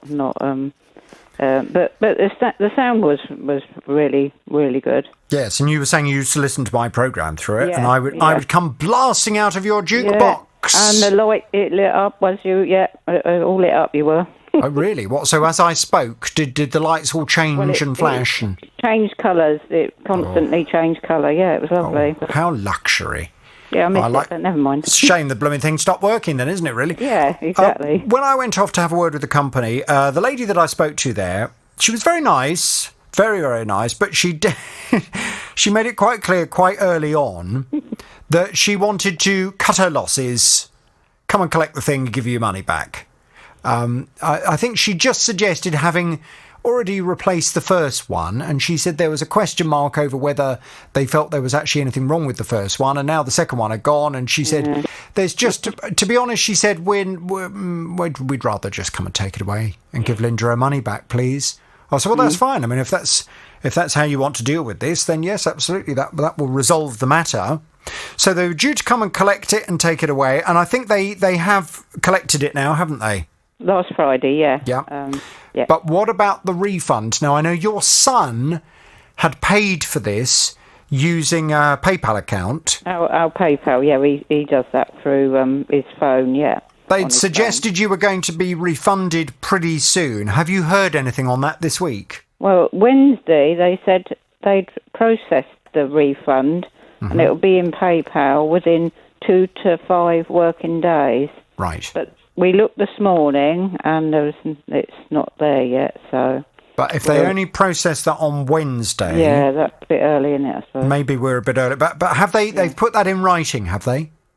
It comes through as an email. Yeah. Yeah. Okay. Great. So we've got that. If worse comes to worse, we've always got something to be able to go back to them and say, look, the money still isn't there. But to be honest with you, Linda, I don't think you're going to have to worry about this. It's just waiting for PayPal, I suppose, to... Yeah, I think it's waiting for it to show up in the PayPal account, but I'm is that how it works? I don't... Yeah, but when a refund is processed using any kind of card or electronic payment, it can sometimes take a few days before it actually shows up. But it will be hurtling its way through the air somewhere, this refund, and you should have it very soon. And have you organised something new for your living room? Because I don't want to just be coming out of your TV or your kitchen. I want to be booming out again. Yeah, we'll sort something out. We're just waiting to get this sorted out first, and then we'll probably move on, yeah. Fine. Well, listen, I'm going to give them this. Ooh, just a little bit of the horn. They'll get the rest as soon as you've actually got the money showing in the account. Can you come back to me as soon as that happens, hopefully early part of next week, and we'll conclude the case? OK, will do. Lovely. Thank you. Hi, Jonathan. Hello, Rob. I gather you have a consumer problem. Tell me all about it without naming any company names, please. Sure. So last May, I bought a new carpet, and 2 weeks later, a fold mark, like a crease mark, appeared all the way across from one side of the carpet to the other. So I went back to the company and... Sorry, how long after the installation did you notice that mark? Sorry, 2 weeks. 2 weeks after it was yes. Okay. So I went back to the company, and after a small period of time in communication, they did come and fit a new one, but it took until September until that was done. Exactly the same carpet was fitted, the same colour. Then just a matter of days later, a line appeared in the new carpet again. And it's definitely a fold mark rather than a join? Definitely, 100%, yes. Okay. Yeah. Which room is this carpet going in? It's in my little girl's bedroom. Okay. Big room or fairly small room? It's approximately 3 by 4 metres. Okay. So certainly within the realms of all being used on the same roll rather than a company having to make any kind of join at all. As far as I'm aware, yeah. Okay. They did accept it as a fold. So. Okay. And how much did you pay for this carpet? I think it's £340. In total, was that including underlay? I think that was the total cost, yeah. Okay. And do you know what kind of carpet it is in terms of, is it a woolen carpet? Is it polypropylene? Do you know what it's made of? A polypropylene carpet, yeah. Polypropylene. Okay. So when you noticed the mark appearing again, did you contact the company? Yep, we went straight back to them again, and this time we requested that they didn't replace it with the same carpet. We wanted a different carpet, which they agreed to do. And that was around about October last year. We were in communication with them through to November. And then at that point, they said to stop contacting them, and they would come back to us when the carpet was ready. So that is what I did. I left it for quite a long time, until February this year. And I went back to them, and they said the carpet was in stock, and they came out and fit the new carpet. But unfortunately, on this occasion, they supplied the wrong colour carpet. They've installed a dark grey, almost charcoal colour carpet. Right, hang on a second, and I don't know if there's any way you can move a bit, Rob. You're starting to disappear underwater with your mobile phone signal. So when they came out to install the carpet, you say they've installed the wrong carpet. I mean, didn't you notice this before they put it down? My wife saw them outside. It was a very sunny day, and they showed her the corner of the carpet, and in the bright sunshine, it looked like the right colour. Oh, so hang on a minute. So they showed your wife the carpet, and she said, yeah, that's okay? A small corner of it, yeah. It was in direct sunlight. Oh, dear. Yeah. Right, so your wife was shown the carpet, and she okayed it? From the small corner she was shown. It wasn't until it was installed into the bedroom. Yeah, but I mean, if you're not satisfied with how much they're showing, then you say, well, I can't really see it. Fold it back a bit more so I can see more of it. Yeah. I'm really sorry, Jonathan. It wasn't me there. So. Okay, so they then fitted the carpet that they showed your wife, and then you came home and said that's the wrong carpet. Exactly that, yes. Okay. Yeah. So we took that back to the company, and at that point, they said to us, that's the colour that you ordered, and that's the one that we had to keep. And then the communication broke down following up. They said they didn't want anything more to do with us. And how do you know that it's not the carpet that you ordered? How do we know? We ordered one. We don't have any paperwork. They didn't give us any paperwork. Everything was done verbally. Again, Rob, you're starting to disappear. Can you move so I can get you on a better signal? Because I need to be able to hear you clearly. Everything was done verbally. So there was no paperwork, no paper trail at all, unfortunately. Right.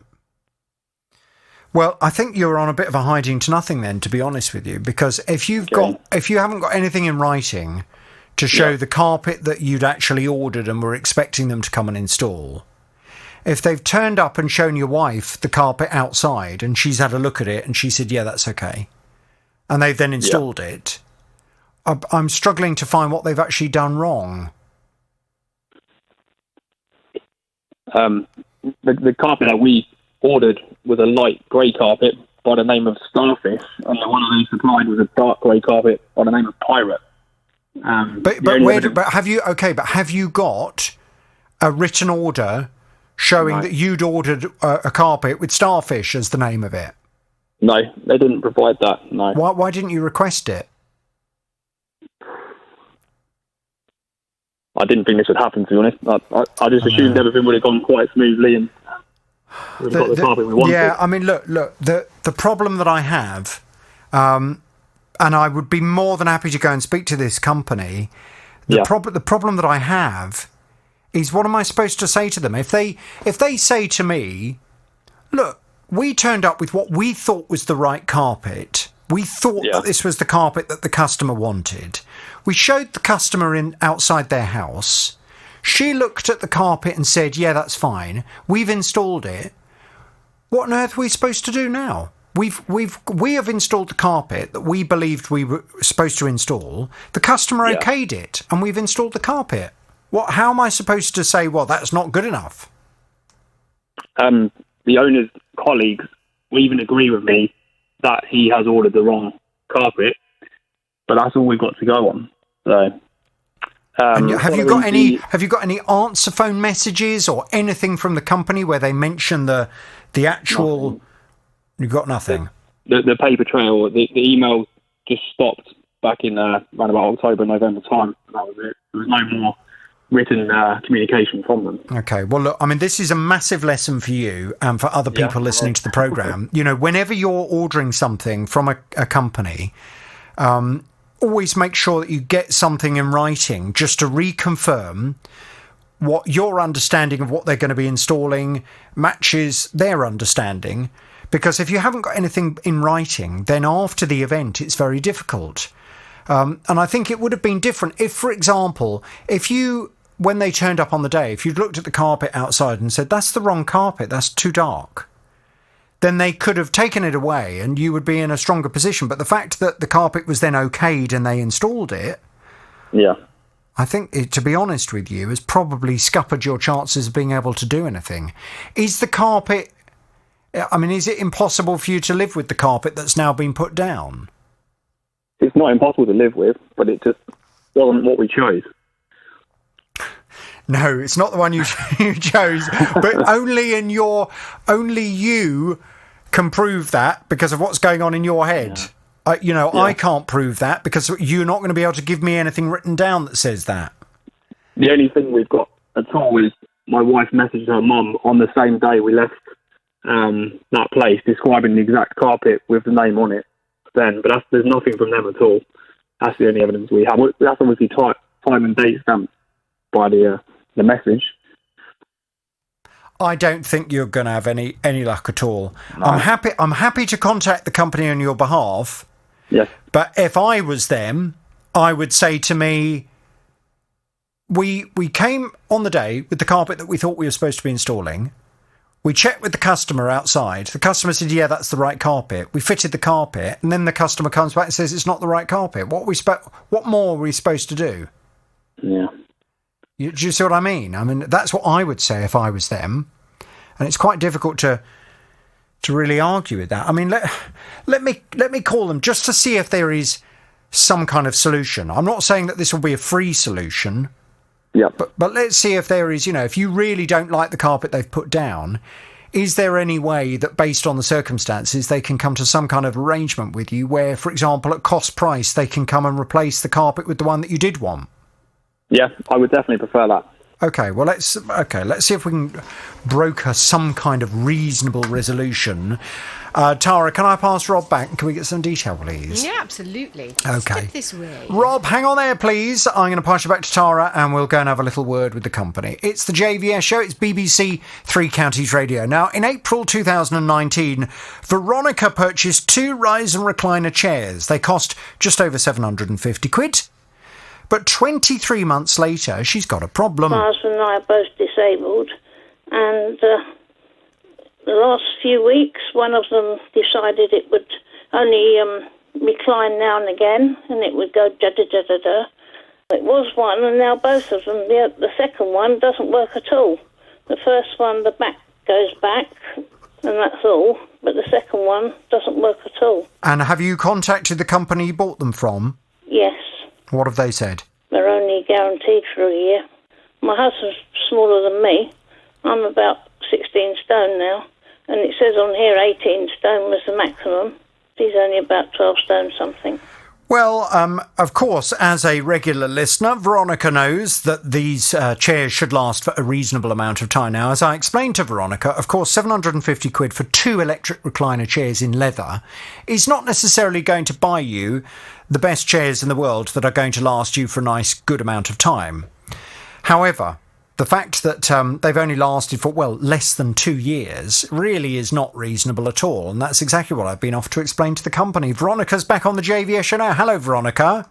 Hello, Jonathan. Hello, Veronica. Now, I just wanted to quickly touch base with you today. There's going to be more work to do on this, but I wanted to quickly read you the response that I've had. The company concerned has said, we have received it worked well for over 12 months. We do not believe it was faulty when it was delivered. We have not had any issues reported with the motors across our customer base to suggest that there is an inherent defect either.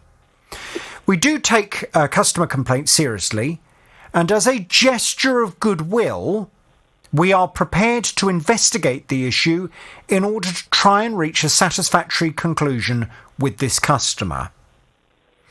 Now, let's just address the first part. The first part of their response is unacceptable as far as I'm concerned. Warranty, look, the warranty is fine, but it doesn't take away your rights as a customer.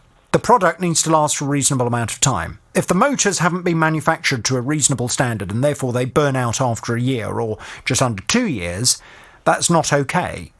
And the retailer is responsible for that. But let's focus on the positive. They suggest that they are prepared to investigate this with you. Have you heard anything since yesterday, out of interest? Yes, I have. I had 2 emails, and also I was asked to phone them, and I phoned them, and she's phoned me back and organised that they will have somebody from HomeServe come out and look at them. Right. Okay, that's an independent company. Yes. That is going to come out and inspect them and see what the problem is. Next Friday. Next Friday. Okay, yes. Brilliant. Can you keep me in the loop? Yes. Let me know what happens after that visit, and we will wait and see. But it sounds as if they are now taking some responsibility, albeit they are dressing it up as a gesture of goodwill. I would argue that under your statutory rights, this is part of their responsibility. But let's see where it gets us. Let's see what happens next Friday, and we'll take it from there, yes? Right, yes. Thank you very much, Jonathan. It's a pleasure, Veronica. I'll speak to you soon.